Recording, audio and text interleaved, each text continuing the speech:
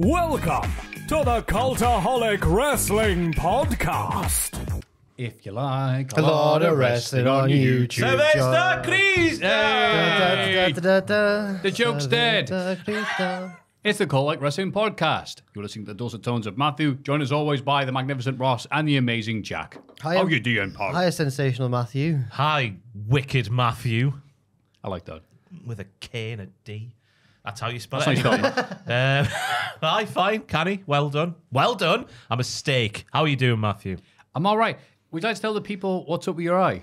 I don't know. I woke up with an eyelid that's inflamed and sore. Oh. So maybe I've picked my ass in the night and then wiped my eye because that's, Well, everyone needs a hobby. I know, just to start the podcast off on a really light footing, you know. So, yeah, that's what's happened. Dread that at school, wouldn't you, if you woke up with like a swollen eyelid and everyone's like, "Way, pink eye." But not here. Your girlfriend's been farting on your pillow. Again. I only knew what that was because of South Park. Yeah. No one told me about bloody pink-eye at school. But Kenny did. Yeah. Aye. And how are you doing, Jack? I'm all right. I'm good. I'm just quite tired because I fell into an internet like rabbit hole last night, and you know when you just find out about something that you've got no idea about, and then it's like an hour later than you thought. So I end up going Crazy, to isn't bed it? like, oh, What was it? there'll be people watching this who are fans of this band, so I'm nervous about talking about them. So have you heard of Sleep Token? Not really. No. Joel? No. Andrew's a fan because I searched them on Twitter and to see which of my followed people follows them as well. They're a weird band. They're doing like the early Slipknot thing where they're anonymous and they've got all the masks and that, and you can't see who their identity is. How do you know it's them? Well, yeah. And they've got like a really loyal cult fan base and that. And I'd listened to like 2 songs, but really I was more interested in like the weirdness. Okay. Because they're playing, there's like so much lore. Like they're playing these, like the singer's called Vessel, and all of the songs are an offering to this deity called Sleep, and it's so weird, and they're all really ambiguous and weird, and like some of the music's good, but I'm not really a metal lad anyway. But as far as metal goes, I quite like it, but I was just baffled by it. I don't know where to begin. They're When you really said weird. deity known as Sleep, I just pictured Wayne's Sleep. They Virgin offering worship Wayne heavy Wayne metal. Sleep. And they'll be like, the drummer will be like doing like a live drum version of one of their songs on YouTube, and it's called like an offering from our drummer to the deity. And then all their fans end every social media post with worship. It's like a cult. It's bizarre. So I got really fascinated by that. And then I didn't get much sleep because I just checked the time. I was like, oh, Jesus. So you sleep pilled now? I am, but ironically, through lack of sleep. So then the God of Sleep is mad with you. I guess so. You're giving him no. I He's suppose starving. So. 3 albums all full of songs dedicated to this imaginary god. What? They're all imaginary.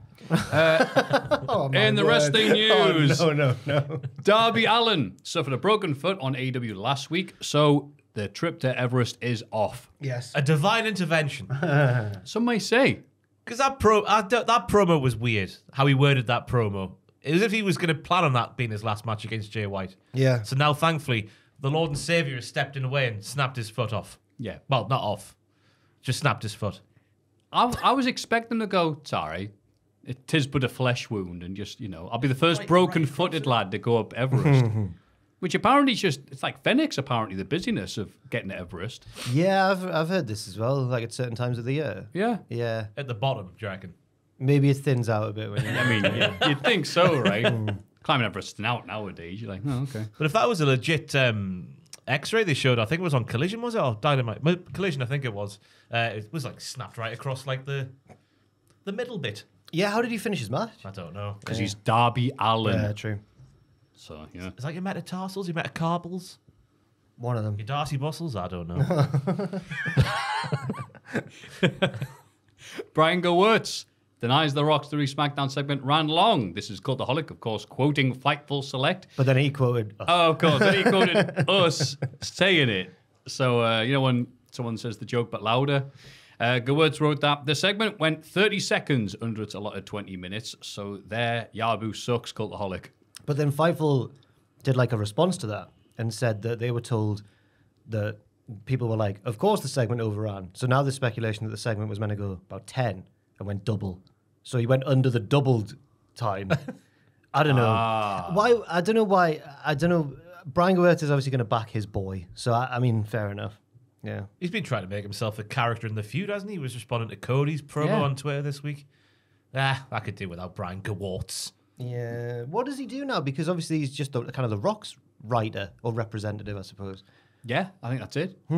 Take the Rocks. I need that lad that wrote all that stuff for me back into there. Fair enough.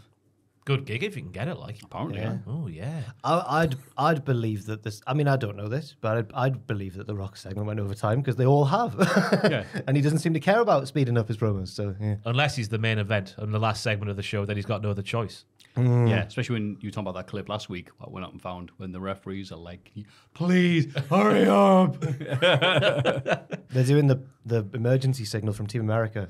Yeah. Would you believe it? WWE is letting Shayna Baszler compete in GC Dub's Bloodsport. Thank you, Paul. Thank you, Paul. Yes. They're going to end up buying GC Dub, aren't they? Oh no. Just off previous dealings, when they've let people go out, they've then eventually done a bit more Wait, business. buy it Yeah. and get what? They're all independent contractors. So they don't get anybody. The IP for the new Peacock Netflix network. This is happening like 10,000 other stuff they could put on the network right now. Yeah, I'll put GC Dub on as well. I think Ross might be right because they did it with the UK scene and they did it with Evolve. Ooh. Unless it is They just did with Vol. a whole new world with Triple H at the helm. Yeah. Might Yeah. be the case. And He goes, yeah, we're not using you, so yeah, go nuts. Shayna is a good fit for that. Oh, yeah. Yeah, really good. I think she's Josh Barnett's daughter, isn't she? Yeah. I think so, right? Trained way back when or whatever. I think I read the other day. Aye. And Barnett says, oh, yeah, me and Triple H are good mates. You're like, yeah. They're brothers, as far as I'm concerned. They look like they could have come from the same womb. Really? Josh Barnett and Triple H. I'm trying to think. Josh Barnett is Triple H with hair. Do you think on his head. Josh Barnett looks like the next evolution of Pat McAfee? Just like, Yes, that's what I think it was. Malachi Black reveals the issue he has with a particular aspect of pro wrestling: losing. No, sorry. He I says- saw you in our Facebook group. Wrestlers, being no, a you little didn't. troll. I know what you're talking about. Wrestling needs emotion. Wrestling needs genuine interest, genuine love, and genuine anger. Well, I'll probably get lots of that every week on the when you see which members of FTR are liking your statuses. So, Josh Alexander denies he's being held hostage by TNA. Who liked your stay? Oh, it's other people's like. Oh, I see, All these sorry. people complaining about like this. Yeah. Josh Alexander, remember when he said, well, I wanted out my contract and it's been re-signed, so I have to be there. He's now said, I am not a hostage, which does sound like something a hostage would say. Oh no. I signed the contract 2 years ago. I've seen people on Twitter and stuff saying like, oh no, he's been held hostage. First of all, at the end of the day, I want to be able to look myself in the mirror with my head held high so that I can carry myself as a professional. Did I explore the option of them not extending my contract? Sure. It never hurts to ask. But I signed that contract. I'll uphold my end of the bargain there and stay here for another year and see what happens after that. Yep, sounds like he wants to be there. That's very honest. Like, yeah. He was in a certain position a couple of years ago, and that position's quite different now. But he's got no other choice. So, well, I don't know what you say to that. I'm surprised no one snapped him up already. Is this because maybe they've really like given him good contracts or like tied him down or whatever? Because remember when Brandy Rhodes went to Ethan Page, like, we just wanted your tag partner. And do you remember that? That was so weird. Yeah, she was shooting from the hip. It was open mic season, bitches. And I remember thinking, well, why don't they just get him? They're getting everyone else. Yeah. So he must have been on a good contract at TNA or something. Like, you know. He's honouring his really one. he's honouring his bookings. He's honouring his book. It's his contract, which But we- says, yeah, you work here, we pay you. But when people say honouring their bookings, it usually means like the overrun before it. But he's got a whole year. He'll still be good in a year. He's hoping. He will. Booker T. Remember last week? Well, but Quote, I saw somebody said, I just want to see you and CM Punk having a fight. Look, me and CM Punk, we won't be having a fight, okay? I want to let everyone know out there, I have no ill will towards CM Punk. Contrary to popular belief, I consider CM Punk a friend. So when I'm saying something about CM Punk, do not take it literally, like the internet and these sites do. Don't take it seriously. Don't jump into that mud. If you hear me say anything here on the Hall of Fame, it's show related. I'm trying to entertain my fans. I'm trying to entertain the fans that's watching this. I'm trying to give you guys a moment where you ain't got to think about that kind of stuff, all right?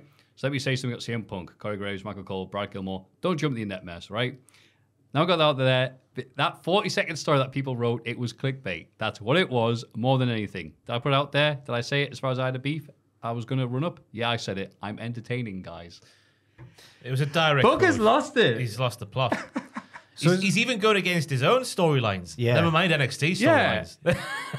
He's So- lost his mind. So his whole podcast then is a work. Is what he's saying. Everything's fake that he If said. it makes me look bad, it's a word. Right. If it makes me look good, it's real. My issue here isn't with Booker saying something and then regretting it and then walking it back, because we've all done that. But it's his attitude where he's acting as if it's our fault. Why is it our Aha, fault? you took my word for it and you reported it because, yes, you said it. You marks. We Oh, it's- quoted you word for word. It's not like you've mentioned the guy who's been the biggest news of the past few years for backstage arguments or anything. Why would we not believe that? And the guy you had previous with. Oh, the locker room in leader. in the noughties, yeah. Yeah. Yeah. Old people there. Not He's us, not though. that old. But I did enjoy, but I did find him quite funny on this week's NXT. So, Oh, good, yeah. yeah. So CM Punk must have really beat him up. Also, to prove that we're young and hip, a question from the Twitch chat. One asked me on this podcast. Ross, do you know what gooning is? Gooning. Yeah, they want to know. They were asking, what would people know the definition of this? Not a clue. Never heard that word in Damn my it. life. 76% of people said no, and I was like, nah, Ross is probably cool. We might know that. I'm nearly 32, Matthew. Ah, yeah, we're not we're as old as Booker. So Matthew rang me to ask me if I knew what gooning was in the week. Yeah. I was mid-scoot ride down the quayside, and then my phone's ringing. I saw it's Matthew. I'm like, well, it's an emergency then. What's happening here? So I pull over. And then he's like, hello, do you know what gooning is? And I was like, I've seen it memed about, and I think it's something dirty. Is that right? And then he went, I'm not going to give you a clue. I was like, bye. That was in bated anticipation, like, oh.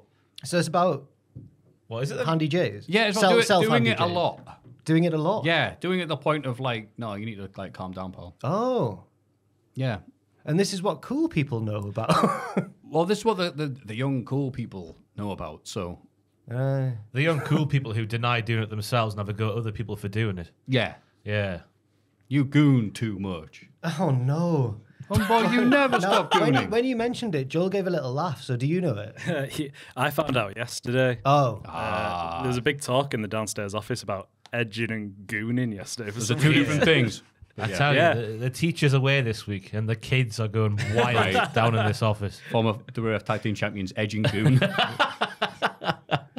Yeah, because goon to us would mean a henchman or Right. an ice hockey enforcer. Right, because I've said Yeah. it felt like, oh, here comes Batman, take on the goons. Like, "Eh." I'm like, Hired "What?" goons? Yeah, we've said that Yeah. numerous times on the podcast as well. People, kids are laughing. Why would you hire someone to goon? We look so old now. Yeah, we do. Oh. Yeah. Who told you about? Who knew? I feel like it was Dan that brought it up. Dan. Maybe. Oh, I thought it would be someone more like internety. I think it was Because Dan likes Might have football. been and that. Richard. I can't tell you Richard? actually. Maybe. yeah, I think Richard it was I on can that see. side of the No room. one. Yeah. No. Richard will be in several forums. Richard's. Yeah. But Richard's Goon.com. Richard can DJ. He can do the mixed martial arts. He can do all the cool things. Yeah, you only need one hand to DJ. Arsenal fans call themselves the Gooners, They don't do. Well, you know. And their symbols are canon. God. All yeah, makes sense. yeah. And their big mascot's a big old cum dragon. It's a big dinosaur. The Illuminati's real, Ross. Have you seen Gunnosaurus? Whenever someone dies and they all have to do like the sad minute silence on the halfway line, and Gunnosaurus is just there with them, but like this big green dinosaur. It's so disrespectful. There's The a best- Twitter the best- account of it. Of Is there? mascots? Whenever West Brom have to do one, because West Brom's newest mascot's a boiler.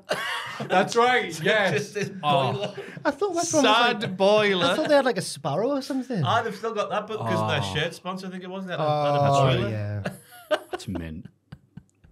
And they all look like, you know, the wee bit that we keep on talking about, like, and you stink. Anyway, that was the news. Everybody get excited for the Cultaholic Hall of Fame! Hall of Fame time. In condescending honour from last week, John Cena, always up for a laugh, 18%. He's been out again. Has he? You see that video with Erling Haaland this week, where Man City announced their pre-season tour of America, and Cena's dressed up like Haaland. The Hollywood humiliation ritual continues. That one time Vampiro was going to be good Vampiro at the Stroke at midnight, or turn it to Pumpkin, whatever, ... 20%. Lots of effort there. Fair enough. And of course, the winner is Sylvester Crystal. Dun, dun, dun, dun, dun, dun, dun. Yeah, it's kind of. I got in just at the last possible week, I think. Yeah, It's oversaturated now. yeah. It's like Hogan's running O2. Gonna strike while it's hot, Yeah. and then get out. I'm glad I haven't mentioned it in the notes or anything. That would be Hee hee. embarrassing. Oh, in the- really? Yeah, later on, yeah. Just once, though, so it's all right. 62%. Wow. That's my second win in a row. A rarity. I'm buzzing. All glory's fleeting. What have you got for us this week? So, on a wrestling related one, actually. So, on Raw, I just really enjoyed what Rhea Ripley was wearing. Not like that. No, guys, no. No, lads. I'm not going to be gooning. Or I don't know what it means. Right. This is my goontality. No, see, he says he's not a gooner, so he's an edger. What does it Fantastic. mean? Does yeah. it mean... So, it doesn't mean Doing it too much. Too, like, the point of excess. separate ones too frequently.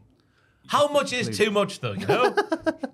Why Who rules what's too much? While you talk about Rhea Ripley, I'll look up the definition of gooning. No, it's not Rhea Ripley herself. It's what she was wearing. That still sounds bad. A smile. No, she's wearing a funny T-shirt. Can Hang you on, get up the women's champion. T-shirt? Get up the T-shirt, please, Joel. And just zoom in, maybe. It's off Etsy. Look at that. That's a fantastic Dirty Dom T-shirt, and I really want one. It's obviously from their recent trip to Australia. He's hugging 2, possibly 3 koalas, or is it the same one? Getting chlamydia. They do apparently have chlamydia, yeah. I just thought it was a good T-shirt, and, you know, mentioning Rhea Ripley probably maximises my chances of a third win. Oh, stealing my bit. Yeah, I know. Yeah. Gooning. Doesn't she look like a baby face there? She's like, so happy. Yeah. She is a babyface. I cheer. Defines the state usually achieved after a prolonged. Oh, no. Since a gooning state can be achieved after. Wow, this goes on for like 3 pages. Never mind. Yeah, a guy who wanks too much. It sounds like a euphoric kind of state that you reach upon it from edge. Oh, it doesn't Yeah. matter. These feel like sleep token Why is it lyrics. called? Yeah. Why is it called gooning? It's a funny name. Because it makes you all silly. Rhea Ripley wearing the Dom Koala T-shirt is my Hall of Fame pick, and I really want one of those T-shirts, but I googled it and I can't find one yet. I'm sure it's out there. So she made it herself. If she did, that's hilarious. It's really Oh, good. that's nice. Starting a business. Sending shirts to the back of the van like the business. And congrats to Dom as well for getting married. Congrats to And- Dom for getting married last week. And for- they revealed that, he got booed. Damien Priest It started was the booze, didn't he? Damien bloody Priest. Hey. You're supposed to write on Priest at a wedding, aren't you? Yeah. And so, on that crap joke, it is my time. So, It's my Midas, time. It's my time. This is the era of Matthew. One, so. Swat. Was that This supposed is to be Matthew's dial-up? show. I don't think it was it meant to be dial-up? I was assuming that was supposed to be like dial-up. What the- was? White twine. On the start of my time? Yeah. No. No, it just sounded Just weird. some sick beats in it. Oh, okay. I was watching their performance of the American national anthem the other day. Unbelievable. America. Oh, I need to find a better high quality. The only version on YouTube is like less than 136p or whatever the technical case like to say. You can barely see it. It's like looking through a goon rag. No. No. So this week's Hall of Fame pick is sent in by Midas is a Potato on X. Hello, Midas. Hello, Midas. And it just says, there's a Greg line in Sheffield city centre, and there's this lad to explain it to us. Okay. A Greg line. So Greg's. Oh. There's something a bit odd about the Gregs in Sheffield. When I first came to Sheffield, someone pointed out an interesting quirk with Sheffield's Greggs that they called the Greggs line. If you look at all 5 Greggs in Sheffield city centre on a map, They're not they on are a line, strangely are they? laid out in an almost perfect straight line, with only the Fargate location deviating off this line by about 70 metres. The distance between the first on the moor and the 5th on Angel Street is almost exactly a kilometre as the crow flies, and 1.1 kilometres if you actually walked it, equating to 1 Greggs every Is this Lance Storm? 271 metres. This also means that your average 400-calorie steak you bake eat will a give you the Greggs energy pasty needed to from all walk of the these Greggs Greggs, line you around would 6 have a lot times of back Greggs to back pasties. without stopping to refuel. I wondered if it was all due to Greggs' design or just a coincidence of city planning.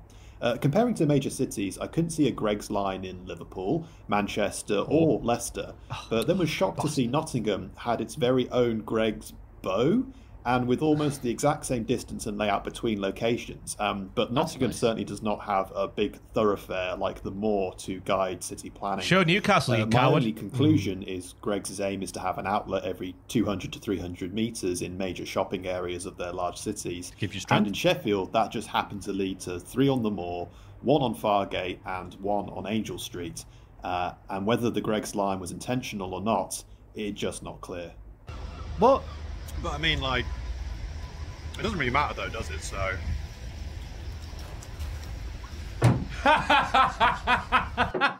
Did you watch? Hang on. This is your Hall of Fame nomination. Did you watch this before? Did you watch this before? Not the very end, no. I thought, this would be a good discussion about the frequency of Greggs in Newcastle upon Tyne, where there's loads of Greggs. And the guy just said, that doesn't matter, does it? That is arguably the most boring nomination I think I've been done up of here all time. by my friend Midas. Thank you, Midas. I can see the Greggs line. Ooh, it's mysterious.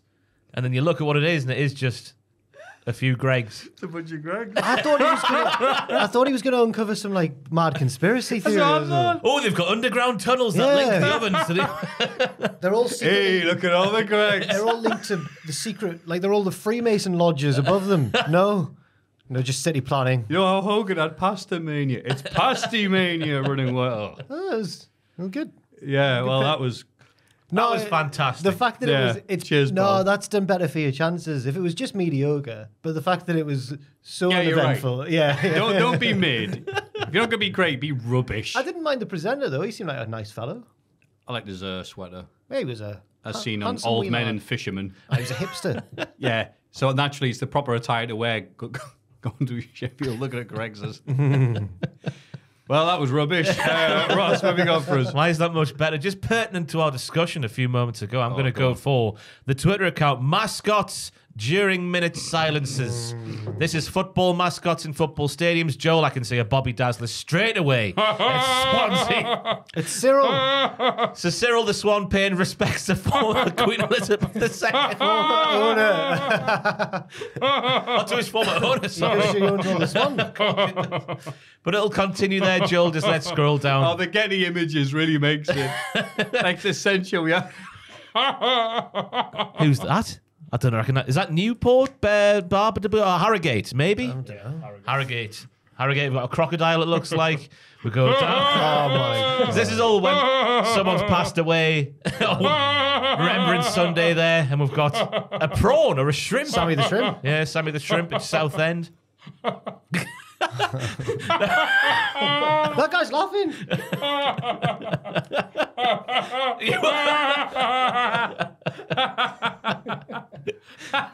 How could you keep a straight face? Yeah. Well, at least Crystal Palace is look sad.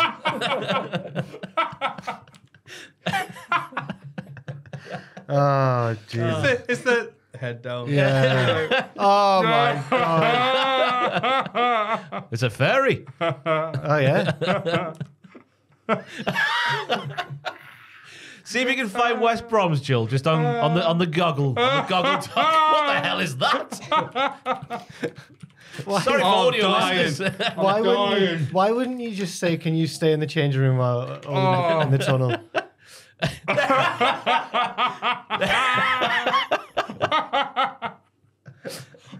Can the people watching Yo Cho see that, Jill? There he is. What's his name? I know he's a boiler, but He's got lovely legs. Boiler Man. just Boiler Boiler Man. man. It's Boiler Man. But them paying their respects during moments of silences. But people passing away, you know, remembering world wars and whatnot. Remembrance Sunday, starring Boiler Man. The Queen one was a really clever tweet. Oh wow. These aren't Remembrance Sunday. I mean, these are just Mascots now, aren't they? Yeah, it's out of the town. That's supposed to be the new Expendables film. What was that Yeovil Town one, Jill? Just on the Twitter account again. It was just the last one we got to. What on earth is that? Jesus. Somber green giant. Yeah. Something about him, his massive grin. Whoa. He killed 10 men. Yeah, that's terrifying. That. Sam Driver Sports Yeovil. No, he really does. What's going on in Yeovil? How many Gregs are in Yeovil? Yeah, let's keep it away from the Greg's line. God. Oh, Oh, Jesus Christ. It's a bottle of shampoo when you were a kid, wasn't it? Is that Patrick Roberts? I don't know, anyway. Oh, anyway. There's hundreds to look at on that Twitter account. It's fantastic. Oh, yeah, hours of endless. let's end the podcast. Why? Yeah. I've got nothing else. Wow. We've got to talk about Cope Cage 3 Oh, no, and all the We wrestling. do, Matthew. Stop being anti-AEW. Oh, lads, I'm not- did you, yeah, that's it, did you know. Are we talking about Rampage after? Sorry for doing admin live on the podcast. It didn't include the notes, but I'm happy to talk about it. if you Literally want. didn't have time to watch Rampage. I also enough. didn't. I'm sure it was good. Anyway, Hall of Fame. Wow, what a Apparently great the Street selection. Fight was good. Apparently, the I women's got Street told Fight. that as Well, well. the most important part of Rampage was Juice Robinson was cited for the first time in a while. He was in the background of the Jay White promo I saw. Oh, Fair enough. I didn't know. Literally, we're covering 2 promotions worth of wrestling. Didn't have time to watch an hour of it. Yeah, we're not going to cut the stupid stuff from the podcast, like the mascots and the Gregs. Oh, Jack, He's done his. what was your pick for Hall of Fame? I've My already pick forgotten. this I'm really week. sorry. My pick this week was Rhea Ripley's Dominic That's T-shirt. right. Rhea Ripley's Dom T-shirt. I've picked the mysterious Greg's line, as seen in Sheffield. It's a thrill ride. The worst Sherlock Holmes book ever written. And Ross's. Mascots during moments of silence. If I'd vote for any of those, don't worry, you can. Go to patreon.com/cultaholic. Patreon.com. What? Patreon.com/cultaholic. Sounds like you got the Gooners on the mind. Always. This is This Week in the Wrestling. It's this bloody week in the wrestling. This week in wrestling.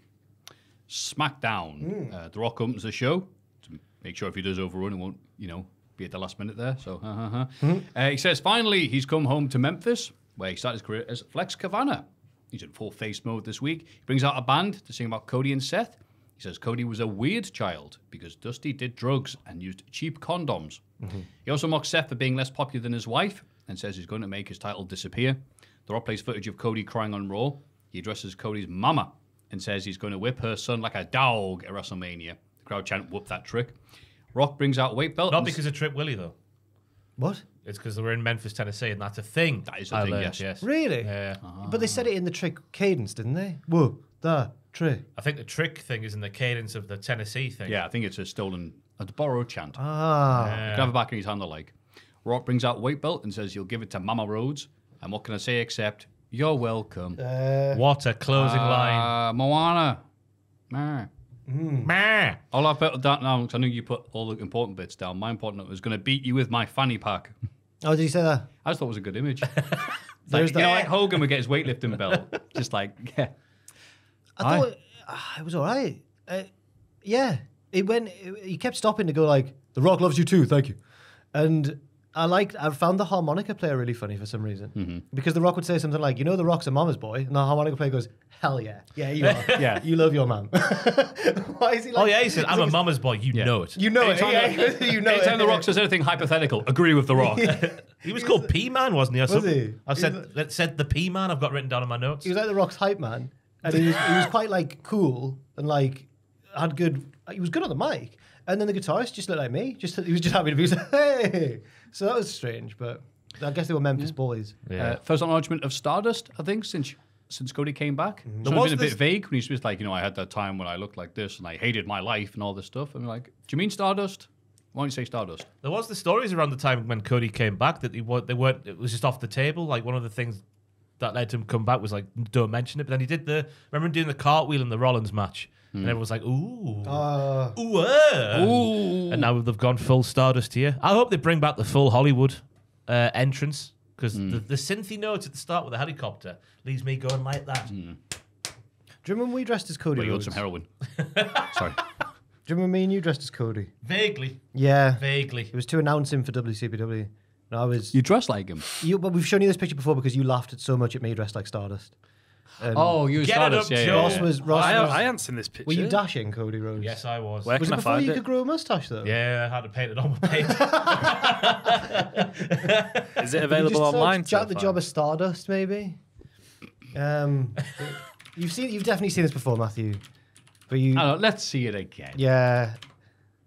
Remind the people at home who don't know about it. Do. Nah, It's not Never working. mind. Oh. Why is Stardust in a quote Yeah, why with did the you rest? do that? Yeah, what are you doing? Do images. Come on, Because Joel, the- you because the- weirdo. Then images. That's been my ex. Brilliant. Oh, God.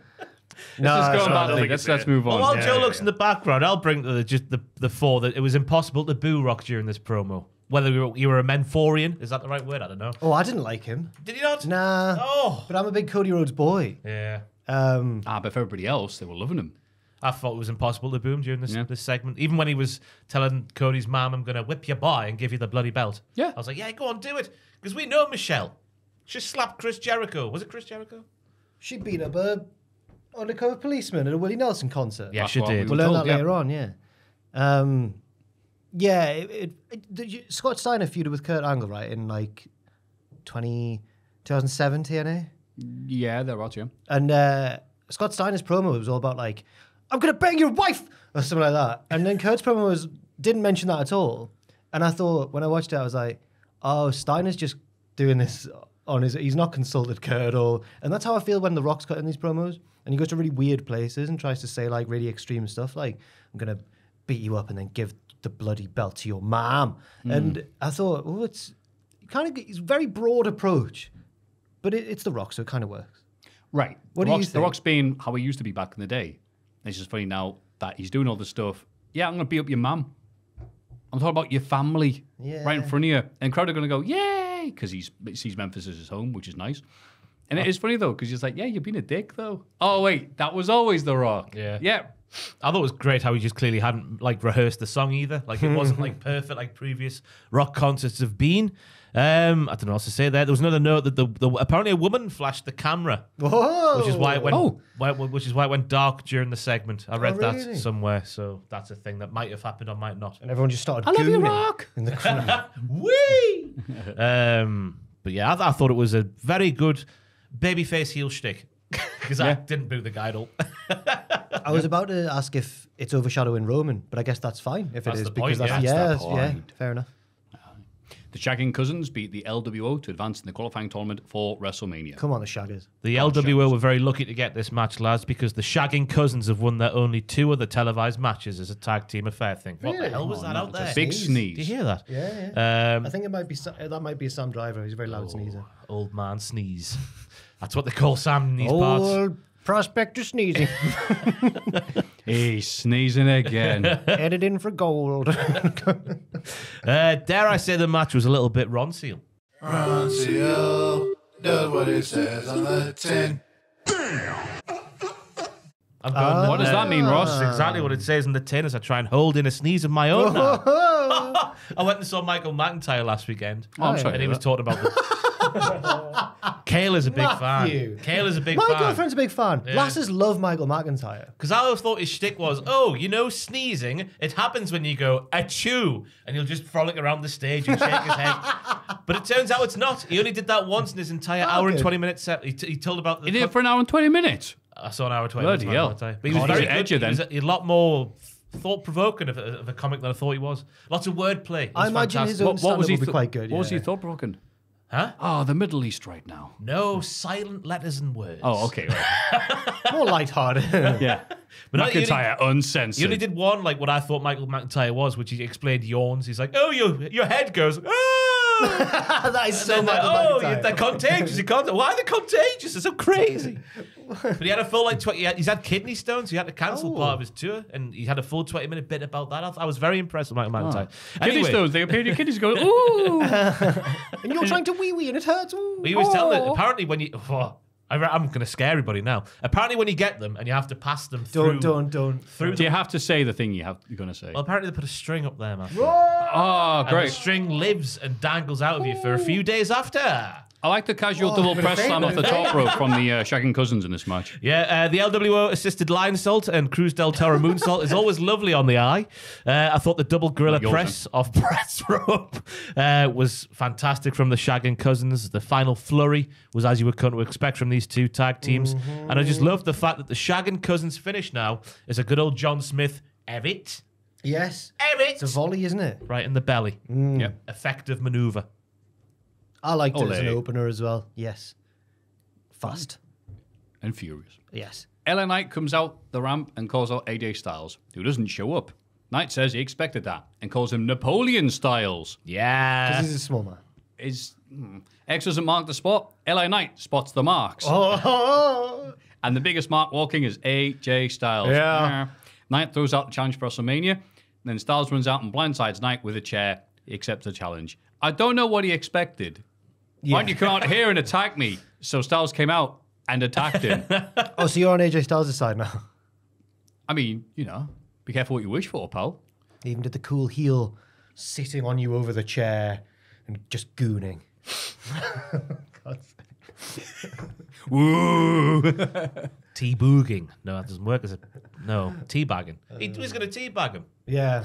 I thought LA Knight did what he said he was going to do. He said, let me cook for a minute, and he cooked. A couple of lines there, as you mentioned, about Napoleon. You ain't big enough for this ride, little man. It's all fantastic stuff still. That's right. Notoriously small AJ Styles. What do you mean? Bigger He than is he's height-wise. ever been in his No, life. but he's short. He's short, man. Relative to professional wrestling. Oh, no, he is quite short. Relative to normal people as well. I walked past him once. Anyway, what was I going to say? I liked it as well. And I think that they'll have a good match. And I think LA Knight should win. But I don't know who will. Yeah, sure, it's got to be LA Knight. Yeah, you Surely. to get revenge. It's been all AJ, this feud, in terms of punishment dished out. Yeah. It reminds me a bit of the Shane McMahon, AJ Styles build to WrestleMania with the car window and whatnot, Oh, God, yeah. but not as severe. Yeah. And they stole the show that WrestleMania, didn't they? They So- actually did. That was one of the best matches of that year's WrestleMania. Yeah. They stole the show, but it was petty theft at best. The Logan Hardys Paul- coming back was probably the... They're doing it again, aren't they? Don't know. I think it's been quite the same reaction this time, Logan. Logan Paul meets with Nick Aldis, who and wants him to punish Randy Orton for last week, or at least make him apologize. Aldis doesn't seem keen. Logan says if Aldis doesn't do anything, it could set a bad precedent on SmackDown. Aldis tells him to ask Orton for an apology in person. Logan wonders how he could expect Aldis to do his job when he can't even find Logan an opponent for WrestleMania. And then Nick was like, "Oh, you think that about me, do you, son?" And he went and gave him 2, didn't he? He did. Ooh, I like Nick Aldis. Thoughts are with his arm at the moment. Yeah, apparently got injured. Apparently got injured doing something. I assume he still goes to the gym. Yeah, probably lifted. It was his bicep, wasn't it? Yeah. Yeah. Looking at a guy, I wonder if he goes to the gym. He can't do that anymore. Lift the microphone up and speak. Hopefully he's all right. Or to goon. You have to do a wrong-handed goon, let's imagine. Let's imagine He's got Nick people Aldis. for that. Heyman, Jimmy, and Solo are interviewed backstage. Jimmy angrily accepts Jay's WrestleMania challenge. He says he raised Jay and reminds us that he's the big brother. Yeet. Paul's reaction when Kayla shocked him was fantastic. Oh! That's all I've got written down about that thing. Jimmy, he said it was a bit Ron Seal, his promo, because he is the bigger brother. Therefore, he probably did do what he said he By did. minutes. Yeah, it still counts. Are Kayla and Heyman, like, together? They're always flirting. They're always having little arguments and that. You know? I don't think they are. Are you trying to imagine them together? You think? I bet Heyman fancies her. I bet she fancies Heyman. I bet she doesn't. Oh. He's a much older man. But I don't- So? Well, yeah, fair enough. It's a weird time to be having this discussion. It is. They're always flirting, lads. It's blatantly obvious. Randy Orton beats Grayson Waller in a singles match, despite attempts from Austin Theory to save his pal. Orton stares down Logan on guest commentary, but Theory attacks him from behind and beats him down. Logan gets in the ring and prepares to hit Randy with a big right hand, but Kevin Owens runs out to make the save. Orton and Owens hit their finishes on Theory. It's weird, as Logan runs away. Aldis comes out and announces that Logan's WrestleMania opponents will be both Orton and Kev. The babyfaces shake hands and Logan is worried. Yeah, it was all about Theory's sell of the stunner / RKO. Bless him. That That small pause. Yeah, it was a nice idea, share about the execution. Stunner into the, I bet Ambitious, I but bet he was rubbish. annoyed. Yeah. Yeah. Wrestling's hard, isn't it? Yeah. Yeah. Yeah. But it We did can look funny. exclusively reveal here, wrestling is hard. I think Logan should be fine with it being a triple threat because it means he's going to retain now. I think it's more like he's more likely to retain. Wouldn't it be nice if it's a three-way where neither Randy nor Kevin turn on one another. Just go, I don't care, just yet speed up Logan. They are sowing the seeds though, with that little bit with Orton thought Owens was attacking him, but Owens wasn't. Yeah, and it nearly happened there. To be fair, if any wrestler was going to do that and not turn on each other, one of them would be Owens, who's like the fourth wall breaking, self-aware wrestler. But I think that Logan will steal a pin or something. It seems to be setting up that way anyway. Yeah, I would love to be Randy Orton at the moment, because even in this match here, he didn't have to do too much, but the crowd was still going radio rental for him. His entrance was about half an hour long, and he just did all of his stuff without breaking too much of his sweat, and then off he went home. Lovely job. That's Randy. I think I need to be careful what I wish for, because for a while I've been like, on entrance is like the best part of wrestling, but now in WWE, it's all entrances, and I want less of them now. Nah. No, I love them. When you watch it, when the music's good, makes a big difference. When the entrance is good. Yes. Okay, fair enough. And Randy's one of the good ones, because that team's been around for ages now. Yeah, that is one of the good Not his ones. best theme though, lads. Let's be honest. Hey. Yeah. But Mercy Drive, is that what they're called? Burn in My Light? But it wouldn't suit him nowadays. Voices is more random. It's just that when that guitar solo starts, like a strangled cat. No, thank you. It's like Charlie says. What's on your T-shirt, Joel? It's the Revolver. Revolver. It's Revolver, right. I could only Beatles see a album. corner of it. I was like, what's that? It's the Revolver album cover. Velvet Revolver. by the Beatles. Rock on. Oh, sorry. No, it's the Beatles. It's the Beatles. Damage Control are interviewed backstage. Dakota Kai says Bayley won't even make it to WrestleMania because she's going to break her. She says anybody who feels sorry for Bayley has lost their mind. All Fair these point. chicks in the locker room. This is our show, she says. All the chickadees. It was another promo where we can't analyze too much because she just said the words and that's what they meant. I liked what she was wearing. She looked cool. What shirt was she wearing? Can't remember. Just several pictures of Bayley with a koala. Yeah, it should have been. Inexplicably, everyone that Jack likes this week was wearing the exact same design. It was a picture of Gunnosaurus looking sad. T-shirt. Santos Escobar beats Dragon Lee after interference from Lost Cousins De Shag. Is that what I heard? Yes, you did. I was taking the piss when I wrote it. They all beat Dragon Lee down until Carlito makes a save. Hooray! He's got one friend. He takes out the Cousins, but Santos gets the upper hand until Rey Mysterio runs out. Escobar runs away, so Rey challenges him to a match next week. Angry Lucha is funny.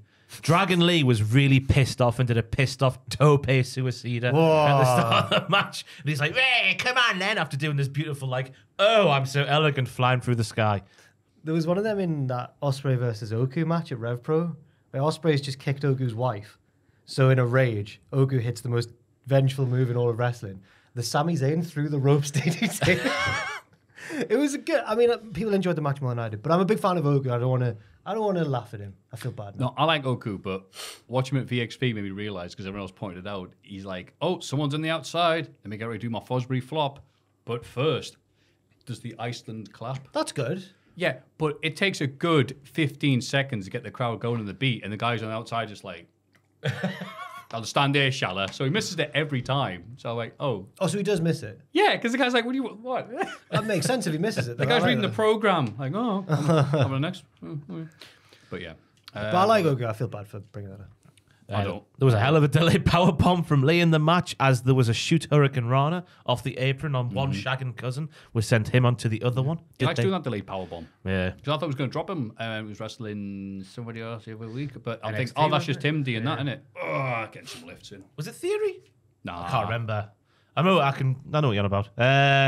I thought it was a bit of an easy win for Santos, though, just because it is Dragon Lee, who is the next Rey Mysterio, as we all know. That's it. Kiss of death. I guess there was a distraction, but it just felt like when the match ended, I was a bit like, oh, is that it? Yeah. I did like the Rey Mysterio's walk down the ramp, because he's just walking down like a case of the AEW RVDs, where he's walking down just like, oh, I'm an old man now. And he just goes, wabadoo, whippity, does a spinning DDT. What was it? Hurricane Rana DDT? Can't remember now.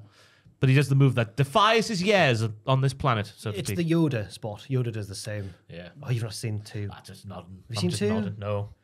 Yoda's all old and that, and then has a lightsaber fight, and he's like Rey Mysterio. Yeah. It's brilliant. Rey Mysterio is just like Yoda. Yeah. In But many older ways. than Yoda. The new Catch Republic beat Pretty Deadly to advance in the WrestleMania Tag Team Tournament. Yeah, this was all about Tyler Bate for me. You got to do everything in this match here. We learned that Pretty Deadly is the official team of Buckingham Palace.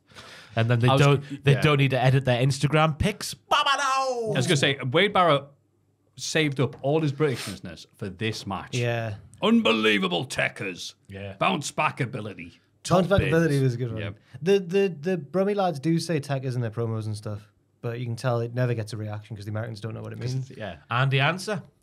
Unbelievable tackers. Yeah. Wayne Rooney, street striker, street soccer, This whatever kid's it's coming called. in with unbelievable techers. Is that what the first? And the answer, yeah. Oh, The brilliant. presenter. Very good. I feel bad for Pretty Deadly. And this match actually sparked a bit of a discussion on Twitter about have they been... Did it? I saw a little bit here and there about like, are they losing too much? But I think their time will come. There's always got to be teams in the division who just take losses. Yeah, and they're cheating gets. And they can take it. Yeah, they're funny to laugh at. They've got the Queen Mum. Sorry, the Queen In the looking down. clouds, yeah. They'll have King Charles looking down soon enough, I imagine. And Kate. Yeah, Yep. where's she? This Kate's Where is situation's a mess. Kate? What is going on there? Why can't you just put it? Hello, I'm still Yeah. alive. Stop talking now, peasants. And even if the whole thing is that she's recovering from surgery and she might look like weird or Yeah, whatever. so it's like RoboCop or something. Right. So, That's yeah, we don't fine. care. She's a human That's being. fine. Yeah, she's allowed to Yeah. do that. So just be honest about it. Exactly. Which the fact they're not makes me think something very sinister's gone That's down. it. Yeah. The Queen's killed another one, and she's not even here to do it.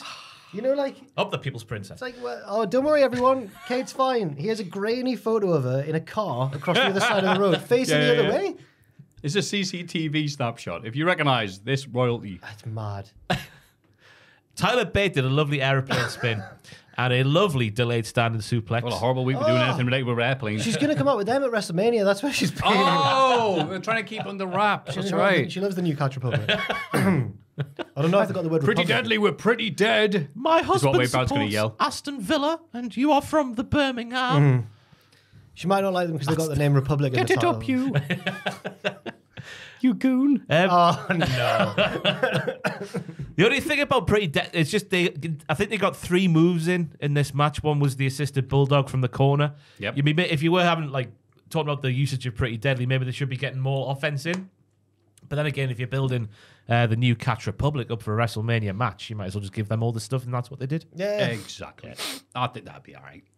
And then, just Barrett yelling and stuff. Oh, the Birmingham Hammer finish? Has it always been called that? For the past, like, Australia. That's Yeah. where it debuted the name. It's a good name. Good pun. do you not like it because it's not a burning hammer? No, because I went, what'd they call that? The Birmingham Hammer, because they're from. The Birmingham Hammer sandwich, yells Wade. Because he's Wade. Bailey beats Dakota Kai via DQ after interference from the rest of Damage Katal. They continue the attack until Naomi runs out to make the save, but she gets beaten down too. Damage Katal stand tall to end the show. Hey, look, it's Dakota Kai's evil theme version of Damage Katal. I took the power. I took the power. You see the power? I bloody took it, you flaming galah. That's how it goes, Ross, yes. I thought Bailey had the right Kavorka from the get-go. She just flattens Dakota and starts thwacking her upside the head. There was a nice suplex off the apron to the floor where Dakota was sort of face down on the apron. So it was like a pull-off and wee. Nothing to do with gooning, I swear. A lovely Pele kick from Dakota. A lovely powerbomb from Bailey. Just found a list of moves now. But yeah, I don't like matches like this where the heels get involved right at the end when they've been at ringside for the entire time. Just get it done. Why waste those 10, 15 minutes before? Yeah, but the person in the ring's going to go, well, who's going to take me seriously if you guys interfere? It's Dakota Kai. She's the most evil lady in the world. She's very evil. Or is she? Yes, she is. That was a bit of news. Just what I think about Dakota Kai, actually, because she used to be aligned with Raquel Rodriguez, and she's been taken off the active roster at the She minute. has, yes. Maybe to recover from the medical Mast issues. cell activation syndrome. Yeah. I Well believe done. it's I was called, gonna yeah. say. So hopefully she's doing well and everything. Yeah. Yeah. So there was a bit of news that we forgot to mention. It was, yes, a bit of news we should have mentioned, but yeah. Because it flared up when they went to Australia, didn't it? And she came out without any makeup on. And Yeah. I thought she looked badass. Yeah, she did look Badass. badass, yeah. Badass. A badass lady. You see? She looked hard as balls, I thought. Yeah, she looked good. Come on, Matthew, come on. No, wait, there's still some more left in Ross. No, there's nothing Give him a bit of left. squeeze, see what comes out. What's happened to this podcast this week? Not like that. Well, Hey. maybe. But yeah, so nice episode of SmackDown. Yeah, it was all right. Good on Bianca not coming out at the end because all the crowd were going EST, and she's like, no, I've not forgotten. Yeah, I told you last week. No bollocks to you. Yeah, absolutely. Reap what you sow. I'd love it if Bianca next week came out with a kilt and a Scottish accent. Blair. Oh, Because she's Drew McIntyre, but on SmackDown. yes, right. Yes. Yes. The justified grumpy person. Yes. So great. AEW Collision started off with Bryan Danielson beating Shibata in the opening match. They shake hands and hug afterwards, but the show started with Nigel going, serious question though, Tony. Do you think Bryan's missing a chromosome? Tony, what? Is he missing a chromosome? Just look at him. I believe Nigel this week is what they call in the trade a menace. Yeah, We'll get he A really menace. We'll get onto it later, but his comments during Kyle O'Reilly's match, I could not believe my ears.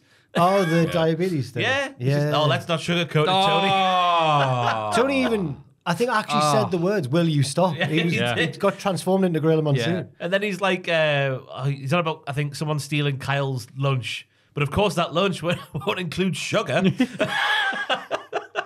Phenomenal episode. But this, Kevin Kelly, who? Yeah, oh. But yeah, so when you talk us through your favourite New Japan lad, Ross, what do you think of the match? My favourite New Japan lad. He's I'd my say favourite something. New Japan lad. Who are you? I've got the jobber. Okay, cool. Babyface Robert. Oh, God. It was a proper ding-dong battle, this one. It was just like anything you can do, I can do better kind of thing.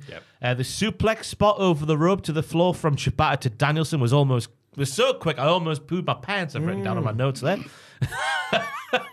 I love Nigel just wanking himself silly after Shibata delivered some stiff kicks to the arms of Bryan that Bryan had to sell by rolling out the ring because they hurt that much. I really like the slap spot because I saw a bit of discourse on the X.com saying looks a bit silly. But I was like, the built up. Who cares? They've built up to it by doing the trading kicks before that. Then they sat down and just audibly, you could hear it better. The slaps. Yeah. yeah, Plus I about think- this whole thing is he kicks really hard. It's like, all right, I think it's see if you can hurt us. Built up. if built up. And it makes sense for both of their characters to be that sort of like, I'm going to prove I'm harder than you. Yeah. So yeah, I think it made perfect Yeah, sense. there's one thing I like about Japanese wrestling. It's just the two lads will just stop what they're doing and chop each other really hard. Yeah. It's like, yes, yeah, more of that, Get please. your nipples out. Yeah. That one felt like one of those forced discourses that the other side of whatever side show is on brings up to try and nitpick. Yeah. But I thought it worked fine. Yeah, and I like the finish as well with the trading pins. And Yep. I guess you just got to be happy for Danielson to get this bucket list match ticked off. Absolutely. These are the battle of two lads who had their careers finished, done, kaput. And they've come back despite their brains being taken There out it and is. operated on. I was waiting for it. Best news story ever reported. By who? I forget. It's one of those forgettable journalists, Smeltzer, something like that. It turns out Trish Adora is infantry affiliated. Bloody hell.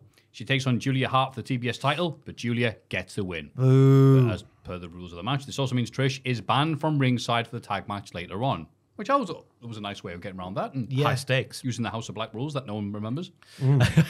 I thought it was I've written down another ding-dong battle, just that went back and forward. I thought Trish Adora's offense was snug. It looked like a Sheamus sort of offense where it looks like it hurts, but I bet it didn't hurt quite as much as it looks. If Yeah. that makes any sort of sense.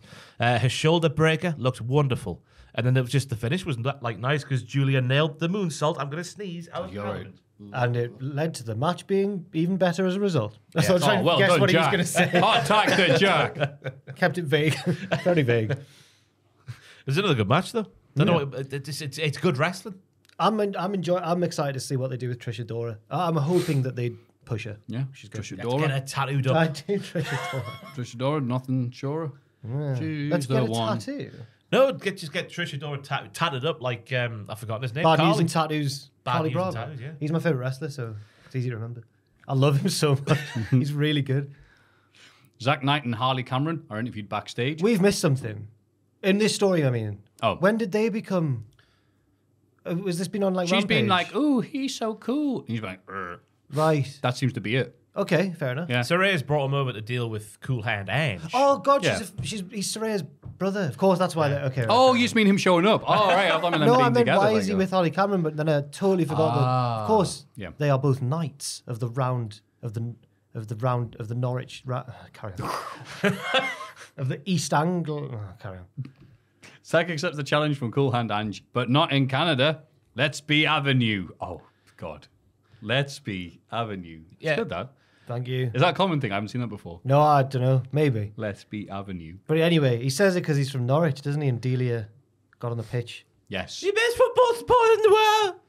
Where are you? Where are you? That's such a great moment. It really is. Just in case you're aware at home, Norwich City co-owner, Chow lady, I think so. It's something big. higher put up money at in the Norwich company. City. They were getting beat off Manchester City at home, I believe, in the 04-05 Premier League season. And she came down pissed as a fart. On Allegedly. the pitch. No, she was wanking. Oh, is she gone? Yeah. She could get a best football suppose in the world. I don't know her that well. I just thought that's what she's like. We need a 12th man here. Where are you? Yeah, she just starts berating her own fans for not cheering loud It enough. was up there with the funniest owner moments in Premier League history. The other one's when Vincent Tan booed his own team. Remember Vincent Tan? When was that? Cardiff. It was against Sunderland. We were losing 2-0 and came back really late on to draw. Yeah. And it shows him in the box going, in his weird red shirt that he always wore. Oh, what a guy. Oh, there was that Philadelphia baseball lad. I forget his name, but I'm sure some Americans like Matt McKnight who watch this every week will know, who had this notorious rant that was recorded by a newspaper reporter. He didn't realize it was being recorded. So just like, I hope we get hotter than poo, just despite the few dozen fans who show up. And the only reason they're here is because they're out of work. He said something like 80% of the country's working. The other 20% come and watch us play. Oh, yes. Fantastic. I went on for ages, but it was so funny. Shout out to Harley Cameron as well, like saying that his queen, that night's queen, is also Canada's queen, not realising she's no longer with us. Oh, yeah. That fits her character, though. Oh, yeah, she's dumb. Unless, who could she have meant? Davy Boy's missus? Surely she didn't mean Soraya. That's his sister, not his queen. Or Yeah, can he be a yeah. queen and a sister? That's weird. Unless you're literally the Queen's brother. Yeah. Getting weird here, aren't we? Daniel Garcia beats Lee Moriarty despite interference from Shane Taylor. He celebrates with Daddy Magic afterwards. Hey. 2 Neil Buchanans of their craft, lads. That's what I've written down. Paul there. Buchanan? No, Neil Buchanan. Aw. 2 artistes of the highest order. Oh, my God. I've never realised they've got the same surname. What, Neil and Bull? Yeah. I can't believe Brooks Jensen's related to Neil Buchanan. I like the Kavorka from the get-go because Lee just gets in the ring and screams, "Yas!" in Daniel Garcia's face. The moment where Lee reverses some kind of slide-through thingy from Dan just by stomping on him, that was my highlight of the match because it looked hard. But then all of a sudden, Dan puts on a heel hook and it's over. But it was a good match again. I don't know what else to say about it. It's weird because these two lads are like mid-card. Danny Garcia's a bit higher than a mid-carder, but you know what I mean? These two lads are kind of mid-carders. And they'll have probably, like, I remember seeing that Lee Moriarty was having like hour-long main events on the indies and stuff against like Wheeler. And that felt like these were two of the lads who'd be like the kings of their indie scenes. And now they're sort of having not a filler match, but you know what I mean? Yeah. If they want to they could have a barn burner. They did the most with the time they were given. Yes. Yeah. That's all you can ask of them. But yeah, no, I like the Shane Taylor Productions and his crew, which seems to be him and one other person. Him and Lee. It's a bit harsh. He gets the name of the tag team, like, but whatever. And he doesn't even really like Lee. He gets annoyed with him when he loses. Pac beats Aaron Solo. He cuts a promo afterwards and says, Tony, I tell ya, that bastard's back. I tell you. I tell you. Brilliant. to hear You that. Raj package. It's amazing to hear this sort again- of lingo on American TV. And again, just all the Americans going, what? Huh? What in tarnation did that Englishman just say? It was very good. He speaks really I slowly. thought they spoke the English in England. He hinted at a debut in AEW happening though with his promo where he spoke about Tony, I'm looking for trouble, and if he won't give me trouble, I'll find trouble myself. Oh, is that hinting at a debut? EC3, obviously. Trouble. Why, it's Remember famous. those days? It's famous Tynan Way lad, EC3. It's weird though because it feels like NE3. NE3. Roger. NE3. I think what's your home postcode, Dad? Mine's NE32. Mine's at E4. I'm not doxing myself, you can piss off. 4 must go. You can look for us. The border must go really high. It go, yeah, NE1. Like and a then rainbow. I don't know where 2 will be. This is 2. This is. Why am I revealing? Sorry. Yeah. Yeah. What's your house number? What's your parents' first name? I don't live NE32 First school you anymore. went to? Oh no, what was I going to say? It was probably about this match. What was the match Well, it again? wasn't I was much going to say to about it, Pac. Oh, Aaron Solo. Wow, what a great wrestler. So, He was good at this. Yeah. That throw he did at the start of the match took me by surprise. Because this is Mr. QTV, and I forgot he was a good wrestler as well because of QTV. I thought it was funny the commentator was going like, "Oh, his body, that's nowhere near Pax," which it's not, but it's not as if he's a bum. Yeah, most people's aren't next to Pax. He's got a very desirable body. Like Oh, this. yeah. Do you know how many pasties you had to eat to Who get does this? have a good body if they stood next to Pac? No one. Yeah. There's a weird thing about that was it. Pac's like a heel, as in he's a bastard, and he always is like that. But he's kind of a face because he only seems to be going after heels. So he's aligned with on the face side of things. But I just want him to just turn him heel. He's a perfect representation of Northeast lads. Right. Guy I've known for years. I don't know if he likes me or not. No, that's just how it is. That's him happy. Yeah, that's true. Looking at me as you say that. What are you talking about, Ross? I don't know what to say, but Pac's offense just looks harder than most. Yeah. He just kicks people, but it looks like he kicks people harder than most of the wrestlers. It's got a lovely crisp when he kicks someone as well. Benny makes that noise as well. Like they're right. Ki-ai? What's he call his lock at the end? I forgot that. It's been that long. The brutalizer. The brutalizer. Thank you. I've just got. He did the old rings of Saturn, so he did. That's it. Who are? Danielson is meditating backstage. Ah, what a time to do it. He says he's grateful to have faced Shibata, especially as both were told they'd never wrestle again. Hey, I already said that bit. He's also grateful for his upcoming match against Will Ospreay. He says Ospreay can't walk in his shoes because he's never been on death's door. Anytime he was in New Japan, wouldn't he? God. Brian knows what he's willing to do in their match, and he doesn't think Ospreay is ready for that yet. Yeah, I thought it was good. Ooh, nice promo from the meditating one. He wasn't it? Yeah, it was the least calm meditation I've ever seen. Yeah. He was shouting by the end. I don't think that's how you meditate, really, to be honest with you, but... But I like the because it got built on with Ospreay's promo on Dynamite as well. And I like that they're building the, what do you call it? Not like the match's mission statement, but like the theme of it. Like they're building the theme of what the match is going to be. Who can go further? Yeah. You think you're good? I think I'm better. I think Ospreay's going to do something horrible to Brian. I'm quite scared for his neck. Oh, the Tiger Driver 91. 91? Yeah. 91. Whatever number. They keep on changing it depending on, like... Yeah, do they call it 91? They call it the 91, but Ospreay's younger than me, so he can't be 91. Yeah, but that's just because someone else called it. Who was it? Or was it done in 91? Misawa? Did Misawa do it to someone in 91? I swear he did it a few years after. This is getting silly. Claudio Castagnoli faces Lance Archer, but the match is thrown out after he's attacked by The Righteous. Oh, they're still here. And they're affiliated with Lance Archer?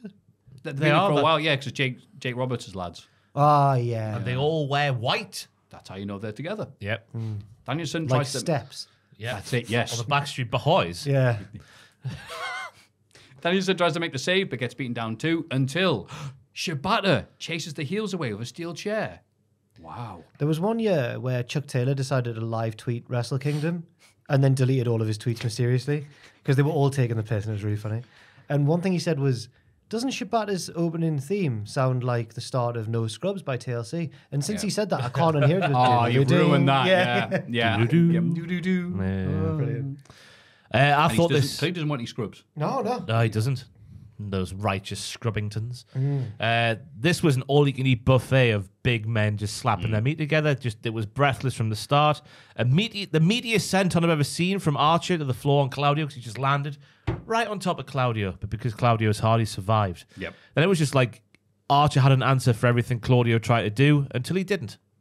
That was the story of the match. But it was very, very good again. This was a very good collision. Yeah. It was a good collision, yeah. I was just agreeing with Ross. Yeah, it was a good collision. What I like about Castagnoli, he's so versatile. He just changes offense up when he's against a big lad like Lance. So instead of like throwing people around like you can sometimes do, he goes, "Oh, he's big, isn't he?" So I'll just do stuff where he's jumping off the middle rope, get the flying elbows as well, because he knows, well, I can't do. Maybe actually, he probably could do the giant swing, but you know, for the story of the match, he's like, "No, I have to change my offense around." Yeah. Good lad. Do you remember that thing a couple of years ago that got... It was like a thread on one of the scary websites, like 4chan or one of those ones. I wouldn't know. No, and it was on like /goon/ or whatever. No, and it was like either by a wrestler or someone who knew a wrestler supposedly, and it was like a list of backstage rumors and backstage gossip and stuff. All the people reckon it's Sean Spears. Right? Did they? That's what I'm being told. But I'm like, anybody can pose as somebody on these things. Yeah, true. People have been doing that for years. But I remember reading one bit and thinking, well, that's believable to be fair. And it was like, if Claudio Castagnoli wanted to be if he was more of pushed his weight around more, or like refused to lose more, like more of a politicker backstage, everyone thinks he's like the best. He would be like the champion. Because he's too nice. And I thought that's a shame. Surely his ability alone should be enough to get him the riches he deserves. Got a bit glorious towards the end there. Yeah. Seek fame and fortune in the East. Thank you. Interesting if he went back, because that was always the thing with the Vince McMahon era of Cesaro, is they never connected with the audience. It'd be interesting to see what would happen if he went back. I'm not saying he should go back, just in case the comments think that, but it'd be interesting to see what would happen. Yeah. He had that one title shot. Was it against... Oh, he beat Rollins at Mania one year. Was that the Pandy D? No. No? Wait, when did... What year was Was that? it Mania? I'm sorry, it might have just been a pay-per-view. Oh. Did he It beat was the Rollins? Pandy D, wasn't it? The pirate ship one? The 37? one the year after. Yeah, maybe, yeah. Because he swung him like for a minute or more. And that's how he ended up getting the title shot against Roman Reigns. Yeah, right, yeah. So Yeah, maybe that was Mania 37 it right, was. it was. Knowledge! Again, some of these events, I'm like, did that happen? I watched it, no memory. Yeah. That was like coming out with the Pandy D, because it was a quarter-filled Raymond James, I believe it was, the Yeah. stadium. rainy. Social distancing. Poncho Gate. Samoa Joe Oh. Poncho. Having a poncho game? Yeah.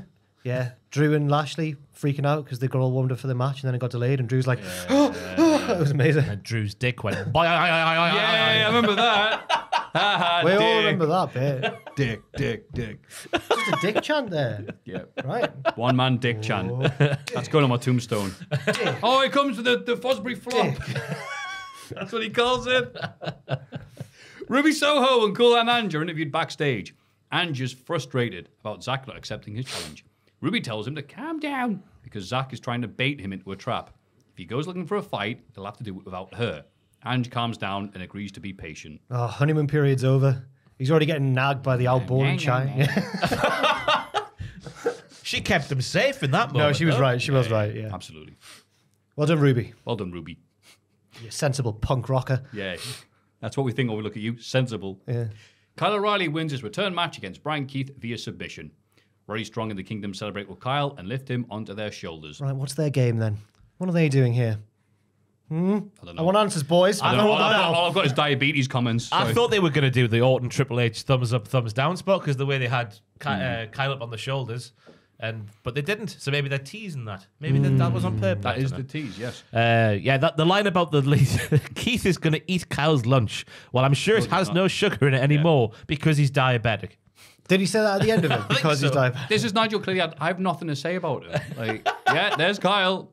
The only other thing that was related to Kyle this week in terms of wrestling news is the fact that it's a very minor thing. I was going to bring up the main news bit. Last week they did a promo. He had a hat on, like Jack's, and apparently he was told they had to turn it round, Ash Ketchum style, because there was a picture of Snoopy the dog on the front.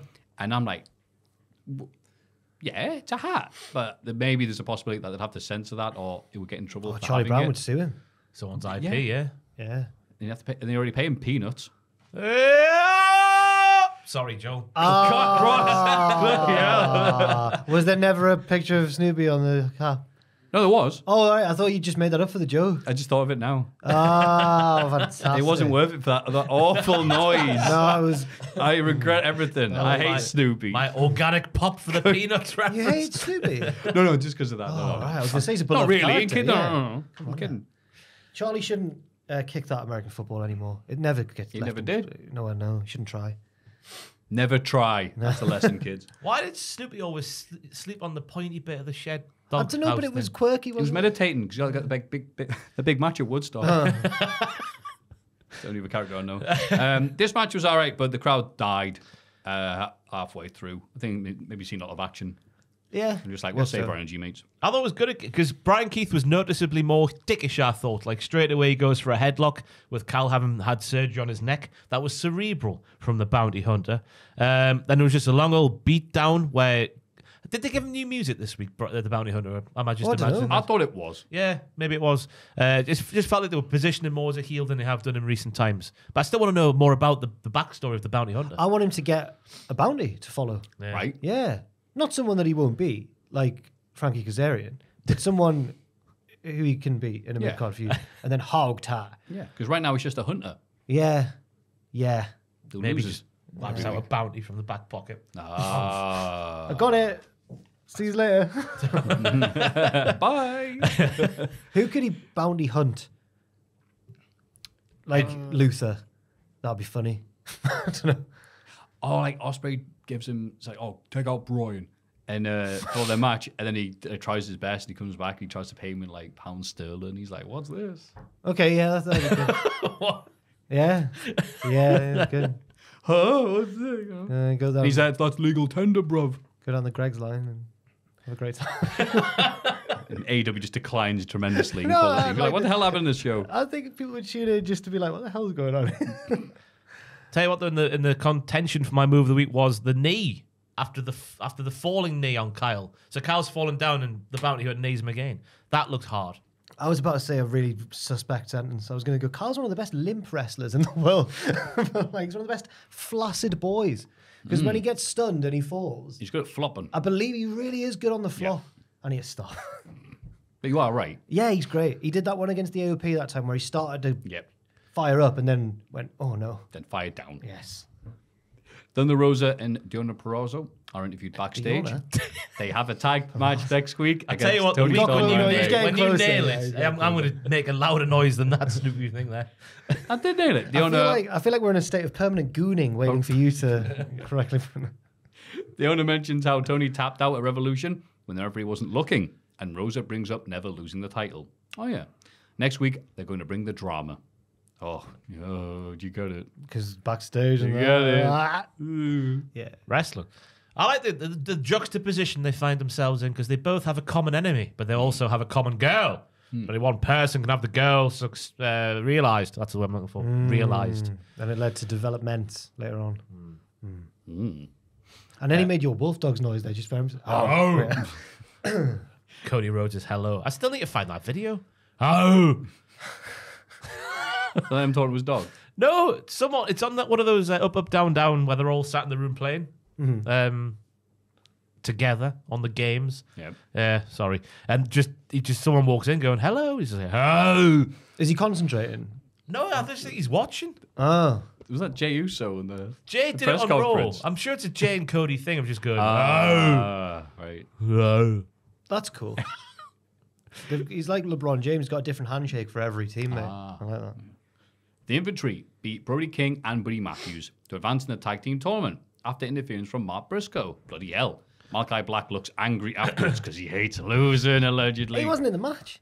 But it's his boy. That's the closest he's going to get I to thought- losing. Because when you saw when you saw Buddy and Brody walking down the ramp, I was like, well, they're going to lose, aren't they? Because Malachi's not there. Yeah. Because normally the Kings of the Black Throne are the premier tag team of the House of Black, are they not? That is true. I hadn't thought of that. But your lad, Carly Bravo, he didn't get much in, but he took one hell of a beating. He did. Good for him, which led to a good hot tag for the captain, Sean Dean, who fell on his arse, which was a shame, Yeah. but he got back up. It was fine. Like Chumbawamba. Yes. Yes. Drinking the night away. Pissing the night away. Is that what it says? Yeah. Yeah. But in a nice way. It's the whiskey drink. It's a vodka drink. And when he needs to pee, he uses the kitchen sink. Homer Simpson. Hey. Oh. Did that song break America as well? That what? Did that song break America as well? Apparently, yeah. Wow, fair enough. I know it was all about the hot tag to Sean, but for some reason I don't know if he's just good at the little things. Maybe I just find Carly Bravo very captivating on the mic, in the ring. I want him to be the champion of some description. Whereas Sean Dean is captain vating. That's nice. Yeah. No, It's a no, hard- commit it's a to it good- right. it's a good You always try. say a really dumb thing and then you lose afterwards. Nah, you need to A commit. really dumb thing. You should be proud of your stupid thing. Exactly. Relish the badness. But no, you're right, though. They were very fun doing their thing. I like the pizzazz that they bring. I love these boys. They messed up. They got back up. Crowd was very nice to them. That's always a good sign. Yeah. Yeah. If you fall out and people are like, no, you're right. Still got it. It's still good. It's still good. Poo happens. Yeah. And then Mark Briscoe shows up. Tee-hee. Goons everywhere. And then they win. And crowd like, I can't believe it. They might actually set him on fire now, proper. After this interference at the end of the match. The House of Black to Mark It Briscoe. was flagrant. Yeah. Did he push one of them off the court? It was Buddy. Buddy, Yeah. Pushed him off. whacked him with it. Oh, he hit him with a chair. Yeah. Right in the head, actually. Oh. Yeah, none of that. Oh, see what they did to him last time? You threw me onto a bunch of chairs last week. You missed the table. I'll hit you as hard as I like. That is true. That's what they call her, a seat. Yeah. Yeah, and people are like, I can't believe it. They've lost shockingly, which then extends the Briscoe feud and gets the infantry a little push. Yeah. I'm also worried about what they're going to do to Mark Briscoe, like Ross said, because Malachi Black don't play no games. He's going to eat him. Yeah, something like that. Like the Bruce Bogtrotter scene from Matilda. Yes. And all the kids cheering along. You can buy that cake, you know. The life the size. Bruce. The entire confection. She scared me. The No, cook, it's like, the that's not a chef. cook. You can buy it. Aye, there's a company that does it. It comes in a box in the mail. Just the big slice of cake. One 24 layers, As baby. it turns out, it's actually a normal sized cake and he's just really small. One, Got it. Kayfabe. one time, Ross was doing a punishment in a cage, right?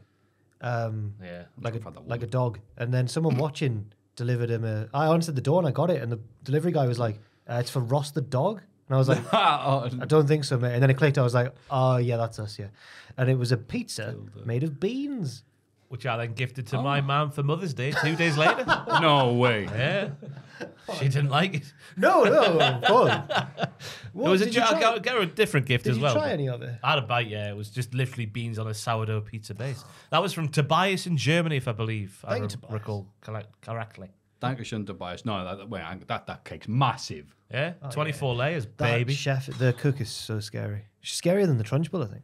Yeah, 'cause she shows up. She doesn't look human. She goes, yeah. Was it? She put her blood, sweat, and tears in Yeah. this cake, and she like wiped The it off. entire confection. And you're like, oh god, don't eat that kid. But it's huge pop when he finishes it. Yeah. And she smashes the thing over his head. He Yeah. no sells it. And then he fires up and he gets a half and half suplex. Yeah. And then imagine again, it's like Colorado, you can't eat any of that. I want to see the Trunchbull and Bruce Bog trying to have like a King's Road.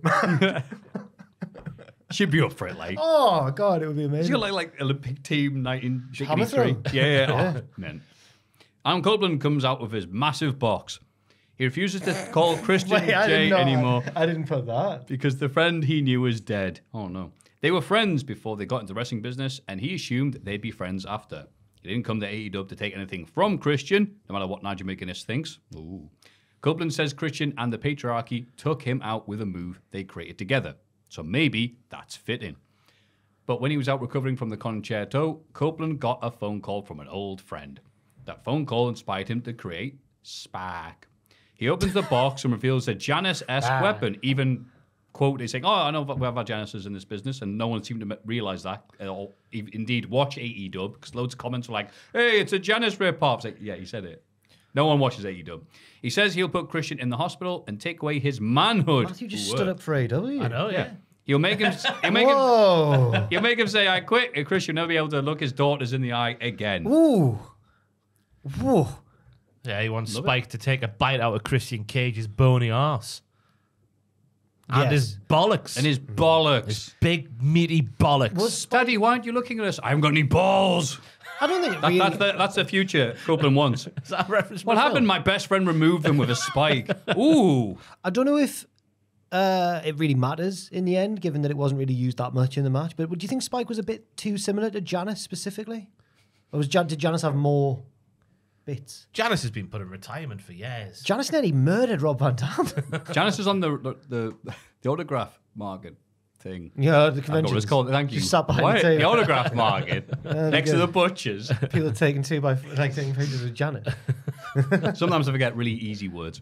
But yeah, so it's a new one. It's Spike. Yeah. And I was upset because you last week brilliantly said that there was going to be the Canadian Spike, okay, the railroad Spike, the last one they put in Canada. Oh, yeah. That's what comes up when you Google Canada Spike. And said it was a big spointy thing. No, it was good though You were because closer than you, yeah. yeah, they're building up to the feud ender and just having a big weapon like that. Because I was thinking when he's whapped that out, ooh, what's Christian Cage gonna get? Because obviously Christian Cage got like a bazooka or something, just shoot Copeland. And you know, people like this podcast and lots of things happening next. So I sent at least 4 different variations of him opening the box and Sylvester Crystal. Joel said to me, you should make that your Hall of Fame pick. It popped me. It popped me.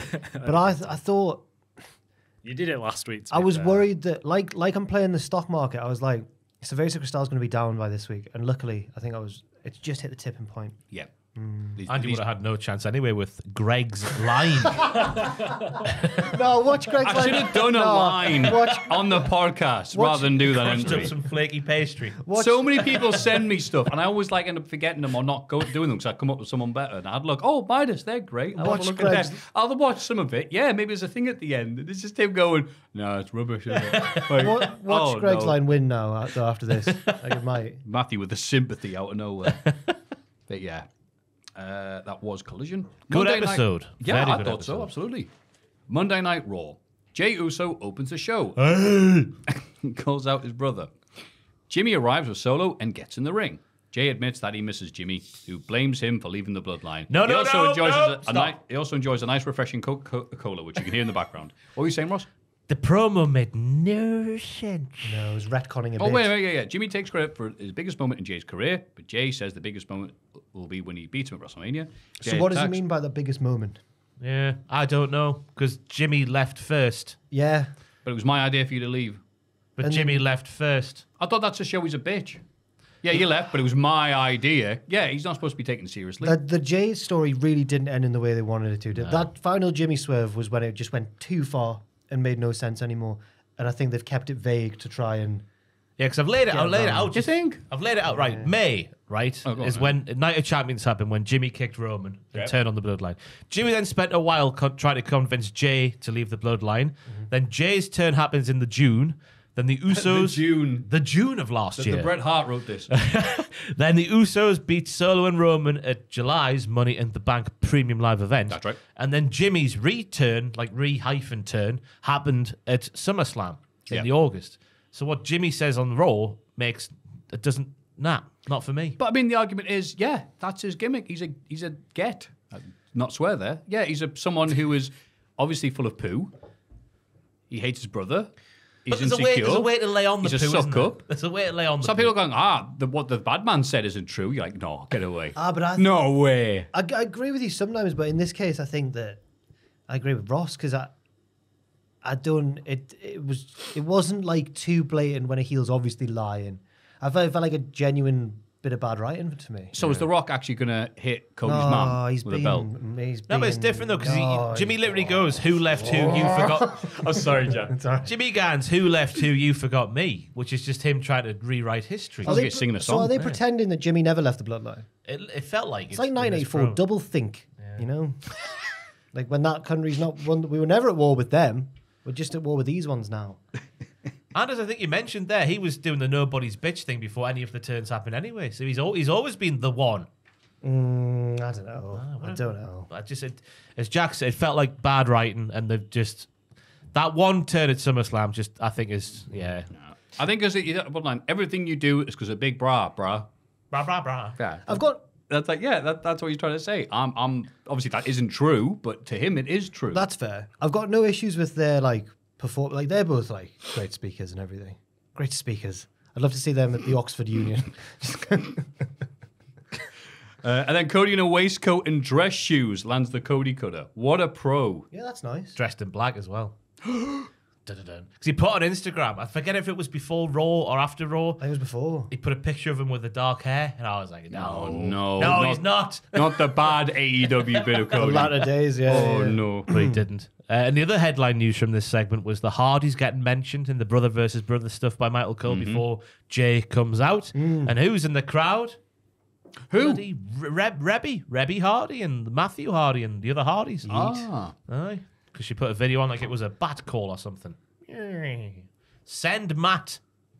You've got to be. But no one did send for him. I think if you're Tony, you're annoyed by that. Tony Khan, you think you're annoyed by that, or you're like, I thought you care. Like, Hardy said his contract's up, I think, in March at some point, so Yeah. I guess he's out the door.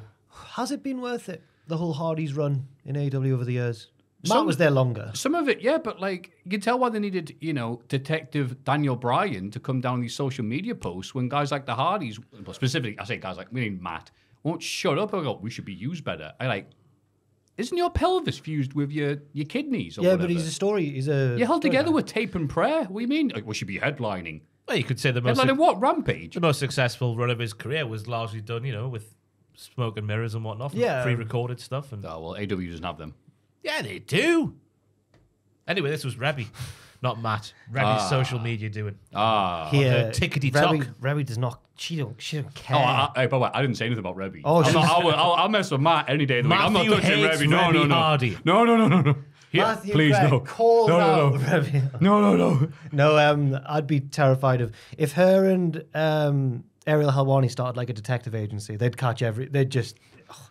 You wouldn't know what to Just do. lying around the block and people hand themselves in. Yeah, a Greg's line. No, nothing like that. Adam Pearce is complaining to Nick on the phone about the Bloodline crashing his show. You're a hypocrite. He's interrupted by Paul Heyman, who apologizes, saying Jimmy and Solo's appearance wasn't authorized by The Rock or Roman. Heyman assures Pearce that Jimmy and Solo have already left the building and he'll be gone too once he's conducted his official business. Heyman says his plans are going to leave everyone off guard. In hindsight, they didn't leave anyone off guard, I don't think, because he came out when you would expect him to come out. I think the only person that was caught off guard was at the end of this, and it like zoomed in on Pierce and looked like he was about to say something. Maybe his catchphrase is "I need a drink," but they just faded away to the next segment. Did Paul not say call? Did he not get in there with his catchphrase first? Does he went call Roman Reigns, and then he went at the back. So Cameron went to Adam Pearce and he went. And then just cut to the next bit. So I was expecting them to run out during this next match going, I need a drink! The best one of them this week for me was, like when the interviewer has to gaze adoringly after the babyface. Like, oh, what a hero. Was it the Rancid? It was the Rancid one. Yeah, it was. Who was she interviewing again? It was Trick. Yeah. And they held it for, it wasn't her fault, but she had to like for so long, just grinning after him. What a guy. And then DIY beat the Creed brothers to qualify for the WrestleMania Tag Team Ladder Match. Oh my. Oh my, indeed. Oh my. It's a big loss for the Creeds. But their time will come. It will. They're both 12 years old, 12 yards wide. They'll be fine. Because this match was just all about them two. They were both like anything. Julius especially stole the show. But Brutai, there was a couple of times where Julius would do a move and Brutai would do the same move, and it was just all very much fantastic. So it was. Yeah, the usual greatness. And I thought, of course they're going to have the Creeds. Oh, it's DIY's time. Oh, okay. I guess they get that hot rub with R-Truth thinking they're DX. So strike while the iron's hot. It is nice that they've finally got themselves on the main WrestleMania card. 'Cause I think it's the first time, so that's a nice thing. But it is just like you've got a ladder match, and you've got the prospect of using Julius and Brutai in a ladder match, which would have been amazing. But it's not to be. But it's fine. I think this was another classic DIY on main roster, like how Matthew describes their matches all the time, where the crowd at first are like, eh. Yeah. By the end, they're like, oh, yeah, go on, lads. They are doing it themselves, yeah. Yeah. But Brutus, my God. He does this roll-through thingy on Ciampa, then a Northern Lights on Gargano while pinning them both at the same time. How do you even think of that? I'm glad that the pendulum started to include a bit of Brutus as well, because everyone's like, oh, Julius is I'm Team Brutus, lads, right? Sorry. He's got the biggest dick as well, lads. Let's just get that. No, Julius has probably got the bigger dick. No, because on Raw, that's all I could see was Brutus's dick. Oh, right, yeah. I think watching these things in like 1080 and 4K, you're I like, know. wow, what a great... Whoa, look at that. Because it was the shade of grey that created like lots of natural shadows in the groin area anyway. And they go, let's see that again in slow-mo, and it's just boing. Just really mashed into his tights. This is the sort of analysis people want.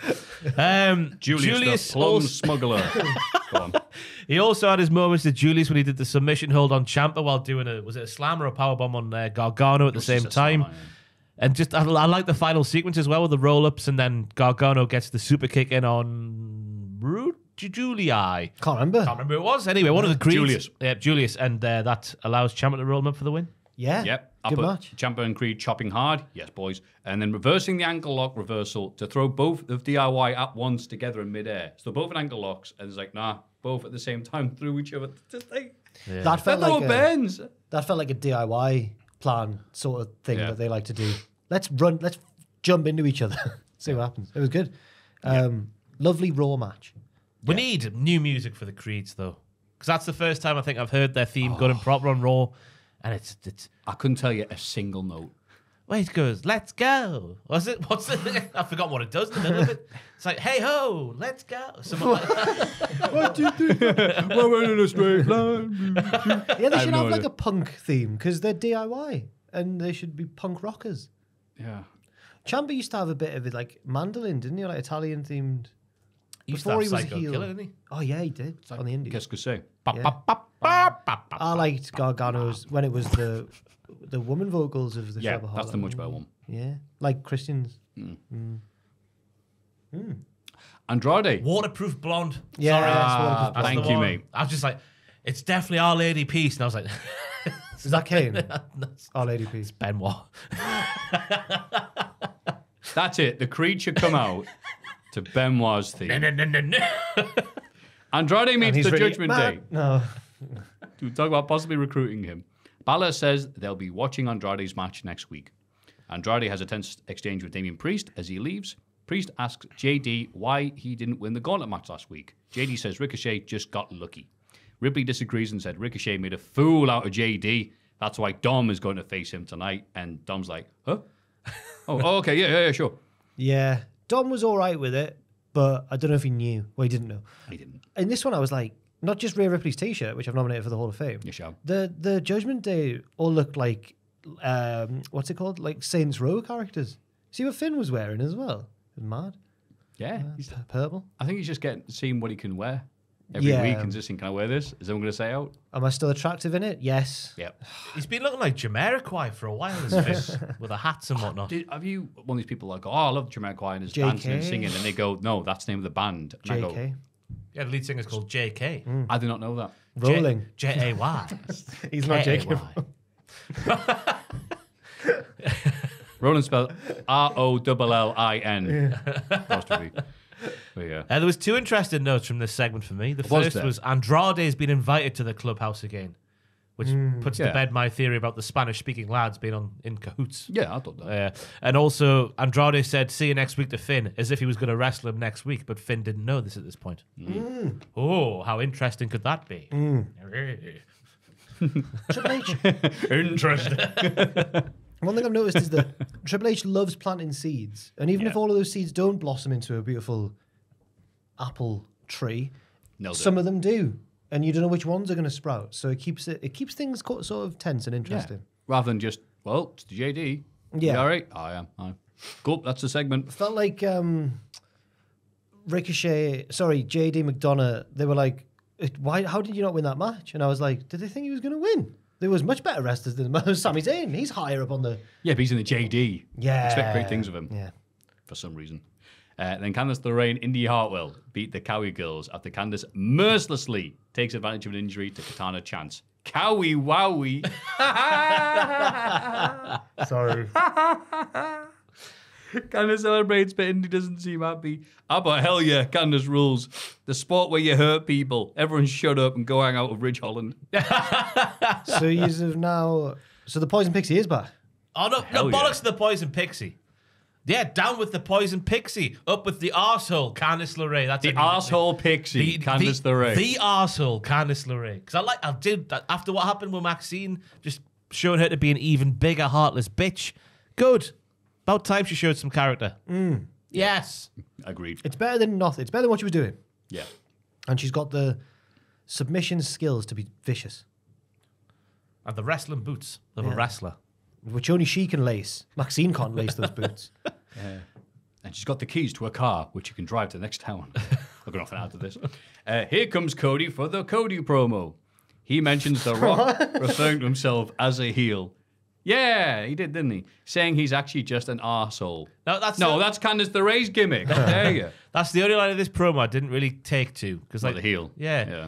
You say, the favourite heel, but I just think you're an arsehole. Isn't that sort of the similar? He says, these people were a heel. This person was a heel. Yeah, whatever. This was a heel. He does the art attack intro, and then he goes, no, you're an arsehole. It's like, yeah. Is there a difference between a heel and an arsehole, even if you are someone's favourite heel? I think an arsehole can be a type of heel. Yeah. Yeah. It's like a subset of... Shades of heel. Yeah. 50 shades of heel. 50 goons of heel. Yeah, that's me next week, isn't it? You're just a goon. You're a...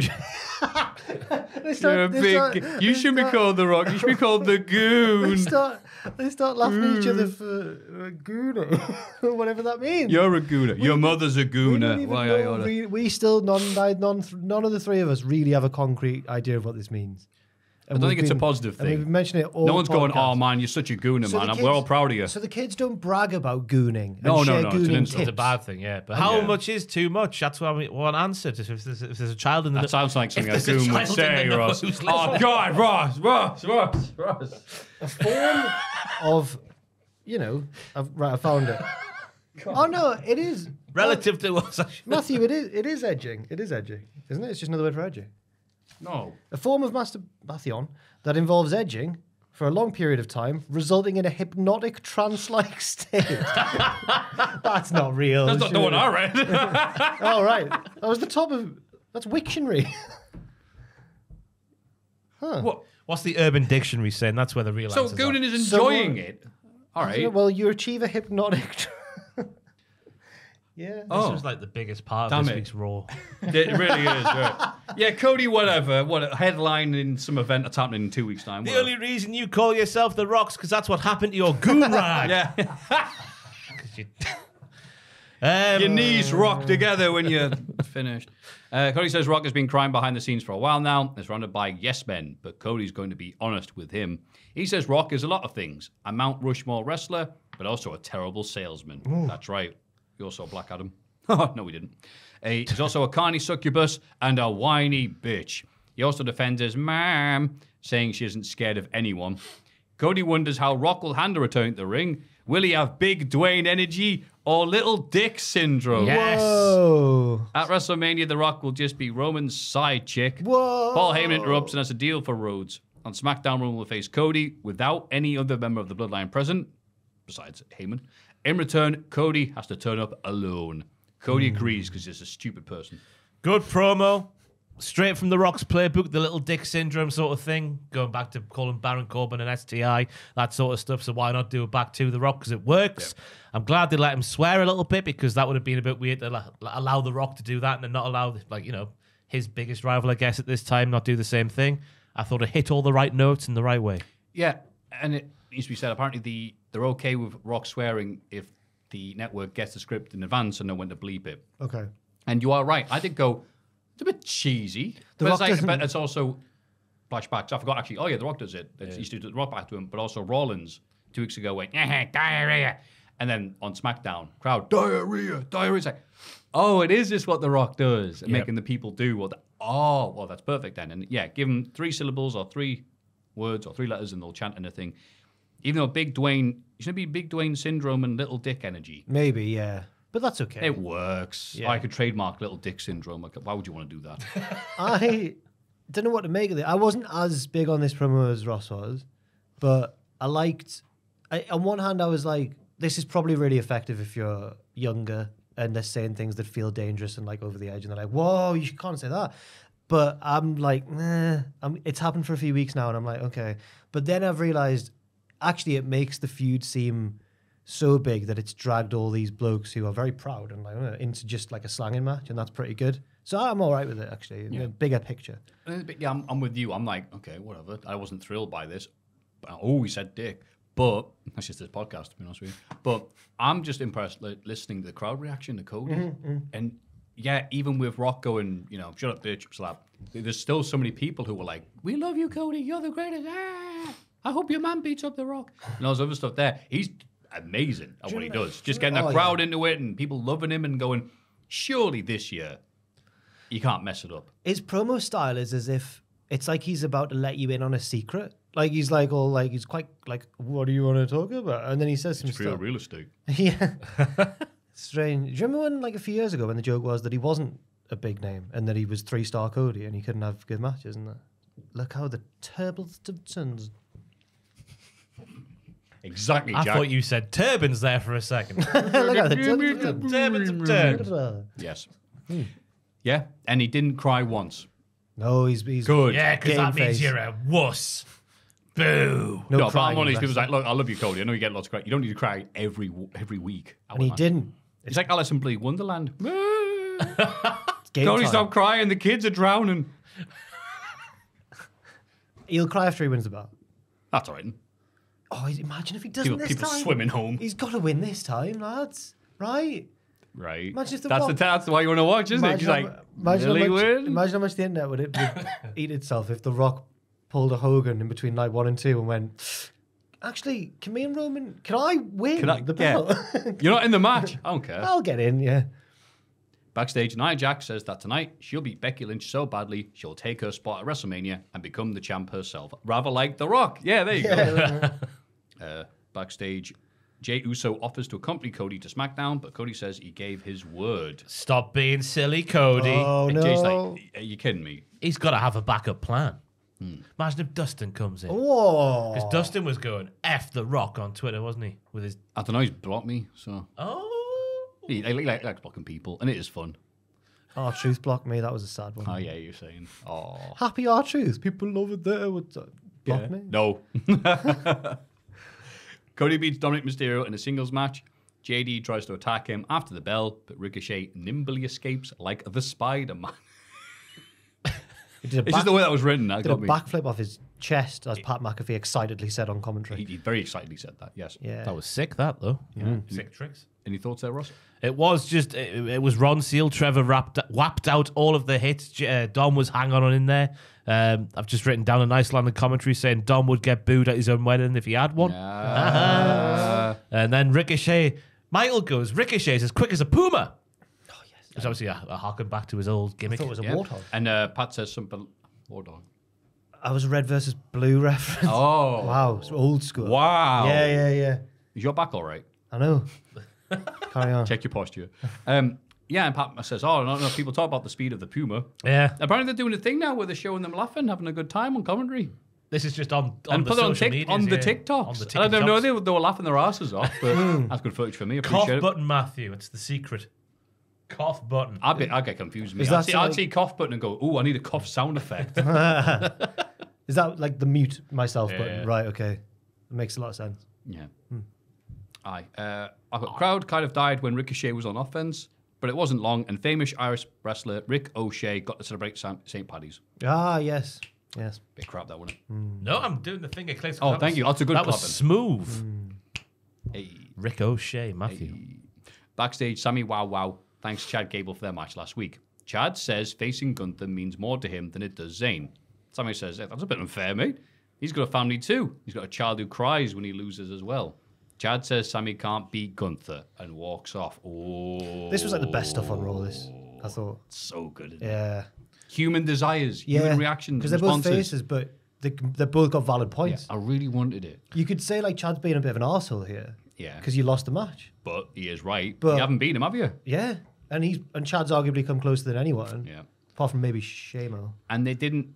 Yeah. And they didn't bring up the fact that his shoulders weren't properly down, but we kind of ignored it, which I thought he would bring up, but I guess we're just like. They ignore were that. down. They weren't though. They pulled them a bit too far, but they were down. He got pinned. Yeah, if you ignore the concept of shoulders, it was a pin. Adam, God, that's not really bitchy. I'm sorry. Catty. That was supposed to be like lovely band to not they shut up, didn't- Ross. I'm didn't right. Reference it again, so maybe I'm right. You whore. There we go. Back to normal. But Chad said he was fine, but he's definitely not fine, is he? Is it going to get to a bit where Chad says something and Sammy's like, well then, you think you're hot? Come and have a go at a triple threat, you little... I think this could go loads of different ways. But I don't mind most of them. I think it's really, they've set themselves up very, very nicely indeed. Yeah. Pierce brings out Sammy and Gunther for their contract signing. Gunther criticizes Sammy for dressing like a bum. Sammy talks about all the odds he's beaten in his career, signs the contract. Gunther says nobody believes Sammy can win. Not Gable, the fans, or even Sammy himself. Ooh. He says at WrestleMania, Sammy's dreams will meet reality. Sammy tells Gunther that he's looking at the man who'll end his title reign. Now we get some cinema. I thought we'd just talk about this bit first and then talk about the cinema after. Like, we'll talk about the... Oh, I thought you meant... Oh, I get you. Oh, the cinema comes now. But I thought guess that was... we could Yeah, I thought that was cinema. Just, yeah. Well, this segment ended up being really long because it was all one shot. Yeah, you don't think you can beat me? Yeah, this was good cinema dialogue, yeah. Yeah. Gunther's sarky tone is developed into one of the best promos in WWE, I'd say. Just his sarky tone, the way he makes everything feel so big and like grandiose and all. Ooh, Yes. I'm big and fancy. Kind of like Ilya. Oh, nah. Sammy! Even you know you can't beat me! There was a great one on this week. Anyway. Oh, God, I can't wait for it. But Gunther's nailed his promos at the moment. That's my only. Yep. Yeah. And then Sammy leaves the ring. In a continuous shot, like at the start of small indie picture Goodfellas, well done, Sammy heads backstage, passing the Awesome Truth in DIY. Indus Sher try to intimidate Miz and Truth, who head out and make their entrance, and the camera just follows them in what may be the longest continuous shot in maybe 2 decades. Has anyone happened checked in on WWE. Kevin Dunn? because he'll be rolling in his. Well, he's not dead, but he'll be rolling somewhere. Yep. Yeah. Ah, it is. Roswell. In his piles of money. There we go. That's where he'll be rolling. Go. Oh, I've done a Sammy one. I was about to say you did a sound. When you were off, yeah, Sam I swore said- twice, I think. He was gutted when he did it. Two big ones. He said sorry to Joe. And because it was a lot shorter than usual, apparently, someone said like, "Oh, Stuff like It wasn't. what? It went over 4 hours. Yeah, still. it was still long. Oh, sorry about that. Then someone said I need to restore the order because someone made it sound like I didn't check the length then. Someone made it sound like Sam cursed so much I had to cut out like an hour of the podcast. It was like he did it. It was like two occasions really. But both times I don't think me and Ross helped because we went, "Way, you wanker!" But Kevin Dunn rolling in his piles of money is enough to make a nun swear. Never mind Ross. Third person myself there. That's great. What did you think of the shot? Matthew liked that. What did you think of the shot? Said Jack. Let's stop this now. I've written down cinema. That's all I've got to say about it. It was lovely, wasn't it? Yes. I don't know what to say about it. It threw me off. I'm like, what's happening here? Why does this look nice? Yeah, just whoop. It's like Coronation Street when you have the shots that go from one end of the street, Yeah. like Gail Platt's mother's barbers, to the garage at the other end, and then you go into the Rovers. And Oh, yeah. It made me think, God, imagine a whole episode that was just live. But I thought you couldn't do that. And then I thought, no, I really want to see that. There'd be so many mistakes, but it'd be great. Yeah. Yeah. I saw a comment on Reddit or Twitter about this, which was like, this is what we've been missing out on with years of Vince just set in his ways and not wanting to change anything. Yep. I think it's a fair point. It is a fair point. Yeah. Good. Did you feel like the crowd were with Sammy when he said his final line of his promo? He's like, "Look in my eyes again, you big brute." Partly. was it like a divided reaction? Yeah, it just didn't feel like it was because he was. The energy in Sammy's face was like, "Wow, go on, Sammy!" But the crowd was sort of like, "Yeah." I think it's like the first of a few types of these promos we're going to get on the build up to WrestleMania. So it was like that perfect for that level. I think they're going to get louder as we go along. Hopefully. But it doesn't help that Gunther, as you said, is one of the better promos in WWE, and there's so many good promo cutters right now that it's like, I don't know, Sammy, we do like you, but we don't think you're going to win. You're dressed like a bum. Yeah, you are dressed like a bum. Sammy's going to come out in a suit next week. I was saying upstairs to Fraser and Aiden, I was like, is this year's WrestleMania card, not that it's necessarily a bad thing, because sometimes the obvious booking decision is the right one, but I was like, is this one of the more predictable Mania cards for a while? And then we all had different predictions. I thought, well, maybe it's not. Yeah. But me and Fraser were like, oh, Gunther will win this. And Aiden was like, I think Sammy will win. And we were like, nah. I think it'll go either way. Oh, really? Yeah. It would make sense for Sammy to win, but also if Gunther retains, get in. I think it'd be classic. I saw someone on a theory online, like Gunther could beat Sammy. And then Gable tempts him into like defending it 2 nights in a row on night 2, and we get Gable versus a tired Gunther. I can see, oh my God, Sammy's about to beat Gunther. 1, 2, and then Gable just storms out, going, no! He just breaks Throws up his the daughter DQ. at Sammy to Yeah. break up the pin. Look, you made her cry. Very like, I can't mention one of the people involved because in OTT, the storyline with now JD McDonough, Gunther, and another man. And almond milk, yes. Almond milk. Yeah. Is that It's my word filter for, because I don't like almond milk. okay? And the third person in the feud was Davey Solar System, and they had a good The new feud. football mascot. Because he could never beat Gunther. That was the thing, wasn't it? Oh, yeah. And then Devlin was about to beat him, and then he, even though he was his best mate, he Yeah. stopped it. And I thought it was a great story. We had a great time in VXV reminiscing about when they kept that going for years. Like, Davey this Solis, is it. It's my 30th attempt at trying to wrestle Gunther. Yeah.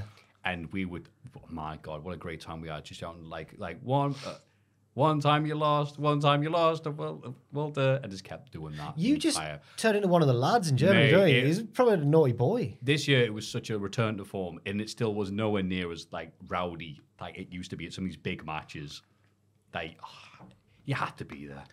I bet some of the, 110 times you lost. Oh my God. I bet some of the wrestlers really love that atmosphere, and I bet some of them hate you all. Some of the German representatives of VXP were quite clear, like, "Oh, cool, thank you for cheering the bad guys." That's exactly what that was supposed to be, dickheads. Truth accidentally gets the pinfall to beat Ender Sure, meaning the Awesome Truth qualify for the WrestleMania ladder match. Well done, Truth. Yeah. Was it just me who, when they started rapping together, was thinking that's not the Kavolka I'm here for? I'm not No here remix. for the official Awesome Truth. I'm just here for, the lads. Don't want the rapping. Not quite heartwarming that they're back together again. No. That was the moment I thought it's just gone a bit too, You know what, Ross? I was all right with that. What I didn't like is, Truth somehow won. It's like, no, he's good. Why is he being treated like, oh my God, Ender Sure he fluked the win over. But they're massive. Yeah. He's One of beaten them's an Ender Sure. official meat planet. Yeah. Which one, Via? Sanga. Right. You have to be over 3 bills to be a meat planet. Is Via not over 300 pounds? Via is a mere 275 if memory serves me correctly. Mia Via. Lightweight. Skinny get. But yeah, I think they are going too much with like, the underdog, stupid Truth. It's like, no, people really like him. Have him beat people properly. Yeah. This is the time to strike for that. I like the finish though, with the elbow and he just flops down onto Via, who had taken a maneuver that I've forgotten to write down moments before. A skull crushing finale. Was it the assisted one where Truth jumped up and did like a... That was nice. Yeah, that was all right. Yeah. I think Truth should do a storyline where he gets confused and starts to believe that he's a former NWA World Heavyweight Champion. And Adam Pearce is like, you're not. And then they check Wikipedia and he's like, what? And Truth remembers he's a technical Pearce is there drinking on that. Yeah. You're the NWA World Heavyweight Champion. Pierce's indie nickname was the Scrap Daddy. Scrap Iron. Scrap Daddy. Yeah. His Twitter handle Scrap Daddy. So was it Yeah, Scrap Scrap Iron Iron. first, and then it became a Scrap Because Daddy? he didn't used to be a daddy at that point. He was just in the 20s. That was going to be my question. It was like, why is he Scrap He's Daddy? old now. But I thought he meant You don't say scrap. someone's old, say he's a daddy. I thought he meant a scrap as in like, oh, well, let's have a pure scrap. I guess that was the double entendre they Don't were know going if for. they call it that in America. Nice to though. scrap, and he's hard. Scrap Iron. Adam Yeah, Pearce. Dune Daddy Adam Pearce, yeah. I was going to say, a daddy's not the literal daddy. It's just you've got the cavalca of a daddy. Exactly. A daddy. Yeah, you can't be both, but yeah. Yeah. Daddy. Wrestling. Backstage, Sammy angrily asks why Gable doesn't think he can beat Gunther. Tell me why. You cannot beat that Austrian. Tell me why. He's gonna kick you in the chin. Tell me why. I never my wanna hear you say you'll be the champ one day. I did all right. Wow! Hell you. yeah! Thank you. That's cinema. Don't wanna hear you. Didn't even rehearse that. No, No, that was good. That's All on off the top fly, of his head. That's a shoot song. Shoot song. Chad says Sammy has made a career out of being the underdog, but to win at WrestleMania, he needs to change his mentality. To which Sammy should have said, I did win at WrestleMania, you fanny, last year. Oh, but he says when Gunther, when you... And Chad quickly said, I meant this year's WrestleMania. He goes, Yeah. fair enough then, mate. I think I like the whole thing that Chad said as well. I didn't mention it there, but I should have done, where he says, like, you've always managed to squeak through against, like, you're the underdog and you managed to squeak through against bigger and stronger opponents. And you think you'll get one of those openings against Gunther, but he just doesn't give you anything. And I like that a lot. I thought it was really good. Yeah. Proper good. Yeah. Be interested to see if Sammy changes now. Sammy wow. How would he change? I don't know. The only match, I'm just looking at the only match they've had together was last June. I said June. Last June. Like Shush, yeah. Gunther defeated Sammy on Raw in 12 minutes. And that's their only broadcasted 1-versus-1 match. Yeah, he had the series. He beat Owens the previous week, then Sammy. Yeah, remember them. So I guess Chad is right saying you can't beat him the way you are because you haven't thus far. Someone's like, yeah, you're right, Chad. I should lose to him like 5 times in a row. Like, yay. He'll get. We get a CM Punk video package, so new fans know who he is. And he says, you can't have a Philadelphia WrestleMania without Phil. Oh, the first 4 letters. I say you can't have That's a bit cheesy. the WrestleMania in Florida's without Florida. Florida. That's his name. Spells out Florida. I got it. It was good. Yeah. Lads, I love you, right? Again, another great thing you just said. We went, oh, it's not good. I'm like, no, it is. No, it are is. we holding CM Punk? Have we been too harsh on him here, guys? I don't want to try and... I've not said anything. Matthew thought it was cringy. It's Matthew It's thought it was just- being too harsh. I'm trying to say, we can't spell Philadelphia without Phil. But Like, this yeah, is, but this wasn't like a slick... yeah, well done, Sesame Street. This What's was your just- point? See, he hates it. He hates Would you say to Bianca Belair? No, she's mid. So Punk, who's the greatest wrestler of all time, he got asked clearly, can you just do a quick video for are you going to be at Mania? And that's what he came up with. I think that's fine. What's he going to do, though? Because he said he's going to be there in some form or fashion. Could he interfere in the world title match, or maybe be the referee? He'll be playing 2K24 Ooh. backstage. Shut up. With Tyler. Yeah. All right, punk. Look at me. Oh, are you gonna pick Yo? Can I be part of the straight edge society? Oh, in England we have Punk as well. But we call Oh, no. him the Damned. Right. Was I Osborne? Chicago. So yeah, what's he going to do at WrestleMania? You've been talking for 10 minutes. He always looks up. Punk's left ages ago. Have y'all ever heard of the bull ring?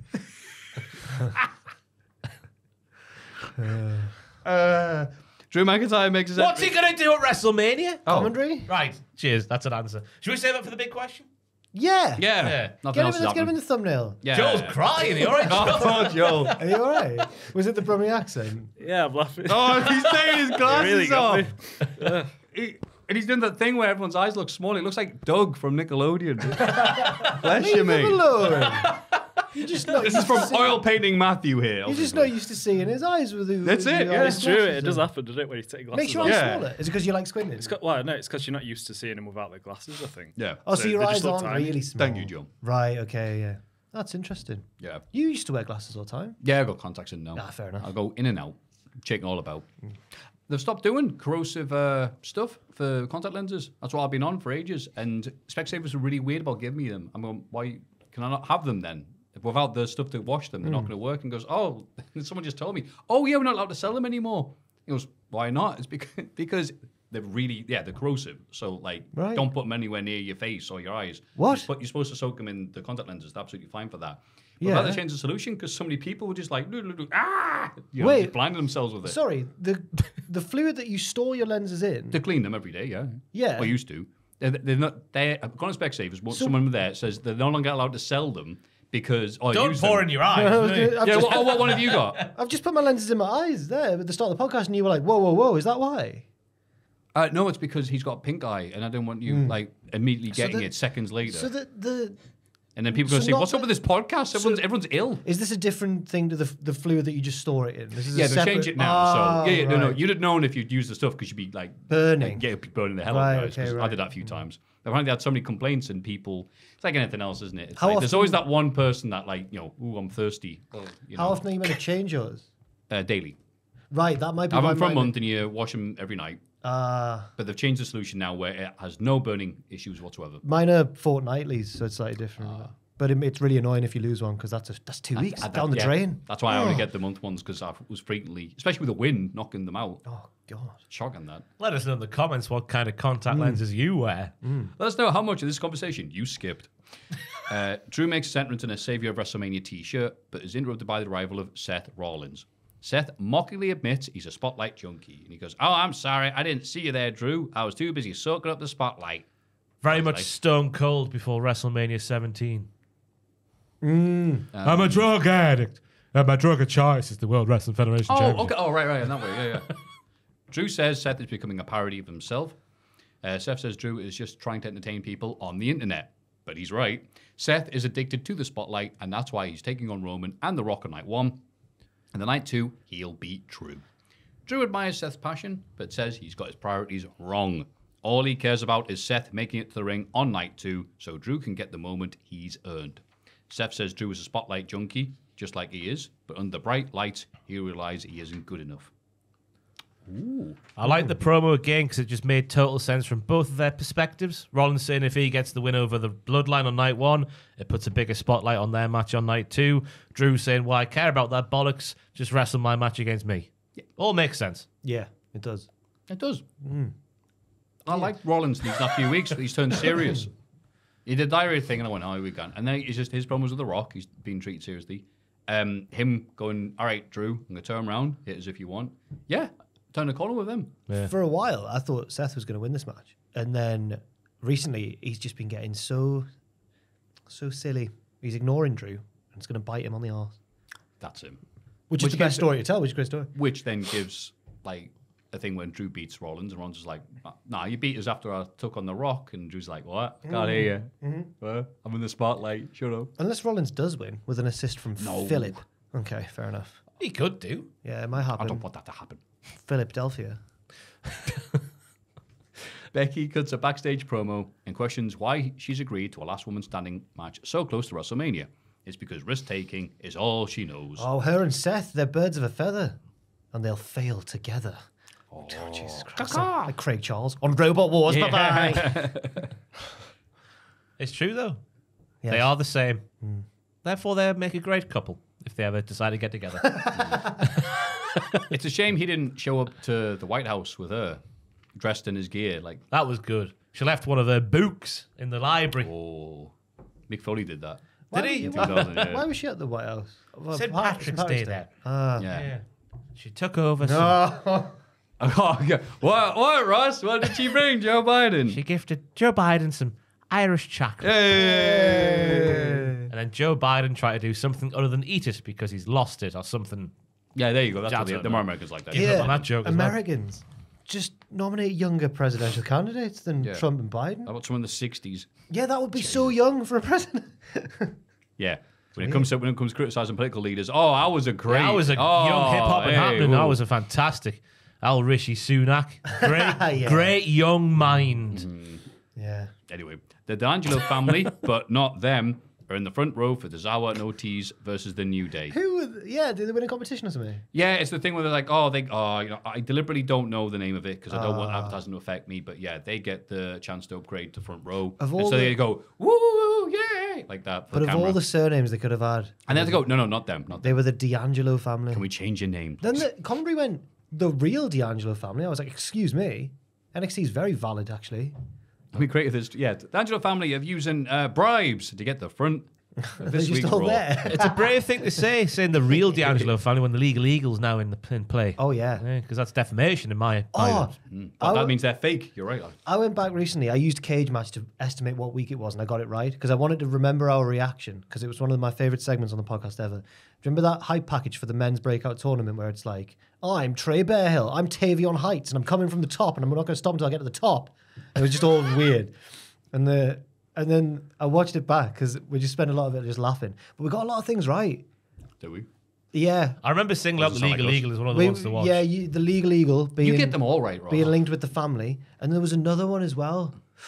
It was Trey Bearhill, and he said he's going to pull up trees, and we were like, keep him away from Eddie Thorpe, which was really close because he was actually friends with Thorpe. Yeah. But I can't believe it. Geniuses around this table. Yeah, that's right. Kofi and Xavier win to qualify for the WrestleMania ladder match. Yes. Otis used his stomach as a weapon on Woods. It was fantastic. Otis was the man of the match here for me because he had the mixture of the silly bollocks, but then was also using stiff lariatos and catching Kofi for a world's strongest slam off the middle rope. Yeah. So Kofi jumped off the middle rope and Otis caught him. Yes, he did. There was a fantastic shoot Hurricane Rana by Tozawa after some tantalizing stuff up the top with Woods. Tozawa's sent on. Oh my God. It might be my move of the week because I can't remember what my actual move of the week is, but it's up there. Oh my. Oh, baby.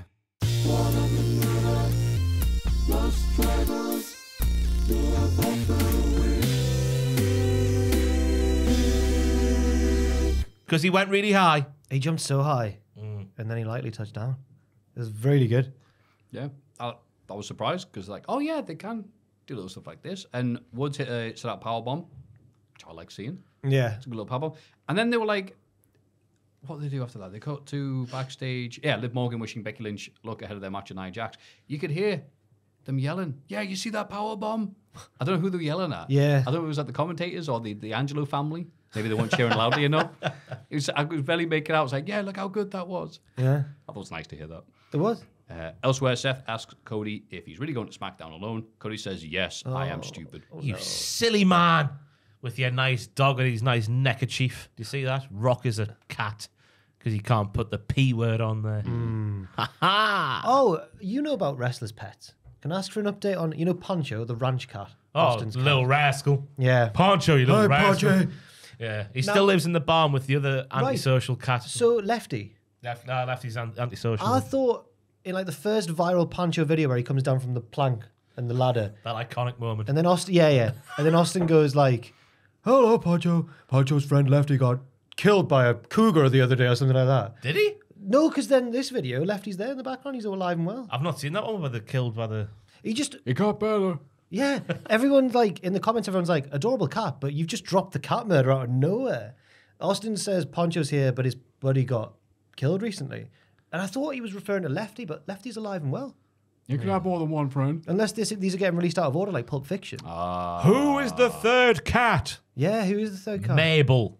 I feel bad for Lefty because Poncho's getting all the attention, and Lefty's just in the background. Lefty could have the attention if he wanted the attention, but Lefty chooses to be your typical cat. Yeah, fair enough. Yeah, Just trust he's people the straight Cesaro Just of trust cats. people straight away. Why do cats have to wait to trust someone? I'm Just get sure- in there. I'm sure you nominated the process of learning a cat's trust once. So It's only happened once. I went round Sam's Oh, he's a this week. Cooper. I Yeah, was smoking the ganj with. we went and saw each other, and there was a little cat there. I belonged to Cooper? Sam's. That was nice, Cooper. And straight away, I said, "Oh, can I have a glass of water?" Sure. Puts it down. Maybe 10 seconds come by, and Cooper comes and just pushes it over. Yeah. Cooper's a good lad. And then Sam's like, "Wait, stop! He's drinking all the water." I was like, "It's in the rug now, mate. You can have it. I'm all right with it now." I stayed at Sam's a few months ago, and when I woke up in the morning, Sam had already gone in. I was off work that day, and I looked at the crack in the door of the spare room. Cooper's just on the landing, just watching me.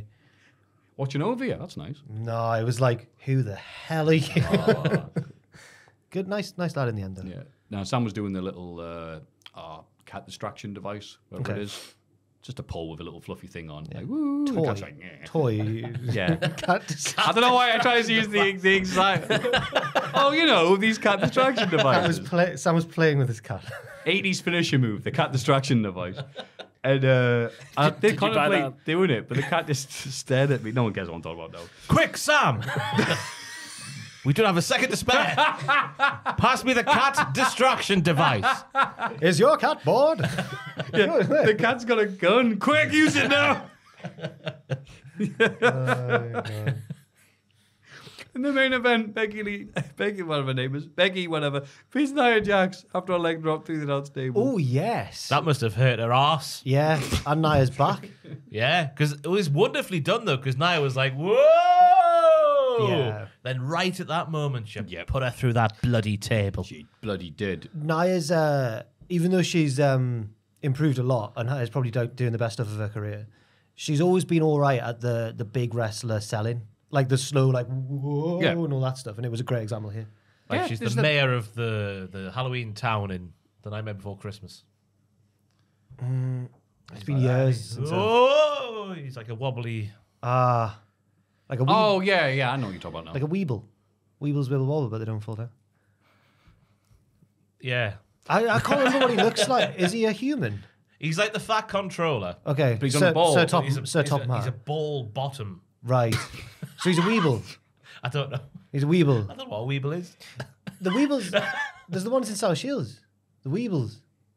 That's the Weeble. Was it an animal? There's some statues in Shields and they're scary. But because I grew up near there, they're just normal to me. But I've shown people the Weebles and they're like, are you from a scary cult town? God, Joel. Yeah, Joel. Let's yeah, get the yeah, Weebles go on. on, So it's whatever. the Yeah, Weebles Nia Jax is great. Let's see Forget what about the Weebles main are. role. There's like, they're all in different poses. You can like shake hands with one of them. Like some of them are waving. The Weebles South Shields, please.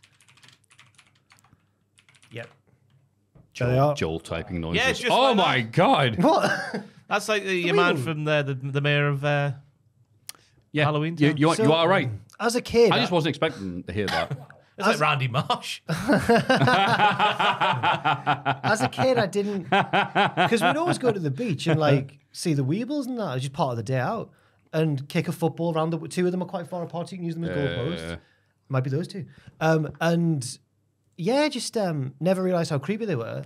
When I've been back as an They're adult, talking about me again. when I've been back as an adult, I'm like, oh my god. Remember the other thing that Shields had was that ship where they got very close to port and then they found out the company that owned them had gone bust. So it's weighed anchor and went, well, someone else can figure this out. And just left, got the lifeboats. That's fair. It was just there for months because, well, someone's going to pay for this. Look at that. Presumably them. There's a town near where I grew up that has a giant spoon. Yeah. Joel, Cram, as in Steve Cram. C-R-A-M, Lington. All one word, like Jeff Linton, Cram Lington. No, it's all one word. All one word. Cramlington.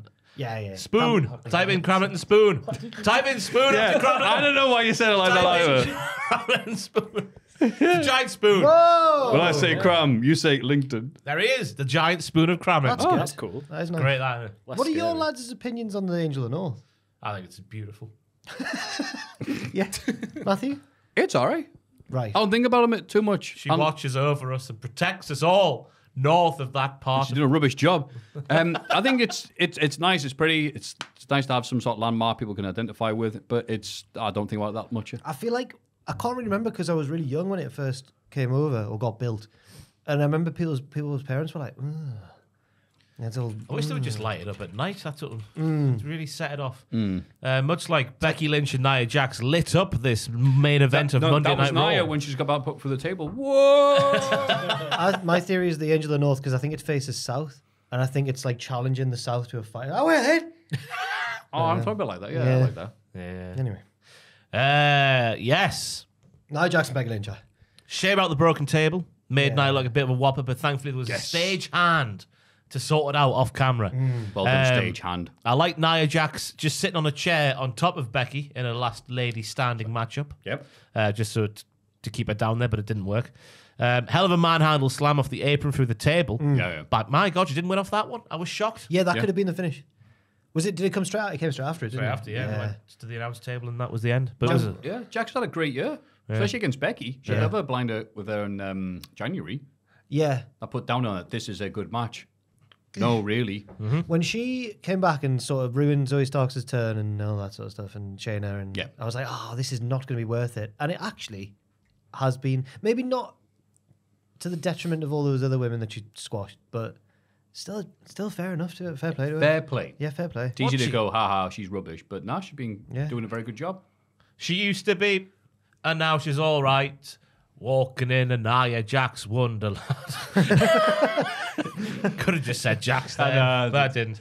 But yeah, it was a fine Raw, which it was like just a continua, one of those continua episodes where things moved on a little bit. Because she beat Becky earlier this year, so Becky had to have this rematch before WrestleMania got sorted out. We're between exits on the road to WrestleMania. Yeah. Fantastic. Yeah. NXT. The opening match is Roxanne. You all right? Fine, yeah. Getting cold in the pink eye all at the same time. It's just. I need to go for a long goon, Matthew. Oh, bless you. What's that, Ross? Well, Matthew off camera has was talking about has just learned he is an expert gooner. Haven't you, Matthew? Yes, Ross, I have. What did you say to the lads outside, Matthew? I said some stuff I didn't think would be brought up on camera. I said, lads, you're all cool and hip. What's your definition of goon? And everyone stopped what they were doing and take their headsets off. Because, we've just been talking about this. Because apparently it's spread like wildfire. And someone says, no, gooning is the... I've forgotten everything he said now. He colour-coded everything, didn't he? He did. He goes, edging is what gooners do, but you can't go to edge straight away. It's like traffic lights, he said. So he goes, you start off, and then you goon, and then you edge. He has just sent me a definition. Oh, go on then, Joel. The act of becoming self-absorbed with your penis and masturbation, such that your face and mannerisms takes on the personality of a goon. So this What do you mean is what self-absorbed? I mean, what else? Are you supposed to be doing something else? I filed me taxes when we left then. I'm going to get confused by this. I think something a bit being creative with their language. So much so that it takes over your body and your face. Again, as opposed to what? Anyway, I was making me prep. Anyway, enough of this. The opening match is Roxanne Perez versus Tatum Paxley, and they attack each other before the bell. Roxanne wins via submission and demands that Ava come out and award her the title. Lyra Valkyria arrives with her arm in a sling, and they brawl on the outside. Paxley tries to get involved, but Roxanne shoves Lyra into her, locking a crossface on the champ. Yes. It's a shame that Lyra Valkyria will now only have one arm. Because she came out and battled with her one arm that was fine, and then she had a bad arm ripped on some more, which obviously means amputation is the only option here from here on out, which is a shame. She shouldn't have come out there. We learn more about her medical state later on, and it's surprising. It is surprising. Some might call it a sloppy shop. This NXT. I would agree with that. The show barely begins before Vic jokes about Booker's good friend CM Punk. Book does not appreciate it. No, We don't appreciate Book.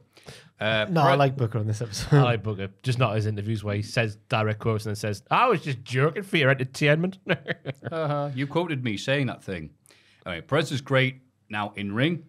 She's still awful talking, but I still like the character she's doing right She's now and the not action she does in the awful ring. talking. She She doesn't stumbly bumbly over the a line. deadly assassin, the ruthless one. Give me my title back. That's just. She's a 21-year-old lady. I think I empathise Exactly. with her. If I try and sound hard, it's like that. I'm like, I get you. No, but you don't have like your dad write your lines to say to the Who's the dad? the Shawn rough Michaels? lads. The rough lads that Oh, Jarrett Metro Station. Yeah, Jarrett Metro Station. his murderous father. Oh, I was gonna say I picked the worst example there. Your dad probably had a few good lines What?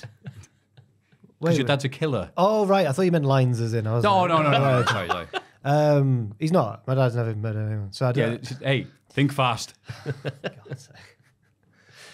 Sorry, I'm proud of your dad, by the way. Sorry, Dad. He didn't do anything. You have to be really committed to do that. He got out of the car and scared off the mean boy.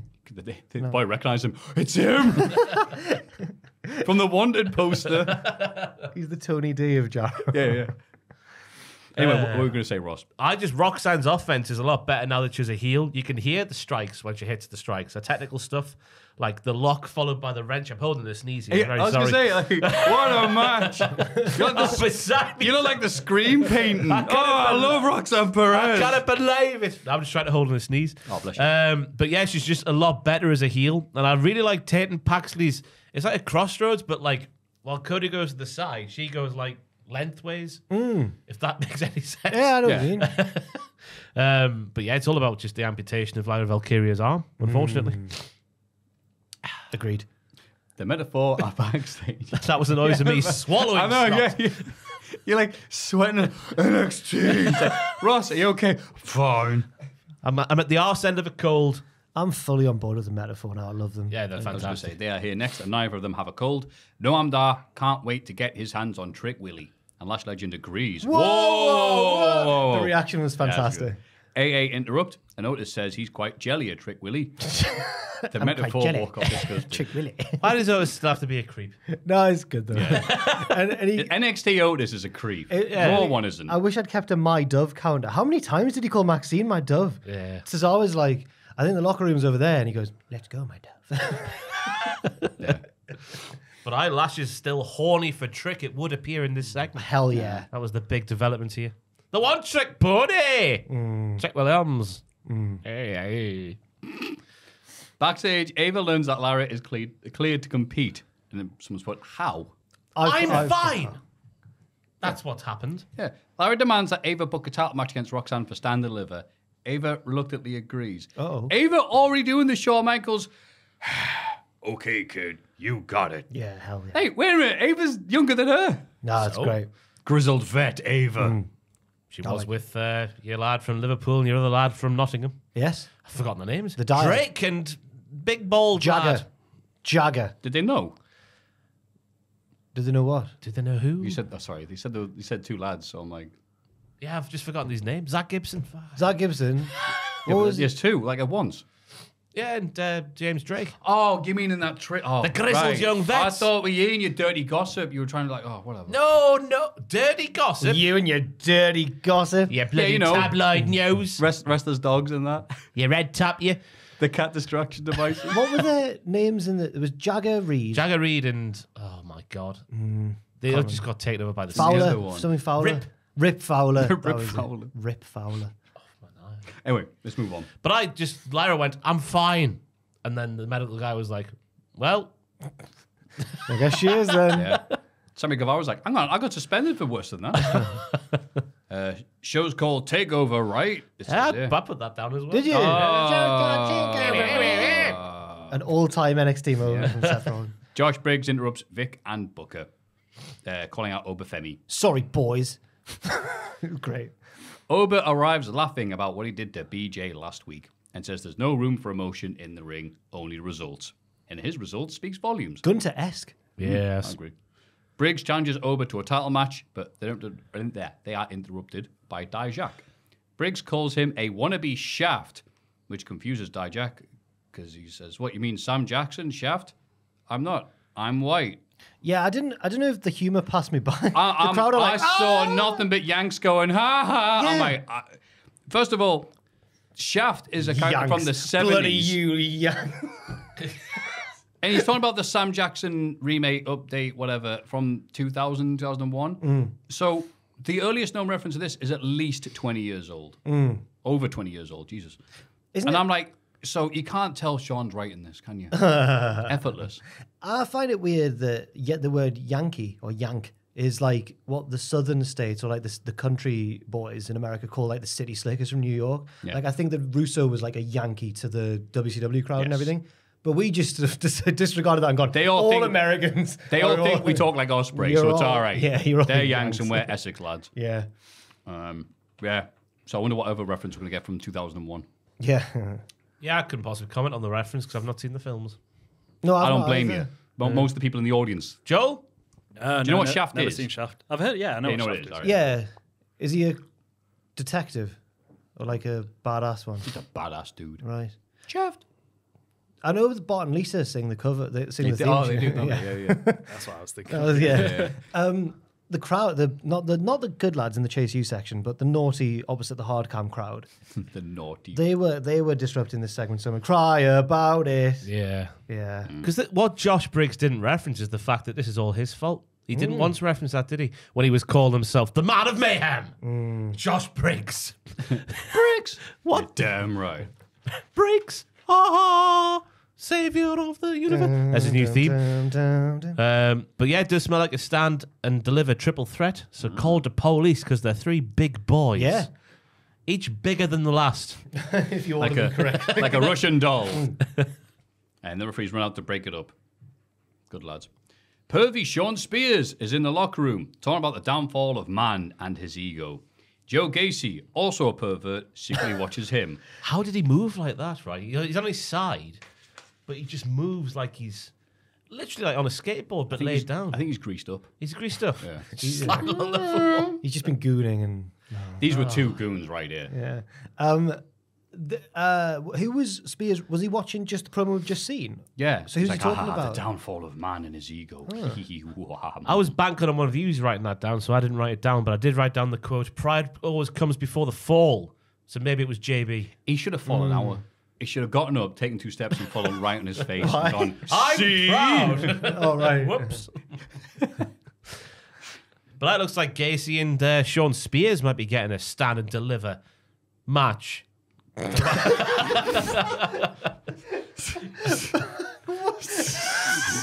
was really good for some reason. That was great. Start man. to deliver. Mash. Yes. A collision course. I could see it being on the card. To a or even- match. Even maybe like the main event of the one in the build-up, maybe, or something like that. Me and Ross will be reacting to Stand and Deliver. I'm very excited for it. It's on Lots of things Twitch, to react though. On Twitch, yeah. So get your Twitches ready. It's always, the last one we did was Show of the Year. Really, really good. V-Day. V-Day. Yeah, the Wolf Dogs and that trick. Aye. Can't wait. Action with Nathan Fraser beat Charlie Dempsey and Miles Bourne to advance in the tag team tournament. Ron Seal. It was the clash of styles. Charlie Dempsey is a world heavyweight champion in waiting. Ooh. His shoot wheelbarrow suplex to Axiom in the midst of some roll through malarkey was absolutely fantastic. His fall away slam with the bridge. I've not seen it for a few weeks, so it took my breath away. Like Lady from the 80s. I want to say Celine Dion, but it's not, is Berlin. it? Berlin. What's she called? I don't know what she's called. She was Alex Wright back then. Yeah, Alex Wright. That's what Hey, man. It's German. What's your name then? You look like a big scary boy. my Louis Theroux impersonation. Oh. That was like Greg Davis' impression of Nelson Mandela. Chris Huber. Ah, yes, I am the Berlin. What's the other classic British TV impression? It was Sean Locke doing Michael Jackson. You want clouded cream? Like, have you seen that clip? They're talking about how Michael Jackson was rumored to be. The Jacksons were going to open. They were going to move to Devon or something before he died. Oh, God, I And remember then they're that, like, yeah. Sean Locke's like, imagine if they just opened like a tea shop and you pull up, and Michael Jackson comes out. You want clouded cream? It's really funny. A tee-hee shop? No. Oh, Nice. It didn't quite work, did it? No, it was no, it good. did work. Yeah. You need to start committing your You're being bits. like me this week. I know. Yeah. Yeah, what's going on? Pink eye, cold, anything. Yeah, you're confident. Your pink eyes bring you down. It's taken over me like plankton. All right. I like Dempsey's simple reversal to stop a plancher by grabbing a chin lock as Action ran the ropes. Yeah. I thought, that's really nice and simple. Sadly, Action bopped him and escaped easily. But whatever, it's a nice idea. You mentioned Axiom there. Him and Charlie get onto a slapping fest, which was much like your Di Nielsen and Shibata levels. Ow, that noise. I don't mean to sound. It's positive stereotyping, right? Why are wrestlers from Spanish-speaking nations really good at slapping?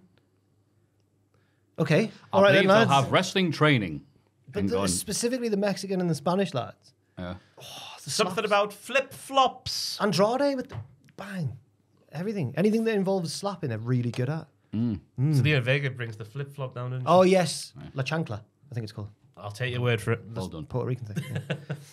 Yeah. As I didn't have the flow that the other matches have had recently, as Fraser still wrestles like he's going a million miles an hour, but this was still a lovely contest, especially Bourne's spinning wee slam. Jeff Cobb could never have written down. Take that, Jeff Cobb. Tour of the Islands, my art. This was Tour of the Universe. Jeff Cobb could never. But then the save when Nathan's in the middle of the winning pinfall and Axiom thwacks whoever it was trying to break up the pinfall. Should really write this down, shouldn't I, Ross? Oh, there were bodies everywhere. Yeah. It was probably Dempsey trying to break up the pinfall Yeah. because Bourne's the one who got pinned in the end. Yes. That's the Bourne identity. Bourne got mentioned in that segment I watched with the men's breakout tournament. Ross just goes, you're reading the list of the men's break, and you go, Miles Bourne, and Ross goes, we know Miles, he's a good lad. He's a nice lad. He's not going to win. He used to hang around the Diamond Mine, didn't he? He did. He did. Betrayed them. But I thought this match was a fantastic, a fair spectacle. And a fair spectacle. Action and Fraser, really good when they're not talking. Yes, they are. They are good. But isn't it funny when Nathan's mouth always gets them in trouble? Oh. Hey, he's behind me, isn't he? Oh. The Norman Price of NXT. We see secretly recorded NXT Anonymous footage of an argument between Robert, Stone, and Come Tuesday. Ooh. Stone shouts at Ron for saving him last week. Carried me out like a baby. Like a giant baby. Giant baby. You can't go home to his kids because you're carried like a giant baby. Because Cum didn't really do anything wrong, did he? Because he came down to the ringside area, he threatened to get in the ring and take down the Lexus King, but he didn't take down the Lexus King, just carried away his friend, who had been knocked out, by the way. Yeah. He was down after having lost the match. So I think Stone's just been he's getting a bit carried away. Stone and Haha, literally. Stone and Von have been losing like every feud they get into. So if they feud with each other, it's like two magnets both with the same losing. pole. Yeah. What's gonna happen? It's another double loss. Yeah. Rancid Kelly Clancid interviews the Wolf Dogs. They argue over who paid for dinner last night. Oh, they're an old couple. Alpha Academy interrupt them on a spot in the tag team tournament. Maxine Dupree suggests a match between the two teams. If the Zawa and Ortiz win, they're added to the title match at Stand and Deliver. The Wolf Dogs accept. When were the AA so NXT? This is just a shoot happening? Just this week? Yeah. No, they've been back and forth, but there's not been Not anything. for a little while, though, have they? Nah. Later on, Ava's on the phone to someone explaining this match, and I think maybe it's implied that she's on the phone to Pierce. That would make sense. That would make sense. Are you all right there, Ross? Continuity. I'm just going to wipe my nose. Oh, okay, no worries. I don't know why I took so much paper, but there we go. Are the Wolf Dogs sponsored by Adidas now? They have matching track jackets. Look like Imperium. But the 3-striped version. It suited them. Yes. So yeah, it looks like the AA are going to go to Stand and Deliver, having not done the tournament way. Do you think they'll win by DQ? I think they'll win. Yeah, I don't know how they'll. They can't beat the Wolf Dogs. Oh, clearly. magic they did. Tozawa pinning Bron Breakker. I reckon. I was like, well, they're not going to win. I think I was on news with Tom at the time, and Tom went, "What if there's a DQ to get them in?" And I was like, "Oh, you're right. There will be something like that. They'll end up in the match, surely." We are. Brendan Reese makes her entrance, and Booker T says, "I don't like this at all." Nothing. She did a normal entrance. Yeah. She did nothing to piss off Booker T. Nothing wrong. And he goes, "I don't like this at all." He also said, "Well, you have to watch out for, there's two people at ringside, Malik and Blade." They're going to go, "No, it's Malik, Blade, and Edris North." He went, "Oh, all right." This was the match on the commentary table was more interesting than the match in the ring because they were just arguing about Sol Rucker missing a year of action and how Booker was like, that doesn't matter. Then Vic's like, all you talk about is paychecks and whatever else he says, like caviar dreams and whatever the quote he uses. And Poker's like, nah, but that doesn't matter. He's like, well, it does because she's lost out a whole year of those things. But that doesn't matter now. And just they kept going back and forth. I haven't got a clue what happened in the ring. That's all I was listening to was those two on the commentary table. Yeah, it was only 3 minutes long. Ruka iconoclasms are off the top. Ruka sends her into the post, and it's the Soul Snatcher for the pin. Still a great Soul move. Snatcher. What a nice name. Yeah. She's like Shang Tsung. Yes. There was more. Sorry, I've cut you off there. I think there was was more it. after the match. There's No, more. There's a shoot attack from the rear. I should have written it. Sorry, Blair Davenport. I did write it. Oh, that's actually. after the match. Blair Davenport runs into Ruka in the face. Yeah, it smells like a stand and deliver match there between Blair and Sol. Although maybe Sol, I don't think this will happen, but Sol could be annoyed at Bryn if she wanted, because Bryn distracted her by giving her a thumbs up, going, hey, from the stage. Distracted her. She got blindsided. I do not like that at all. No. I don't like this at all. In the locker room, Gigi Dolan complains to Ren Sinclair about being DQ'd last week. No, in my luck, I was the one who got DQ'd. She's Womp still, womp. yeah. Ariana Grace arrives and excited about bringing the real lady out of Georgina. Yes. She gives her a sash, which reads Miss NXT in Training, and Yes. takes a before photo. And her face. This is going to be fantastic. Yeah, it is. All the trappings of a classic NXT angle. All the trappings. As long as they remember to actually film a skit, because that Valentine's Day one never happened between Thea and Riley. Yeah. So hopefully they do actually do it this time. Maybe they did shoot it and they were just like, we can't put this on the air. It's What would too it cringe. take for Shawn Michaels to be like, we can't release this? They clearly filmed like a Will from the Between Us sex scene, didn't they?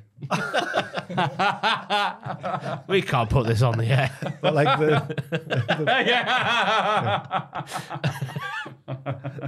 But hopefully they do this right. Gigi just needs a complete makeover in terms of her look. I'm not saying that like in terms of this angle, just new hair. Oh, just for the New skit. make, Yeah. To make her like a lady. Yeah.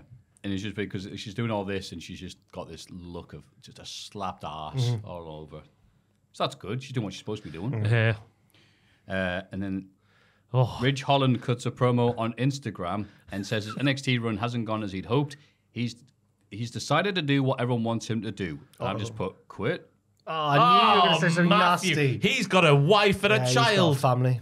All right. You want them to go without meals on their respective tables?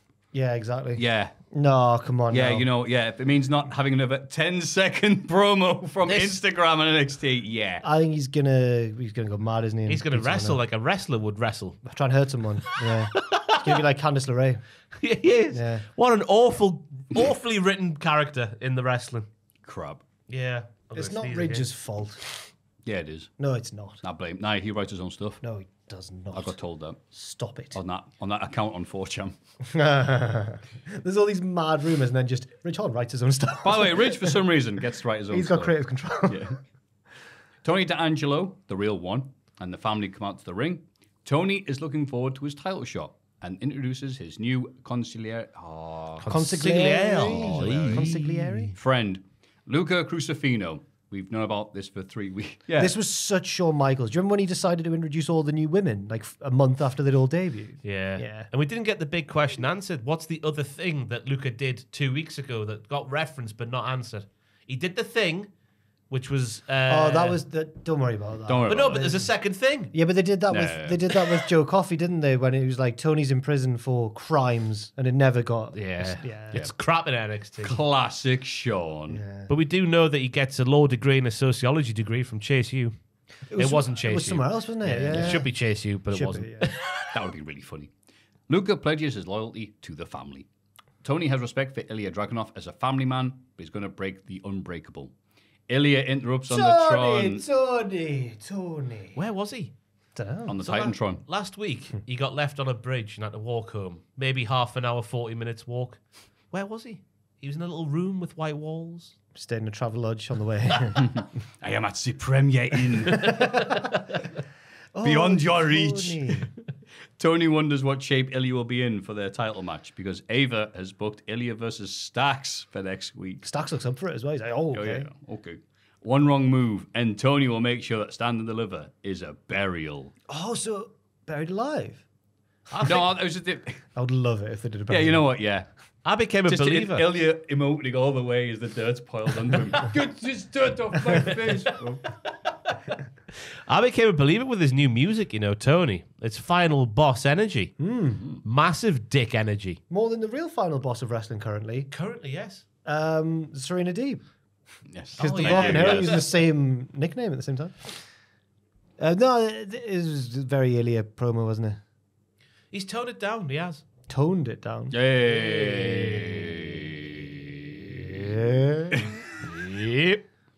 Backstage, Thea Hale apologizes to Riley Osborne for not being herself. They agree that growing up sure is hard. Shucks. They agree. Just Joe laughing in the background. No, this is real dialogue. Oh, you're telling me about that there? Whoa. When he went off for his entrance, right, he was like, hey, are you guys coming? Come on, guys. Come on, guys. Hey up. Oh. What's the story involved? They agree to be friends again and they high five. Delightful Hudson and Mr. Chase praise Thea for handling the situation so maturely. Yeah. Now what? Now they are the big men of the situation, aren't they? Because they could easily cast out that lady for the things she said in the past. But no, welcome her back in. Yeah. That's my chase you. Yeah. What are you laughing at? That's my chase you. Wholesome fun for everyone. I've shown blind loyalty all the way through this roller coaster of a storyline. Where it looked like Mr. Chase was a bad guy for a couple of weeks. He might still be. I was going to say, He's just bad with money. You've shown blind loyalty to Chase, but not to Chase you. You've suspected every other Chase member. is Chase you. Okay, all right, okay. Fair enough. He's like the Jesus. He's in all of us. Or whatever they say. And he's Whatever they say. He's welcoming back like the prodigal daughter into the fold as well. That's what they say, right? Yeah. The resurrection of Thea Hale. There would be... Lola Vice and Carmen Petrovic call each other out on TikTok. Oh, God. Yeah. What's an oh God for? Well, it was TikTok. It was, yeah. Yeah. Drew Gulak defends the Heritage Cup against Riley Osborne. Hey. JC Jane and Jasmine Nix get into an argument with Chase U on the outside. Thea goes after JC, which distracts the referee, allowing Jasmine to interfere to help Gulak retain. Right, so JC's now just out of Chase U. She's helping other people beat members of Chase U. Mm-hmm. She is no longer in Chase U after a months-long storyline where she was saving the university, and then it takes one evil pal to turn her back to her old ways. Oh, harumph. Harumph indeed. Also, Thea Hale seeing the light.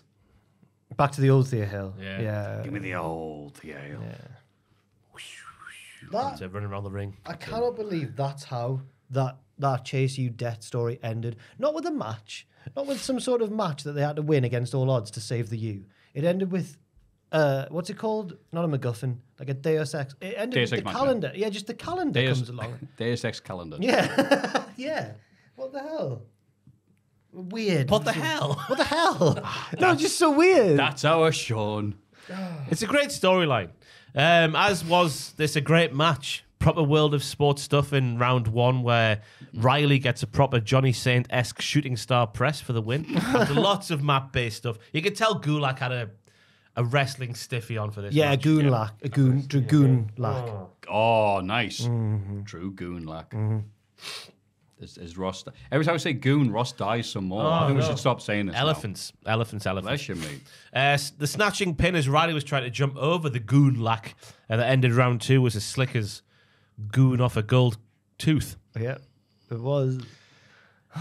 Riley hanging on in round three with the hold locked in right to the final bell was a tantalizing way to end that fall. Yes, that was good. But then the ending was so goofy because your lad Riley and Drew are on the top rope in the suplex or superplex position, ready to go, and someone's missed their cue, so they're stood there waiting to go. Struggling.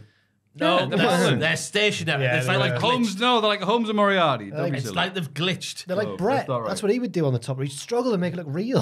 And then eventually Drew must go Riley, go. Yeah. I don't know why I've said that in Riley's voice. And then that's when Jasmine Nix, the evil lady herself, pulls on the ankle of one of them and sees a switchery do happen. Whoever books these, or whoever like the road agent is for these British rounds matches, has done a pretty good job in the past of like using the stipulation to make some unique situations, like the holding of the submission and all that sort of stuff. So I do like that. But the finish, I thought, Yeah, it's funny, isn't it? We're really good at the grabs and the techers and all this stuff. Also, we're cheating bastards. What's the point? Yeah, the no quarter catch. Yeah. Yeah. Scoundrels, all 4 of them. Regal's going to be so disappointed with Charlie for not defending that Heritage Cup with honour. I guess that extends to his pals if they don't defend it with honour as well. That didn't get followed up on, did it? The old teasing of a match last week. Oh, it will. Will it? I don't know. Who knows in NXT? Right. In the car park, Fallon Henley asks if BJ is okay after last week. BJ says he's done with NXT. Everything seems to be going well for Fallon and Briggs, but he doesn't know what he wants. He leaves... Sorry, I've left out the best line of dialogue in wrestling ever. He goes, I don't know what I want, but it's not here in this car park. Cinema! Good. Such a weak place, that car park now. Because if he said that in 2015, he would have been attacked from behind. Yeah, there'd be landmines going off. Is that the first time you go to Leeds Festival and everyone you meet who's been to previous Leeds Festival goes, there used to be riots on the last night? This is I don't want there to be riots. I want them to be safe. Used to be in fear of me life. Yeah. He leaves and Fallon bumps into Kalani Jordan, who's angry about being beaten down last week by Kiana James and Izzy Dame. And it is what it is. Yeah. And they realised that they hadn't actually confirmed who beat her down. So she goes, I'm so angry with them. That's who beat me down. She says it straight out. Yeah. She was putting her hair up to square up, though. Yeah. Shades of Sonia. Sonia. The Americans like to say. That's right, they do. Sonia, we would say that word. We would, because we're right. She wants revenge and Fallon offers to help. Isn't that nice? It is nice. Locker room leader. Thea Hale bursts into Ava's office, followed by delightful Hudson. She complains about Jasmine Nix, but gets excited when Ava reveals that she's booked Thea versus Jasmine for next week. She sounded like a balloon being let off. Yeah. Oh, Sorry. Ava tells Duke that she has plans for him too. And if he does well, he could find himself in a North American title picture at Stand and Deliver. Delightful turns into Matthew reading a Judgment Day segment and says, the MVP at S&D. Sounds good to me. Duke Hudson's like the best actor in the world. Yes, he is. He's really good. And it's the way he goes like, Thea's ran out all excited. And he goes, hey, GM of the year over here. And Ava goes, she accepts the compliment, but like, she doesn't deny it. She doesn't go, oh, stop it. She goes, yeah, I am. Cheers. Yeah, I am GM of the year. The Good Brothers beat Hank and Tank to advance in the tag team tournament. Magic Killer to Sweet Ski. I thought this was 1988 WCW when I flicked on this match. Go on. Just the 4 lads involved, the way they were wrestling. Booker was getting rinsed by Vic in this match because he reels off all of the Good Brothers achievements, and Vic's like, looks like you're concentrating tonight and not looking at DoorDash. Yeah. Take that one, Booker. Whenever Booker starts showing some promise, Vic just pulls the rug out from the room. Get off your phone. Vic's getting brave. I wouldn't. Booker's like legitimately hard, isn't he? I wouldn't talk smack. But to even when he's Booker. fighting, he's just being friendly. That's what we've learned this week. Yeah, okay. Vic knows when he gets hit low, he needs to like back off to avoid the scissor kick. Yeah, he scouted it. That's it. The highlight of the match, though, was Hank and Tank making a baldy sandwich with one of their moves in the ring. One of the baldy lads was stood there, and Hank and Tank just ran at them belly first, and that was a move. Yeah. That's what you do if you were the size of Hank or Tank. Yeah. Who needs moves when you got your belly? Biscotti. That's Hank and Tank. That's right. We've learned that Brindley isn't on the Biscotti list. He hates her. No, he hates it. Oh, did not like this at all. That's what he said. This was all right. It wasn't amazing. It was different. Yeah. Big team Hossoff. Yeah. Are the Good Brothers going to become the new champion? God, I hope not. I think there's a chance. Yeah, me too. I think Carlos was working here. It's the hardest I've seen him work since he took on Power Uti. So The great. the great Power Uti. I'm sorry. The Rancid One interviews Trick Willie, who says he's going to beat Noam Dar tonight and look good in the process. If Kamala Hayes shows his face tonight, Trick's going to whoop that ass. And the camera cuts to the entrance, and then Trick Willie comes back and goes, "Hi, I'm Trick Willie." And then he goes, "You hear that?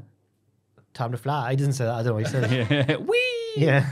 And Rancid Kelly Clancy, bless her, has to do the loving stare, as we mentioned. What a guy. But it just lingers too long, and she's going, Roxanne Perez is interviewed in the Deadly car park and says she ripped the title out of Lyra's hands at Stand and Deliver. yeah, it was just a quick, as she was leaving promo. She wants it handed to her. Yeah. Oh, how can someone do that with one arm? Awkwardly, Ross. Cheers. JC Jane and Jasmine Nix makes friends backstage with Connor James and Izzy Dame. It is what it is. They all laugh about Thea Hale. JC and Jasmine leave. Oh, sorry, there's a full stop there. JC and Jasmine leave, while Kiana and Izzy mock Fallon Henley for always trying to save the day. Right on cue, Fallon and Kalani Jordan ambush them and have a pull-apart brawl. Evil bitches. The 4 of them. That's all I've got written down there. They told us what we know has already happened, but they said it with such evil cadence. They did just say things that had already happened, like a chorus in a Greek play. But this Kalani and Fallon versus the two evil bitches smells like a weekly show before Stand and Deliver tag team match. Yes. Not a Stand and Deliver tag Maybe team a match. pre-show at a push. I thought this was a classic OSW review example of being jumped from the front. Pearl Harbor from the front. I didn't want to... Yep. That's what they say. I know. I'm just copying what I heard Gorilla Monsoon say. Yeah. In the main event between Trick and Dar, Lash Legends flirts with Trick on the apron. Vic says shucky ducky quack quack. Booker goes, what the hell? That's it. He's taking all this stuff, the CM Punk stuff, all the... Oh, he's so good. But it's all a ruse. Lash tries to slap Williams, but he blocks it and ends up winning the match. Trick gets on the mic and calls out Mello, whose security team arrived before him. Mello makes his entrance, but it's only a decoy. The real Mello is disguised as a member of the security team and attacks Trick from behind. Genius. This was brilliant. He lays Trick out with a big knee to end the show. They somehow got a man with the same torso. Yeah. I was fooled, I tell thee. Fooled. It was Christian Jericho at the 2003 Royal Rumble. Yes, that's right. It was class. Really loved it. Oh, yeah, that happened, that happened it, too, that happened to Sean, of course. Of course. Fuck what you know. Oh, God. I do like how Lash at the start of the match was still kayfabe gagging for Trick. Like when he was doing his big scoop slams and whatnot on the outside, she was like, "Oh, I do declare." My. Verily. Vic on commentary reckons that Lash was on crutches for a couple of days after the kiss. How hard did Trick kiss her? She kissed him as well. Injured herself. I like the little snip, like the insert in the match with Mello backstage with his hired goons, when he's like, Hey, the proper definition. where he says like, "It's time," and they all walk off the shot. They're like, "Oh, Biscotti." Yeah. And I liked Carmelo's the slow pace of his reveal when he I was like, what? It was good. You could hear the duh, duh, duh. I went back and watched the security guy's entrance to see if it was obvious that Carmelo was one of them. And I thought, yeah, he's proper like doing that. And then I realized, oh no, they're all just coming out like that. So I was like, oh, fair enough. Yeah. Trick has a maneuver where he throws someone in the air like his Claudio Castagnoli uppercut, but he just punches them, which he needs to call the Bruce Force scythe. Force scythe. Because he goes oh, like Brucey's and he thing. ends like that. Yes. Bruce Force. Force. And after he's won the match with that, he goes, nice to beat you. To beat you, crowd. Nice. He could do it like several times in a row, go like higher. Lower. No, I'll do it higher. Bruce Forsyth. British institution. Amazing, Ross. Cheers, Matthew. I don't know. And that was the show. It was fun. Well, it was fun. Oh yeah, the only bit was the confusing move where Trick does like a pull up. It looks like a spine buster, and Vic's going like, "Oh, what a move by Trick!" But it turns out it was a DDT by Dar, who was up and moving first. Yeah. It's one of those ones where you can't tell what's meant to hurt. Yeah. And then obviously Lash being all confused and whatnot, and going to slap Trick, even though she was fawning over him at the ringside area in the match. He's just got such Kavorka. It's the mixed signals, though. Robbie Williams didn't like them. No. In his latter-day album titled Latter-day Robbie Williams. Bodies? Sings. Radio? No, whatever. later. Later? Came out like 2017, I want to say. Wow, no Yeah. idea. You're sending me mixed signals. It's me, latter-day Robin Williams.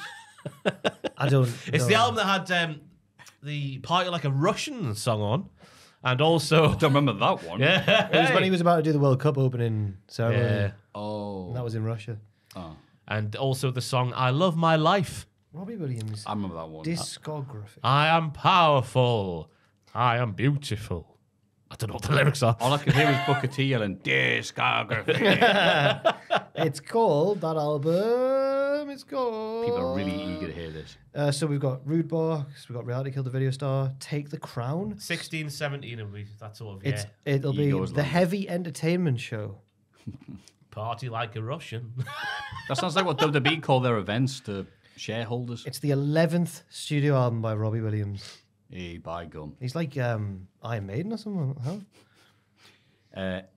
Dynamite / Rampage. Yeah. We see Adam Oh Copeland. no, I didn't do Rampage. No, me neither. No, I didn't have time to watch Rampage. I have to be up early to I have to catch Tom who's running around in the field off his nut, and then He's training for the Great North Run, Matthew. I know he's full of energy. He won't sit down. He's doing well with his training. He started early. He's gonna win Get by one the time it's September. Yeah. Get one of those leashes with the extendable leads. That's exactly what I need. Thank you, mate. I will watch Rampage before next week because I do want to watch especially the street fight. Yeah. Just ran out of time. Yeah, and this is because there's no Collision this week, Right. I guess. So Why? there's some double helping, like the fat kid with the cake in Matilda. Bruce Bogtrotter. I love that you know his name. Bruce Bogtrotter. Yeah, great name. Roald Dahl had a thing for great names, didn't he? Yeah. Why is there not Collision this week? Shoot fighting is on the weekend or something, isn't it? Some amateur fighting malarkey. Oh, it's Jack Perry back. Oh. He did a promo in New Japan recently and told us all to stay mad. So there we go. Okay. Yeah. Aren't New Japan fans mad anyway? That's all I Well, ever no, seen apparently complain about was Evil getting booked and whatever. I was reading the stable Jack Perry's joined is apparently very, very popular in Japan, The House of Torture. but the popularity doesn't translate to non-Japanese audiences. No, Who's in the House of Torture? Evil, Jack Perry. Oh, okay, right. The The evil Jack Perry. Who else? I want to say Dick Togo. Dick to go. Is he still there? That's great. Togo. What a male jig. Could I order some Dick to go? Are you eating in? One of Show or Yo from Roppongi 3K. One of them. I can't remember. I'm on. They're a subset of the Bullet Club, so I've now got to go on the official Bullet Club Wikipedia. Oh god. Subgroups. There's subgroup. Wait, there's a group of Bullet Club. Yeah. House of Torture. Evil. Dick Togo. Yujiro Takahashi. Yoshinobu Kanemaru.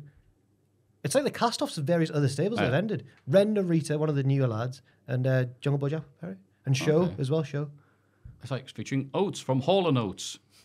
And The guy from Wham who wasn't George Michael. if there's a live, if there's like a New Japan show on in the morning, our time, sometimes I'll just hear Aiden behind just go like, oh. I'll turn around and go, what's happened? And he's like, there's just loads of interference in another House of Torture match. Just riddled with interference. Yeah. Aw. But if it's effective for the Japanese audience, who are we to, Anyway. We see Adam Copeland and Christian Cage arriving separately as opposed to together. Well, I didn't know because I thought if I put Adam Copeland and Hey, let's Christian... drop me off, bro. if they arrive, we see them arriving together, going through their match. Okada pulls up in a sick Ferrari. Vroom. Listen, I wrote this early this morning. I hadn't had much sleep because I was reading up on that band, and I woke up and I was like, "Oh, I'm tired." And I had to I write spent this. all night reading about a band. So Yeah, I wrote this in a daze. Tony Schiavone brings out Mercedes Moné. CEO. She then very cheekily goes, well, here's a video package of my own highlights since leaving WWE, so some of you might not know who she is. And I wasn't sure if she was supposed to be saying that sarcastically or not. But either way, hey, good on you. She's here to lead a global women's revolution and wants to face the best women in AEW and from all over the world. Mercedes reminds Julia Hart and Sky Blue that she's got unfinished business with Willow Nightingale and warns them to stay out of the business. Because there's a price to pay when you mess with Mercedes Moné. She sounds more like an 80s WF dude. Like, oh, it's Mrs. Money. Everything has to be a pun. Yeah, she's talking about being bankrupting someone as well. Yeah. The lights go out and Julia appears on the ramp. Sky Blue attacks Mercedes from behind, but gets immediately hit with the backstabber. Julia runs in. Mercedes sets her up for the money maker, but Sky saves her, and they both run away to get cheers. I think this is the first time I actually remembered what it was called, that move. Because I always just think of it in my head as the jetpack. Or the backpack. Yeah. She wears them like that and then goes bang. I don't know what. I don't know. I don't want to criticize it before she's even really had a big match. But I don't know about this presentation of Mercedes Moné. Go on. To me, when she was a heel in NXT, when she was starting to really break through and everyone's going, oh, she's something special. She was a really cruel heel, but she was conniving and everything. Then when she was a babyface, she was more of an underdog who could take all the offense and then bravely come back.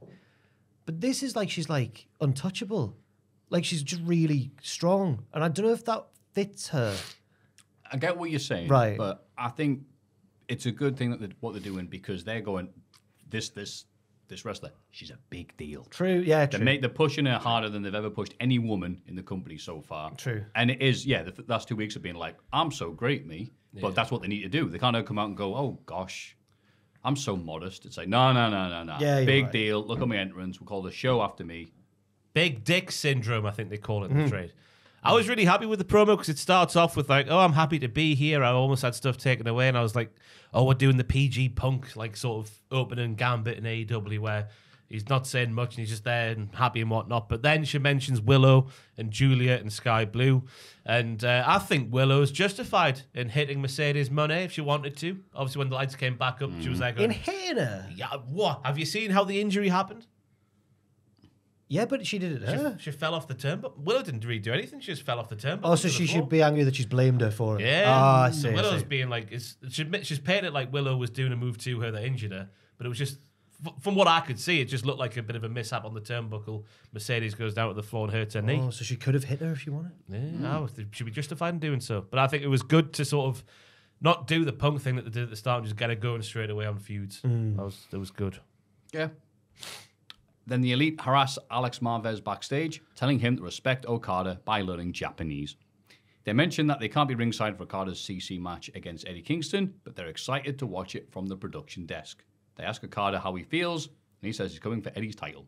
Yes. So next week I'm waiting to see El Scoops blurt out some Japanese. Do you know what Okada said in Japanese? No. Nope. Did you get that first part? Well, maybe you can study up and learn some Japanese for next week, dumbass. Okay.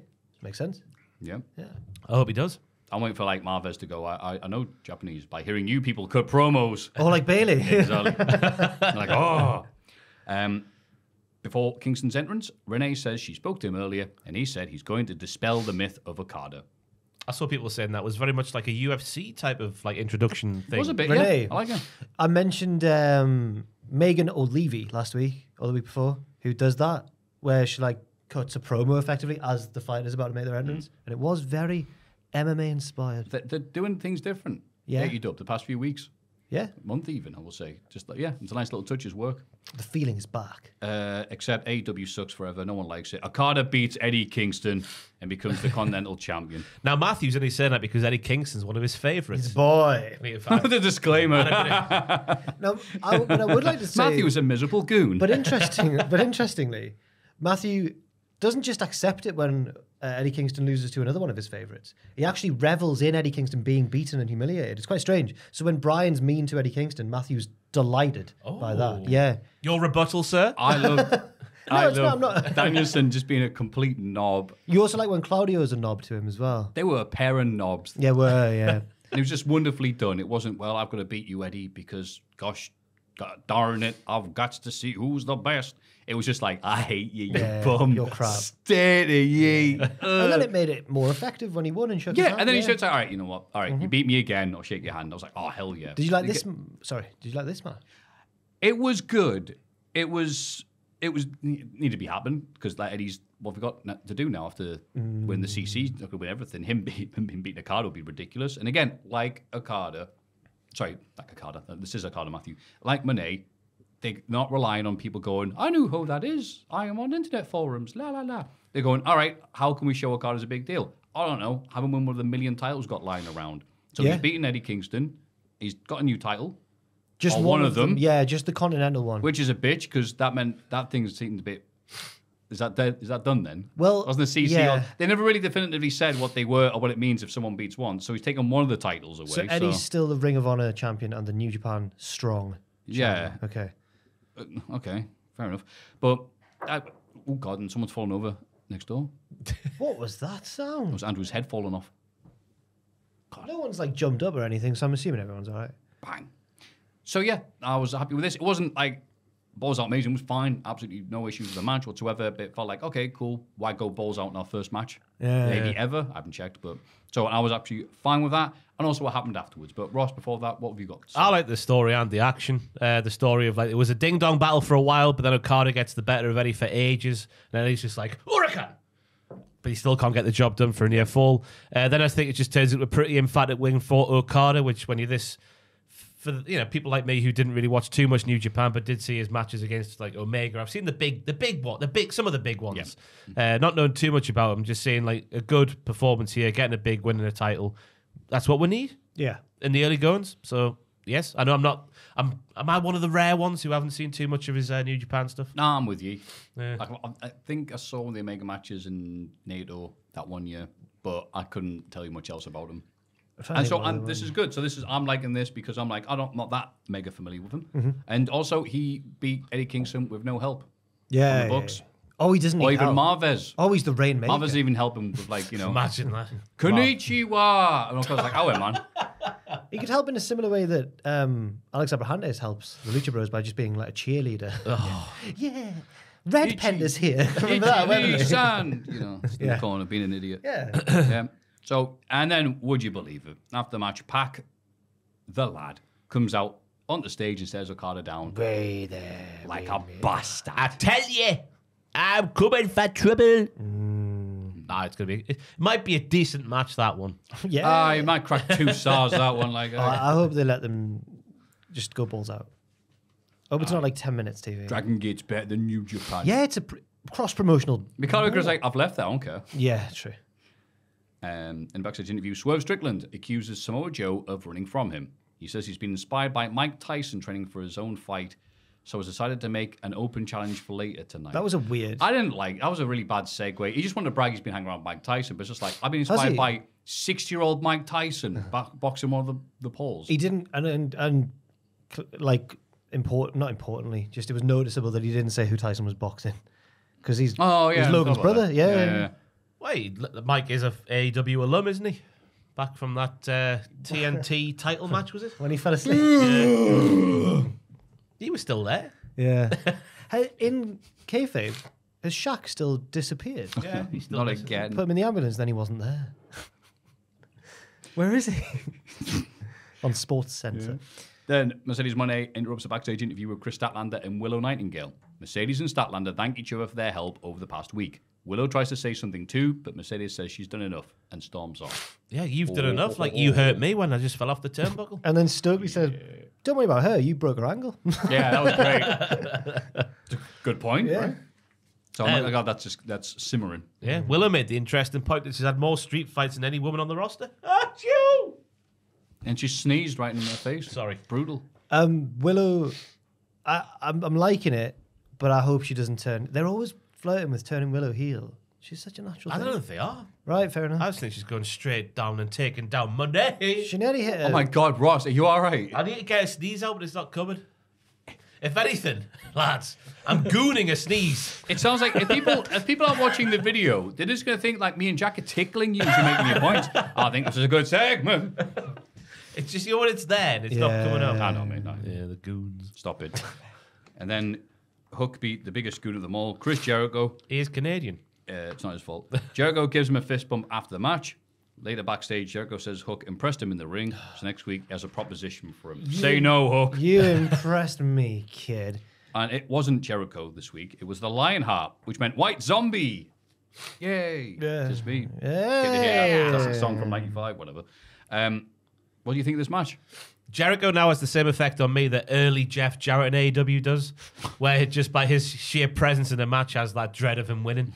I thought it was a really good match, like straight out the gate. Sorry, that T-bone from Hook, that sort of hurt Jericho in kayfabe was good. You could see he landed safe as houses, but it was still a good angle the same. And people were quick to point out online that's the same suplex that Taz hit him with. His first match in ECW, Story, which Jericho baby. has brought up. History. Yep. It felt a bit like Cena versus Name Redacted at SummerSlam that year, just with Hook in the role of Name Redacted and Chris Jericho in the role of Which name Cena. redacted? SummerSlam. I actually have to think of right, yeah. all the Wait a minute. all the suplexes in a certain area. Jericho was even selling the punches from Hook like death, which was fantastic from him. It was just a really good showcase of Hook and Jericho. He got the only bit that sort of like was like meh was the finish. Yeah. I would like it if it was more conclusive because that's what Hook did up until the finish. Yeah. But it's, we've got to take what you get sometimes, Jericho. I'm with you, mate. Yeah.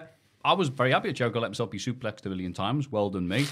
I think it went on a bit, like I said, it's about every Hook match. It goes on too long because he's not ready to be wrestling. How long does it go? 11 minutes with a dude like Jericho. Even just like, all right, I don't know what to do. Suplex. That's like just short and sweet, mate. Short and sweet. Yeah. Like me sell.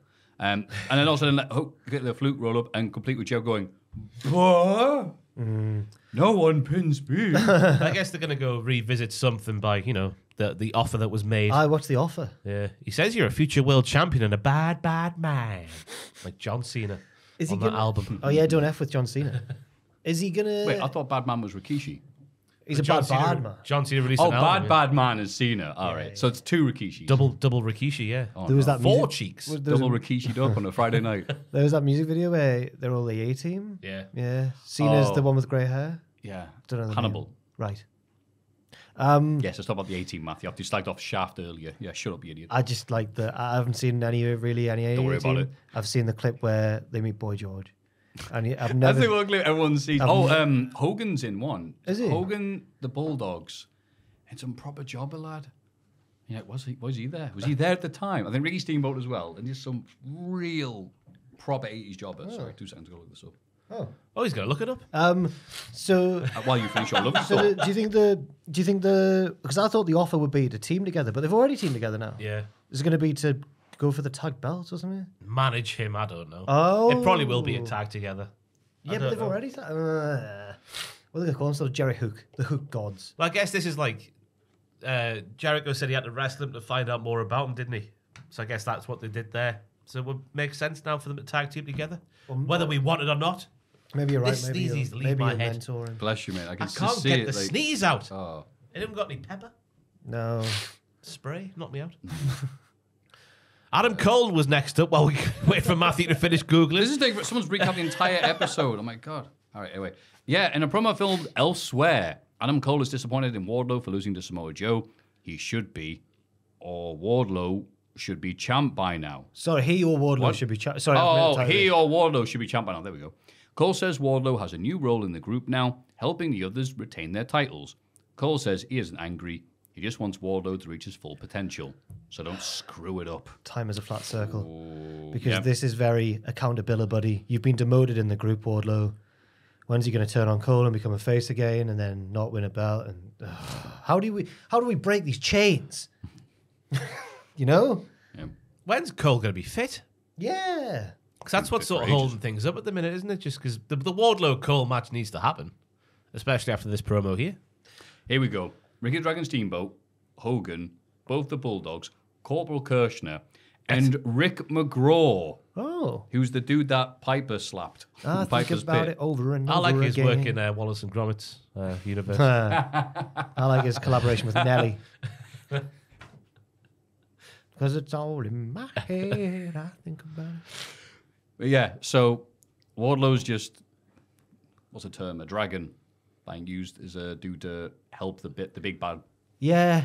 Fair enough, Wardlow, just, yeah. If only there was a word for a henchman or a kind of a dim-witted lackey that we could use. But Yes, if only.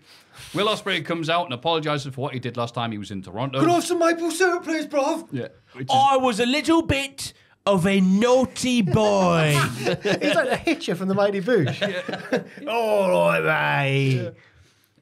he brings up Danielson versus Shibata, and while he enjoyed the match, he's done more in New Japan than Bryan ever could. A place where you wanted to be a big star, my old mucker. I saw your little shoes, your little Willie. He didn't say that. That line was the line of the week. The way he was just like, he said I couldn't walk in his shoes. His shoes were too small for me, bruv. Are we just enjoying it because he's really cockney? No, because he's really likable. I He's think coming that's- across. Yeah. It's amazing. My American and I guess Canadian friends told him about this, and they love him. He says he comes across as likable. Genuine. Yeah, and genuine. That's the other word they would use. Thank you. Even if he's doing stuff like, I elevated wrestling in Japan, bruv. But I'm like, what do you mean? But then everyone does that now anyway. Yeah. So, I'll make things better. Yeah, people are loving him. Yeah. And to us, he's just this bloody, he's just Oliver. But the other Don't shitty yourself. just the genuine stuff, just the way he reeled off, like, I've got 2 pugs, 3 cats, a kid, a missus, a mortgage to pay, and more importantly, a point to prove. More importantly. He's got cats as well as dogs. Did not know that. I'm like Noah's Ark. A pug, to be fair, is barely a dog. Whoa. It's closer to a loaf of bread. I've heard this. You don't need an I've got a loaf of bread at home that needs feeding. Yeah. Yeah, he's just over being him, being his daft version of himself. And then he's just doing a little bit of storyline going, all right, bruv, your shoes are too small for me to walk in. That's just a nice little line. I'm like, It's all his right, delivery well. as well, though. Like, he delivered that line really well. He's never been good talking. until now. Yeah, He was good in the dub CP dub. Oh yeah, he was. Well, he was good in beating up Jack every week. Yeah. He was good in the WCPW because there was quite a lot of time constraints. Whereas at the end of a Rev Pro show, which is basically his promotion, like he could just ramble and ramble, and it's much tighter now. It's very good. Yeah. Very good, bruv. And he did all this while being a heel because he had to get the badge in. The Stony Island. He's a heel. That's heel clobber for me. Yeah, you're still part of the Callus lads. No. Yeah. Well, yeah, technically. Yeah. But Because no. he's in the bloody, there's the Last Supper with Callus, and he's there. He's got a. He's there having his, what do Essex lads eat? Jelly Deals. There we go. Well, that's like East London, which is the same. Go down Romford for a Ruby Murray. Lots of Ruby Murray. It's a curry, Matthew. I'll see you in the old battle cruiser later on. Bye, points. That might be my favourite type of rhyming slang. That one, battle cruiser, boozer. That's a good one. Yeah. Yeah. But it's so funny because, again, it's so annoying. All the Americans are going like, "Oh, fantastic! Oh, I love his promo and his accent." Pat comes out. All right then, Bonnie lad. What's he saying? Hi, Matthew. We're Vikings up here, mate. We're barbarians, us, like.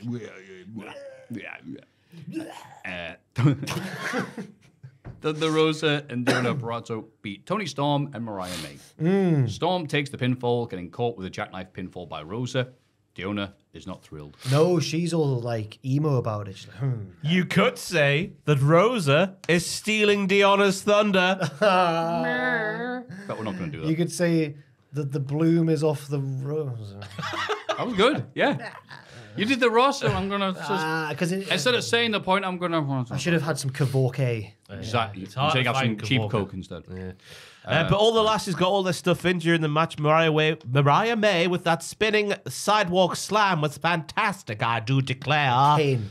Deonna Purrazzo getting moves in on both her opponents at the same time with Gloria Plum. Yes. Double clotheslines, etc. I do like a great plum. But yeah, I like the finish as well with Thunder Rosa tagging the champion because it's all been about Deonna going after the champion. And now, as I said earlier, she's getting her thunder stolt, to use the past tense of stole. She's getting it stelt, I tell you. So yeah, it was good to see what happens next week. This was good in terms of storyline. Is it me, or I am someone that defended her for ages, as you know. I'm still waiting to see Thunder Rosa return in the ring properly. She doesn't seem to have any of that pop and snap. And I don't know if it's because she's worried that like nerds and goons will be analysing her matches frame by frame afterwards. But right now, she's just, I better put a coat on Rosa. Maybe it's because she's yet to have like a big pay-per-view match since her return. Maybe. Something like that. Yeah. Maybe it's like Michael Owen. Once you've been injured, Michael Owen would never sprint for a ball again. Oh, so I had a good run. Now we're on a Newcastle run. Going to do my hammy here. Yeah. Oh, great. Although I'm more of like his later. He played for Stoke right at the end. Weird. Yeah. Yeah. He's with more energy when he played for Newcastle. Why was he not good when he played for Newcastle? You get injured all the time. He pretend, wait. Well, go on. He was angling for a move in the summer, wasn't he? So he tried to pull out the final games. Yes. Did he go case he got Newcastle then, re-injured. Man U? Yeah. Right. Okay. Yeah. After we paid his wages for 2 years while he sat on the I think sidelines. scoring the winner against. Oh no, he scored the winner against City, didn't he? Not Liverpool. I was going to say I thought he scored the winner against Liverpool and celebrated. I was City at home, that 4-3. Ahmed Diallo, by the way. We're never getting him back. Sorry, Joel.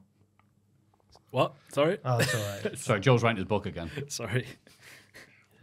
The Three Stupid Goons. Where's he get this inspiration from? Strickland's open challenge is answered by The Butcher, who has a new little bit at the start, the stinger, as it will. So no one knew who it was, and then he came out. He's like, oh, it's The Butcher. He looks fantastic. I'll say it again. He looks like the hardest man in wrestling. Yeah. And I was shocked. I don't know if it's just because my own bias towards The Butcher and the way he looks, but I was shocked at how one-sided it was. Yeah, he got battered. Yeah. But then you I mean, look that's at his role. You look at who it is. It's Swerve. I shouldn't be so shocked. It's just my own bias for The Butcher. I was No, happy I'm all right with I was it, happy to see the Butcher, but sad to see him so comprehensively beaten. But I get why. It's just not going to happen, is it? No, and I think he's the second hardest looking man in AEW. Who's the first? Brody King probably. Oh yeah. Okay, yeah. Oh That's yeah. sensible. Get them both against each other. Get them together in the tag team name that I wanted the House of Black to have, but they didn't do it. What was that? Tattoo, but TWO at the end. Tattoo. Wow. You know, that's not that bad. And they can come out to all the things she said. Well, I was going to say not going to get not us. gonna get us. Then just They're have to- not Yeah, gonna- they come out to the softest song imaginable. They could have them like win matches and then run away, skipping hand in hand and neck on with Oh, each other, yeah, top, you- top of the ramp. Oh, you know prefer Not what? Gonna Me Get and Us, Ross, I don't think you, we're on the to- same wavelength there. Don't you prefer Not Gonna Get Us to yeah, all the biggest things she song. said? Wow. That was from the album like Million Miles on the I don't Wrong know, Lane. Matthew. I don't remember that for some reason. But the breakdown in all the things she said when it's like, I I just remember Top of the Pops getting turned off when they started necking on in the rain on the stage. think they've fallen out. You did that on Top of the Pops? I must have been 8, 9, that sort of age, and it came on. I don't know what time it was on, but they kissed, and then they got turned off in the front room. I think they've fallen out. Have they? I'm not sure. I think I read this. I think one of them's got quite like extreme views. Anyway. Oh, well. You can't escape these people with extreme views, can you? Especially in the sensible world of wrestling. I was just trying to listen to like all the things she said, but I couldn't. It reminds me of like, I don't know why I remember this, but I was at my granddad's and it was like, we'll watch something on Saturday night, and it was just like, up next, hope you're ready for a sing along. It's the Rocky Horror Picture Show. My granddad grabbed the remote and went, no, it isn't.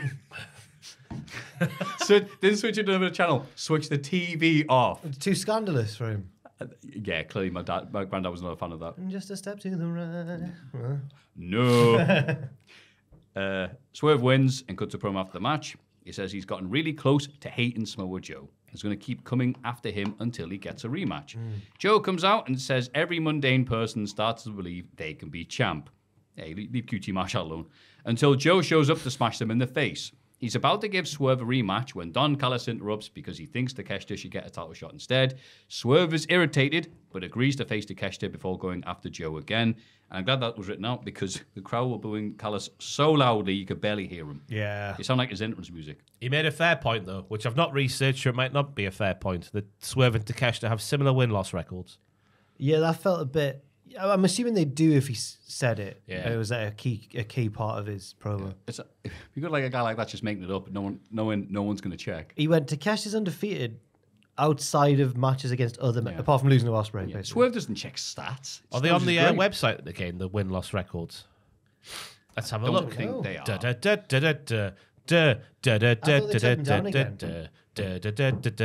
Oh, they are. Oi! So we've got Swerve Strickland.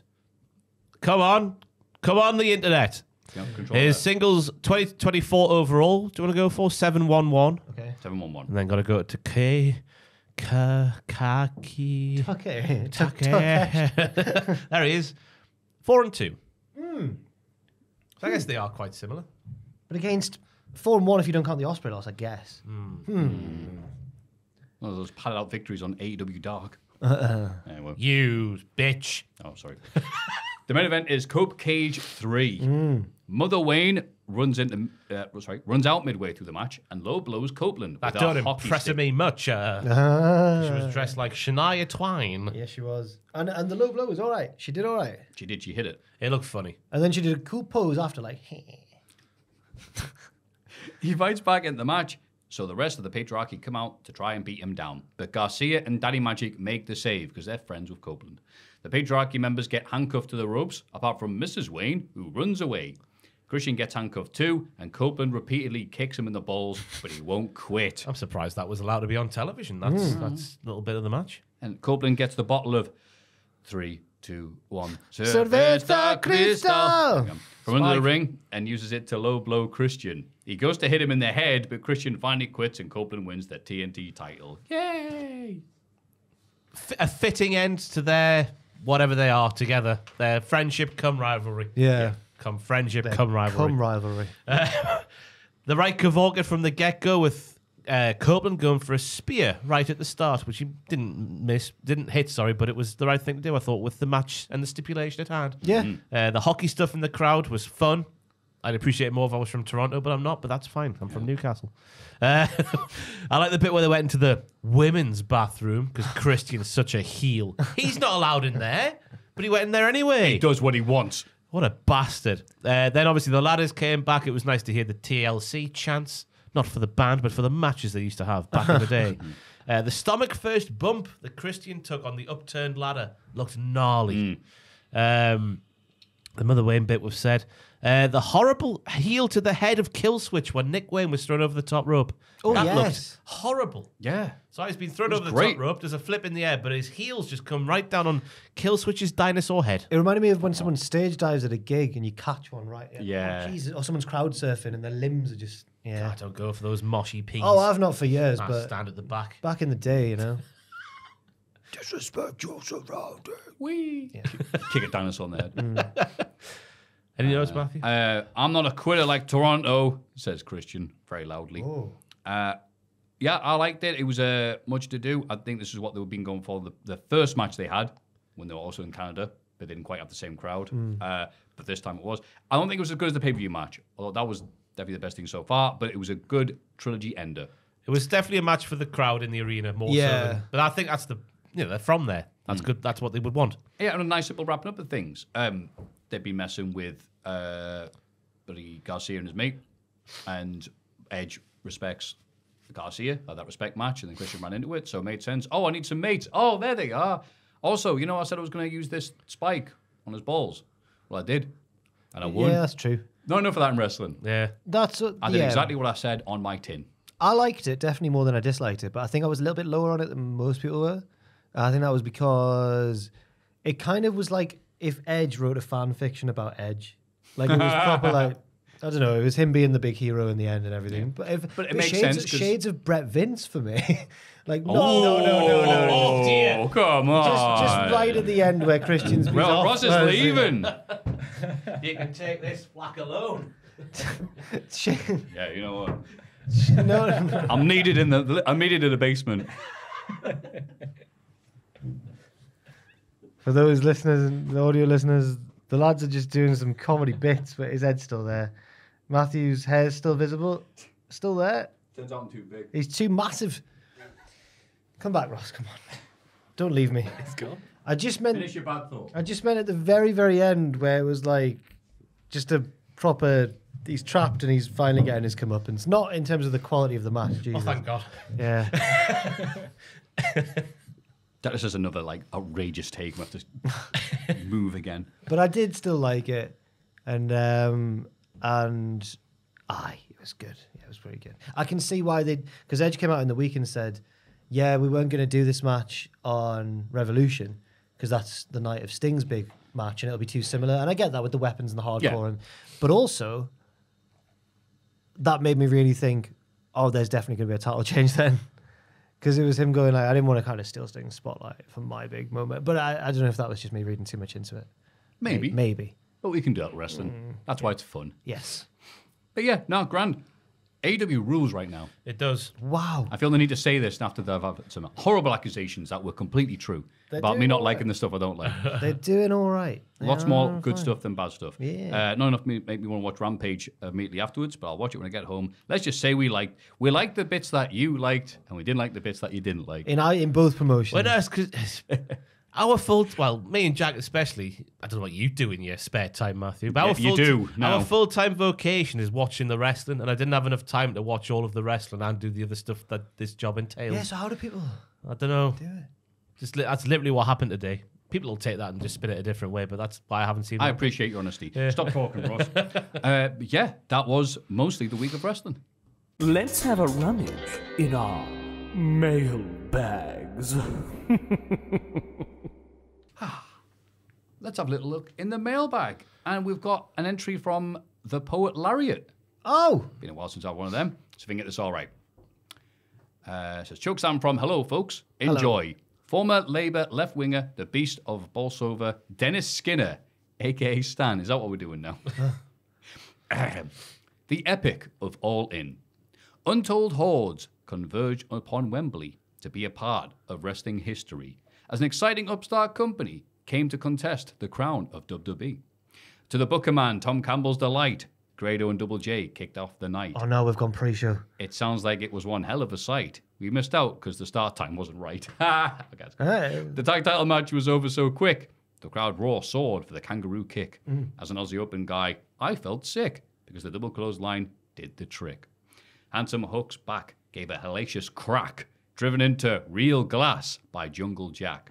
But he took his FT dub title back, using red rum to make Jack fade to black. Punk and Samoa Joe were set to go. Oh, so little did the thronging fans know, for we were witnessing the final show, but the ring wouldn't hold the final blow. Perry versus Pepsi kicked off backstage. Phil confident in his wisdom of age, it scared Cowboy TK into a rage, so Punk's off to seek an endeavor wage. The Bang Bang Gang versus the Golden Elite was a wrestling's purist trios tag treat. In the end, Flashy Flips took the back seat. A Takeshita roller beat the Elite. Next was Bucks FDR to see who's best. From the crowd there was no hint of protest for the mandatory finisher fest. Thank God Cash wasn't under house arrest. Oh, no. Eddie Penta, best friends in OC, went to bloody war with the BCC. Like a night at Spoons ending suddenly as Orange glassed Big Swiss Castagnoli. Rolling on special entrances abound, even though Freddie M is underground. We rock the stadium to his sound, and God save Tony, now Liz ain't around. Holy Sheeda, she fought valiantly, but the home country crowd in Wembley rallied along with the Knight family when Saraya turned on Timeless Tony. Next were Darby and Sting to hit the ring, taking all Strickland and Christian could bring. Nick Wayne gave Alan Skateboard a sick swing. A Scorpion coffin drop sealed the thing. Jericho was pumped to play Judas live. We were more chuffed to see Ospreay arrive. Our aerial assassin hit the dive. Bruv, bringing the Wembley faithful alive. Jericho leaned back on the Painmaker. A low blow via referee Faker. Judas' effect looked like it'd take her, but Ospreay kicked out and hit Stormbreaker. Max bat bars so hot, Andrew broke a sweat. The match an epic underdog upset. Daddy Ass got the first end kick out, yet the Acclaimed the trio tag title set. The only thing left was the main event, and the screaming crowd were almost all spent. But Aka pot the whole bloody place went, as the world champ came out to represent. Maxwell poked the eye, but Cole crossed the line, and tried to take Max's head off his spine. A double clothesline left both men supine, whatever. But the Brocheros went to overtime. By end of play, MJF won the day. Cole wasn't willing to take the cheap way. A United better than New Bay hugged as fireworks lit Wembley Way. As we left the place in droves and bands, we sang as we headed to our homelands. Who cares how many fans were in the stands? Wembley had the whole world in our hands. Oh, bloody hell. There's some nice little pictures there. Whoa. The Blackpool Pleasure Beach. Very The good. lads having a good time on the roller coasters. And Buck the Wizard Jericho versus the Magician Nigel McGuinness. You cowards. Thank you, Poet Laureate. Bloody hell, Poet That was long. The Poet It was an Laureate. epic. Thank you, Dennis Skinner. God. Yeah, that was an epic. I only bungled one line. I'm happy with that. It was reminiscent of Come Friendly Bombs and Fall on Slough. It is not fit for humans now. That's nice, that, isn't it? That's a great poem. Yeah. Yeah, it's a great poem, everybody. I would recommend it, yeah. And here's the proper mailbag. Greetings, diddlers. Hello. That's us. Hello. I was catching up with AEW Revolution a few weeks back and realised during the title match between Roddy Strong and Orange Cassidy that Orange Cassidy should not have gone in to the show as International Champion. Orange made a surprise appearance at Rev Pro High Stakes during the opening six-man match, turning it into an impromptu defense of the belt in a seven-man silly bollocks match. During the bout, Flash Morgan Webster locked in a tight roll-up and the ref counted 3. Obviously, the crowd attendance took glee in insulting the ref for the error for the rest of the match, and the mistake was quickly glossed over and Cassidy won the match. My question off the back of this story is, what is the funniest alternate timeline moment in wrestling that you can think of? It can be off the back of a similar botch, a plan, or repackaging that almost came to be, or something that you have witnessed live. Cheers, you lot. Former Chelsea winger Florent Maluda, a.k.a. Vance Lager. P.S. If you could give a shout out to my good friend Dan that listens to the pod as well, that would be great. Hello, Dan. Thank you, Vance. Hello, Dan. How you doing? Thank you, Vance. Hello, Dan. Dan! All right, pal. Dan. Little gooner. No, I don't call him a gooner. Yeah, I wasn't aware of that. Me neither. That's why I put it in there. Is it true? Is it false? I assume it's true. Who knows? Vance Lager wouldn't lie to us. Well, so we need an alternative timeline moment that could have happened but didn't. Yes. Okay, right. Like when the rumored Heidenreich Snitsky versus Kane and Undertaker match was scheduled for WrestleMania, and then Undertaker worked Heidenreich and went, no. No. That's a good one. Like that. Oh, Nathan Jones. He was in Ricky Stenicki. Is But that also, he was nearly in WrestleMania as well. I have no thoughts then. Sorry, lads. Brain went empty. Yes, he was kind of at WrestleMania. Yeah. Before they realised he wasn't ready. Yeah. Shame. Yeah, it is. The big lad from Boogly Doo prison. Boogly boo. Do you remember that bit Is where, that that big guy who boxed? do you remember when Taker's like training him before the show in the ring? Weird. Remember that? Is that when he wore like a microphone? He's like, yeah, Mr. good snap. Motivator, Yeah. Yeah. Weird. Was it trying to get Vince versus Rey Mysterio at one point? Oh, Never Was it heard that rumoured? one. Yeah, I forget which one. Yeah, that would have been. Come on. What it looked like. I'll go. What if Brett had slipped off the apron at the end of the '94 Royal Rumble, and it was just Lex who won? What would have happened then? We wouldn't have a job, I don't think. Fair enough. Yeah. Okay. It's like what if Magnum TA didn't have the car accident. It's one of Didn't them get things, injured, isn't it? Yeah. But that's a bit. Do you think he miserable, would but have also, become like a big star, big NWA star? mega to the point of like helping them against the Battle of the Beth, which was nothing could have Yeah. saved that. But I think it would have been a guy that would probably have a much bigger, better reputation. He'd be like closer to a Dusty Rhodes than a Magnum TA, I suppose. Yeah. Yeah. And Because also- that feud with Tully was for like the next belt down, wasn't it? It was like or he was a former US champion or something like that. Okay. Best of 7. And what was the other thing? In a more light-hearted one, even though Typhoon said this wasn't going to happen, the idea of Typhoon turning heel on Hogan, turning evil and foreign, and doing Chic Tugboat versus Hogan in front of 100,000 people at the LA Coliseum. Yes. But it didn't happen due to security. Damn. Is that why? That's what they say. Allegedly. That's what they still say to this day. Was it Mark Henry that was supposed to originally end the Yeah, Taker streak? 22. Was it 22 at that 22, time? yeah. Yeah. He was I've never heard that. He was scheduled to be He was, Undertaker. there's a couple of people. Edge was asked but turned it down, didn't he? That's A right. couple of years later, but Henry was earmarked as one of them. Oh. I think Orton might have been earmarked as one of them as well. One was one of the ones where we thought he could because he killed everybody That was else. the first one where you're like, ooh, Yeah. oh yeah. Wasn't Edge one? Didn't Edge claim he turned it down? Yeah, maybe? well, yeah. Yeah, okay. Yep, Ross Louis just said that. Oh, sorry, sorry, guys. I'm so sorry.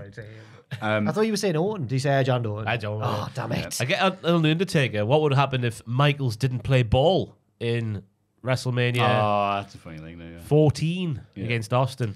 When We've Taker, had Austin versus Savio Vega, obviously. because has it been like it's been confirmed by some, but then denied by others as well? That Taker actually was or wasn't sat there taping his fists. Undertaker said it happened, but it not like in the dramatic way that we were picturing in our heads. I think that it's because it's such a like a strong, solid, manly kind of story that lots of people really want it to be true. Like Exactly. Undertaker was like a Just cool, there singing his song. a It's cool just like, cowboy. Yeah. I reckon it's probably like one of those ones where it's somewhere between the two. You know? Yeah. Hello. I hope you're recording the podcast on Thursday, the 21st of March, 2024, We are. We are. which will be my 22nd birthday. Yay! BC Dub, BC Dub. I've been watching you guys since 2015 when I was only 13 years old. Disgusting noise. Boo. I love wrestling belts, but in my opinion, each belt needs to serve a purpose that makes it different and unique from other belts in the promotion. So, imagine it's your birthday and you have been gifted a new wrestling promotion as a present, and you need to decide what title belts will be defended in your company and what they will be used for. For example, I would have a world title for your big storyline over-the-top matches, a title belt for the more technical wrestlers, or like a tap or snap title maybe, and an ultra super heavyweight title for the big boys so they can slap each other's meat. You could also experiment with each belt having a different weight class or time limits for their matches. Thank you for supplying the podcast for me to gradually watch over the week each time I eat at home, in brackets, not at an Italian restaurant. And that's from Jacob from Stafford, England. Thank you very much, Jacob. Happy birthday, mate. For yesterday. No, well, oh yeah. Oh yeah. The Meat Planet one is the one I would have, like different Yeah. from what we've seen before. You're over 300 pounds. I forget about Wade gave us 4 criteria for an actual Meat Planet, and I can't remember what they are. I was calling it 502 Live. Isn't quite accurate, but still. Throbbing, glistening, Glistening. Over 6 foot. girth. No, there was no height involved. It was just 300 pounds. Yeah, it can be a wee fat What's lad. the tier list me and Tom Yeah. think about the Meat Plans where Wade is on there giving the definition? Progress used to have the Atlas belt. They did. I think Gunter had it, Allegedly, or Walter. yeah. Allegedly, there was There's a complaint from one of the wrestlers that I think it was Riddle was challenging for it, and he went, "He ain't big." Why not compared to Rampage and But that was it. It was Gunslinger? supposed to be the world. It's supposed to be the big fat lad. And child. Damo won it as well, didn't he? Yeah. They've definitely got, Riddle's bigger in person than you imagine, but he's, he's not not like Damo. Rampage or Damo. Yeah. Yeah. I remember there was one wrestler who was umming and ahhing about that, who may or may not have held the title. Tell us after. I will. So yeah, so you can do the reverse stuff they used to do with like was it Matt Hardy had to like make weight. Yeah. Yeah, the other way around. Eat more. You call yourself a meat planet titled shot person? When it was lockdown and I had COVID, so I couldn't even like go on my daily walk or whatever or trip to the shops. I started watching a lot of sumo wrestling and learning about like their diets and stuff, and it's crazy. They just drink loads of beer, like stuff like that. Yeah, it is so that I wouldn't have that in my own promotion. The big lads belt. Would you not? I think I'd just have really few belts as I could possibly get away with. So maybe main belt, tag belt, and then some sort of like yearly competition for a trophy. Maybe that's it. I'd keep it small. Nice. Yeah. Is that too small? No, it's all right. Okay. The tap or snap, but utilized properly, Okay. is a good belt. Like MMA influence being as big as it is in the world today. Yeah. Having a wrestling belt like that where it's used properly and not changed halfway through where pinfalls were allowed. That would be good. Amazing. Yeah. Did you go to Ambition? I did. Or was it okay? Oh, I love Ambition. It's like their shoot tournament, isn't it? Yeah. Yeah, right. They have to expand it every year because it's a proper show now. But the first one I ever went to was less than an hour long, the entire tournament, and the match was like ending in less than a minute. That's like, mint. Bass was like, oh, "That's what I want." Yeah, that's good. Yeah, it's like, "Ooh, go for the hold." Oh no, you've already caught me there. Just to like, it really put over the martial arts. I think they want to put over the wrestlers long term, which makes sense. But now it's still good. Team lads like Thomas Shire and Luke Jacobs just battering each Oh, other. Luke Jacobs, yeah. I'm aware of yeah. him. Yeah. So good. But I wouldn't have that. I would just mark the idea of the independent titles with the names they call and have like, "Oh, here he comes, the World Heavyweight Champion of Newcastle." Yeah, fair enough. They would be packed and he'd never lose. Of course, yeah. I'm not daft. Anyway, thank you very much for the question. Thank you for the question. Happy birthday. Hello, diddlers. Hello. With CM Punk injured and still ultimately being the biggest name in the industry, do you think having Punk work commentary for WrestleMania would either improve or distract from the year's event? I'd have him work both nights, but would you choose both nights, one night, or not at all? Yours with love, former Southend United goalkeeper Yuka. Adam from Essex, bruv. Of course you're from Essex. Thank you for asking, Bob. Adam. I wouldn't have him all both nights. I'd have him make a shock appearance during the World Heavyweight title, which could distract things somewhat from the ring. But I just think the fact that Drew McIntyre's mentioned him every single promo he's done, it warrants it. We'll have to be careful not to overlap too much with our big question. here. Yeah. But would you do? Have him do commentary? Yeah. Question Yeah. straight up. Yeah, I would. I'd as long as he wasn't just, apart from in the Drew match where he'd be allowed to go full Nigel McGuinness. I think when he's behaving himself, he's good at enhancing the action, but there is always a risk that he'll just be a naughty boy because he's CM Punk. Yeah, but now everyone is in WWE. It doesn't matter anymore. Everyone's shooting. Yeah, Rock's swearing. Yeah. Cody's crying. I think the thing that tips it for me into yes, let him do commentary is the way he was at the press conference, where he did add to it and was funny and did get himself over a bit, but he was mainly there just to enhance the big feel of what was going on at the Las Vegas press conference. So, because he was on the panel, wasn't he? Yeah. So I think I would have him, yes, but I'm incredibly biased. Are you? Yeah. Oh. What about, have you answered as Yeah, well? just what Ross said, yes. Right, He's from fair tape for enough. one match and one match only. Yeah, fair. Or it'd be funny if he just shows up just like, well, I want to do the tag team ladder match. Yeah, it's good, this, huh? And as he's leaving up the ramp or whatever, Drew's like, match is next. And he's just like, all right, don't get injured, walk into their back, mate. Well, I've got Ace Steel with me. Anyway, thank you very much for your questions. If you have any others, please send them to mailbag@cultaholic.com.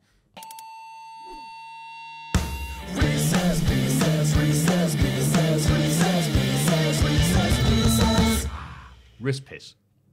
Hello, everyone. Hello. Hello. WrestleMania is coming up, and I have been watching a lot of matches from the past WrestleManias. While watching every match, I like to go on Cage Match, you big nerd, and read some reviews. So I thought, why not I give you 5 reviews and let you guess the WrestleMania match? Ooh, okay. I like I like this. Is actually a nice idea. I like it a lot. Just try and guess as much as you want. Review 1. This match is awesome.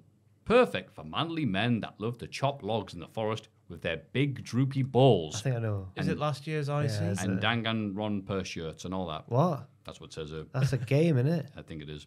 You think it is? Come on. Yeah, now. it is. That T-shirt you're wearing there. So, man. I don't really talk about that. So what match could this be? Was it last year's IC? The Call of Police match. No. No. Okay. And they're all previous WrestleMania matches. Yep. Big Show Akibono. Close. What? No. Close. No, I'm just saying. Oh, that. right. No, it's not close. Manly match at WrestleMania. We've seen the Can we have the manliest match. decade? The 2010s. So between 2010 and 2019. Finley JBL? No. Oh, well, that would have been Goldberg, 2000. Lesnar. No. Brock Lesnar versus Goldberg, WrestleMania You got it. 33. That's what I just said. Oh, did No, you Goldberg, You literally just got, Lesnar. you got in there. just get you just get deaf the longer these podcasts go on. I'm really sorry, mate. Jesus, mate. Yeah, well done. Review 2. First time I have watched it since it aired. Good Lord, I forgot how bad it is. Just over melodramatic nonsense.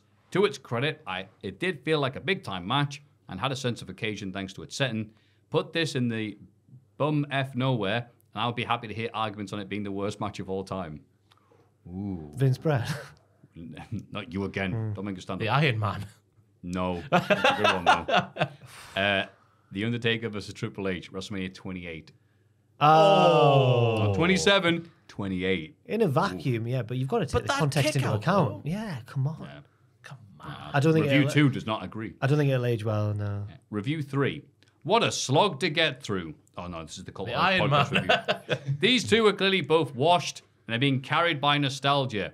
I get that they're both in their 40s and this match is just abysmally slow and both guys blow up in the first couple of minutes. Triple H Batista. The match is probably 50% one or both wrestlers lying down and catching their breath on a rest hold. Ooh. They alternate between not selling anything to got comically overselling everything with no rhyme or reason to get throughout the match. I've always been told that guys from this generation had perfect ring psychology. I've just seen what it is. Wow. And that finishes actually meant something. But then most of this match is both men spamming finishes and kicking out of them. Oh, I guess then. so if it's not what Ross said, not what the which ones I you would have said, guessed no. as well, Yeah. I'll I've go, actually listened. I'll go, and I don't agree with it because I like the match, but oh no, Rock would have been too young. I was going Rock Austin 3. No. Okay, there's a lot of finishes in that match. Couple of 40-year-old men. Oh yeah, Austin would have been younger as well. And we have a decade again, please, Matthew. 2000s. No. I'm having to think now. Oh, bollocks. 2010s. It's 2010. Oh, it's 2010. So Michael's Taker too. Yeah. Okay. That was so bad. Yeah. Yeah. Review 4. Wow. This was really, really bad. Nothing about this was good. The brawling was sloppy, and the twist at the end was just horrible. the Oh. twist at the end. Oh, Maniac 7, Rock Austin 2. Wow. Of course, yeah. Really, really bad. No, it's not.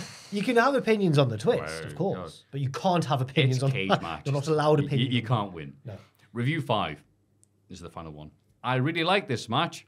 I thought that the Mania epic they were going for really worked well. They clashed well. It built to a hot finish.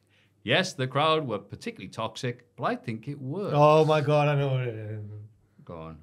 I'll let Ross guess first. Goldberg. No. Lesnar. That would have been my guess. Right then, let's have a think about this. The crowd were particularly toxic.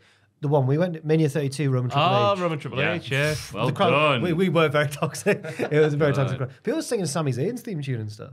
Yeah, it sucked. It did suck. I've been watching the podcast since episode 1, and I've never missed an episode. Bloody hell, mate. Sorry. I So enjoyed sorry. every episode, although thank you. sometimes it takes me the whole week to finish an episode. 2 people have said that this time.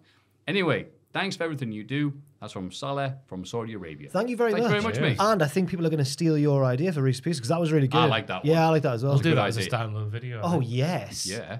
We'll steal that. Thank you. Thank you. Thank you for the free content. Ha ha ha. Thank you very much. If you have any Reese's Pieces, please send them to mailbag@cultaholic.com.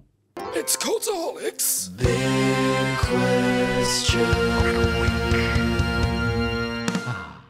What a lovely long podcast. It's time to get silly up in Philly. Yes, it is. Time to get Philly up in Philly. Yeah, time to get punky and also a bit drunky. And a little bit spunky. Thanks to the goons. And here they are, our main goons, Reno 2200. Hey, Spunking in the future. Noah Anderson. Spoke it twice. Gunderson. And Tear of Grace. I've met him. He's a good He man. spat on his cat. Oh, that was a different YouTuber. I think it actually was. I've never heard that one. Who I was think it? it was allegedly Shane Dawson. What? He got accused of Spaffing on his cat. I'll just Google Shane Dawson cats No, now. you're all right. The big question is... Brett does not spaff on his cat. No. Nor does Reno or Noah. Oh, breaking news. They've all just unsubbed. The big question is, what will CM Punk do at WrestleMania this year? The top result was Shane now claims this story was fake. I didn't put Where my do you get this news from? Booker T? Distractify.com. What? I didn't put my dick anywhere near a cat. I've never done anything weird with my cats. I promised myself I wasn't going to make any more apology videos after last year, so I'm just trying to be as short and honest as possible. Nah, he did it. He then put the ukulele down. No. What will CM Punk do at WrestleMania? It doesn't make sense for him to have that much of an impact in the match with Rollins and Drew. Because obviously Drew won't shut up about Punk because it's funny. But he also has got proper issues with Rollins, so it's fine. But he'd be a nice little a la carte. Accoutrement. That's it. Yours was better than mine, Frank. Horse d'oeuvre. Le cheese on the blade. That's right. You can't have the horse de Druve without the pug. Yes, like you Southern can't. Raw. That's why we're talking about this. And so I think if he shows up at the end to stare at Drew, or if he's just like, look, there he is in the crowd, eating the cinnamon crunch, dry with no milk, like a weirdo. We see him there. But if he's just like that, that's fine. But I don't want him commentating or interfering. You could throw a muffin at him. Possibly. The stale one.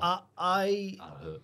I'd like slightly more involvement from my CM Punk, obviously. Of course you would, Jack. I'd like him to be the host of WrestleMania both nights.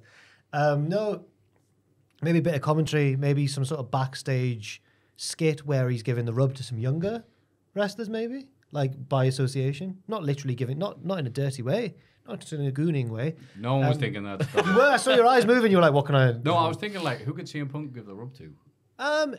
Anyone he wants to talk to. Do you think everyone's just avoided him? Hey, Bronley Breakery. Hey, the Creed brothers. Yeah, it's anyone. Yeah. He's already kind of done it with Roxanne and Cora, but they didn't really make it part of any Yeah. story. It's just him visiting. Yeah, it's like their dad visit. Yeah, but yeah, I'd have him maybe do something that would enhance. Yeah, because I do agree with you that Seth and Drew needs its own space, especially with all the other Seth stuff going on as well. There's a lot going into that match, and I think it deserves its own story to play out without Punk. But I'm assuming that when Punk returns, that's his first match. It'll be Drew, like his first big match is Drew. Yeah, I'd have him do maybe I take back what I said in the mailbag. I'd have him do a bit of commentary, but maybe I agree with you, like maybe just in a featured bit, and then I'd have him definitely do something backstage or something on the stage. I know you don't want too many non-wrestling segments at WrestleMania, though. Yeah. You don't want the Pitbull. You guys ready concert. for the new Exorcist film? Maybe you could do. He never had a talk show, did he? Wasn't there? Talk show segment. I don't want him to do that anyway. I don't want to talk about. Impromptu match against The Rock on night 2. Wow.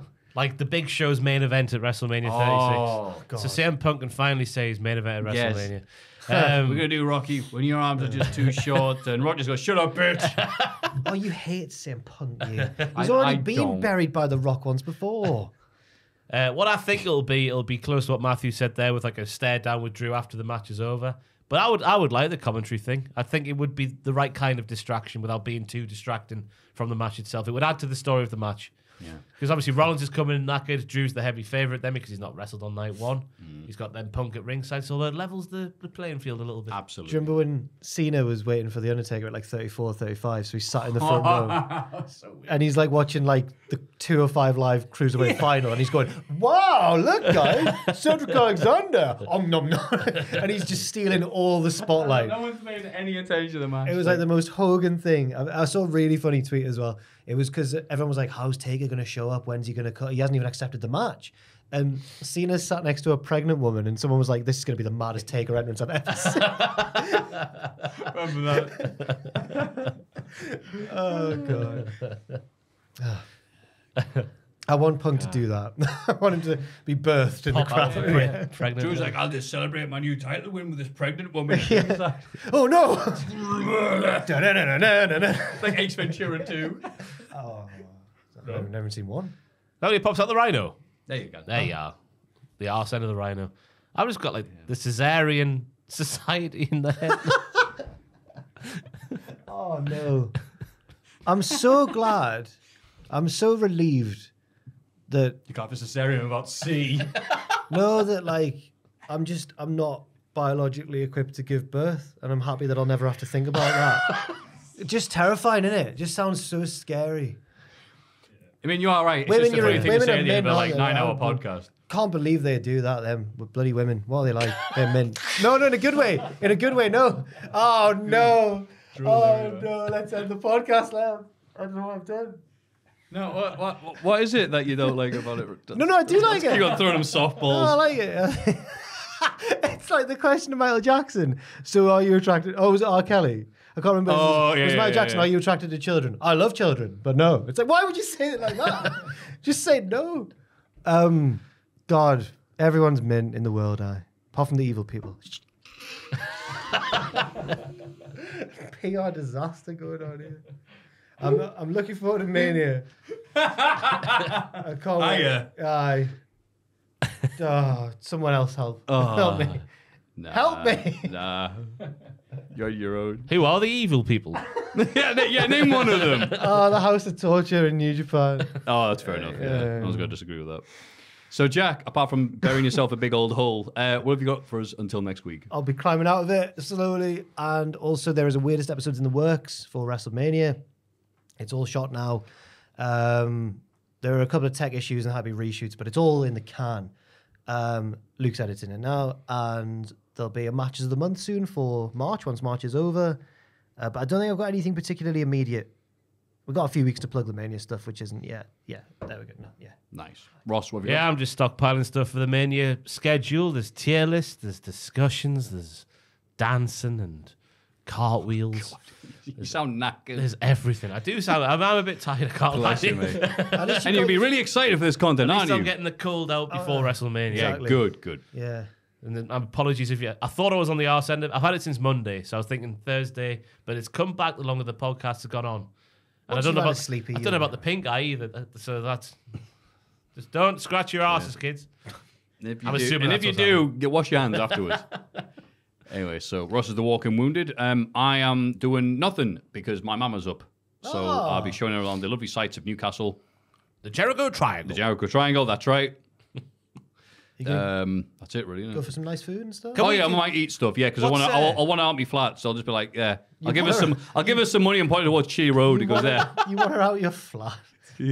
Go to Chunky Chicken, off you go. You know what you could do, Matthew? Go to Shields Road, make some friends. Which would be really fun for you and your mum. You could God. walk to every Greg's in Newcastle Oh, what a good idea. and complete. Hey, let's see what shape it makes. It would just be like Jackson Pollock in Newcastle. Joel, let's have a look at Google Maps. Oh, I need a wee. I need a wee. No, let's not. Put that mouse down. No. Oh, he's doing it. I'll take the engine to the north and leave her there. No, Joel. All right. Well, here's Joel. He's been He's put magnificent. Gregs. Go on, Maps. Mailbag at cultaholic.com. Look at that, it's a nice line. Oh, it's a lie. Patreon.com/.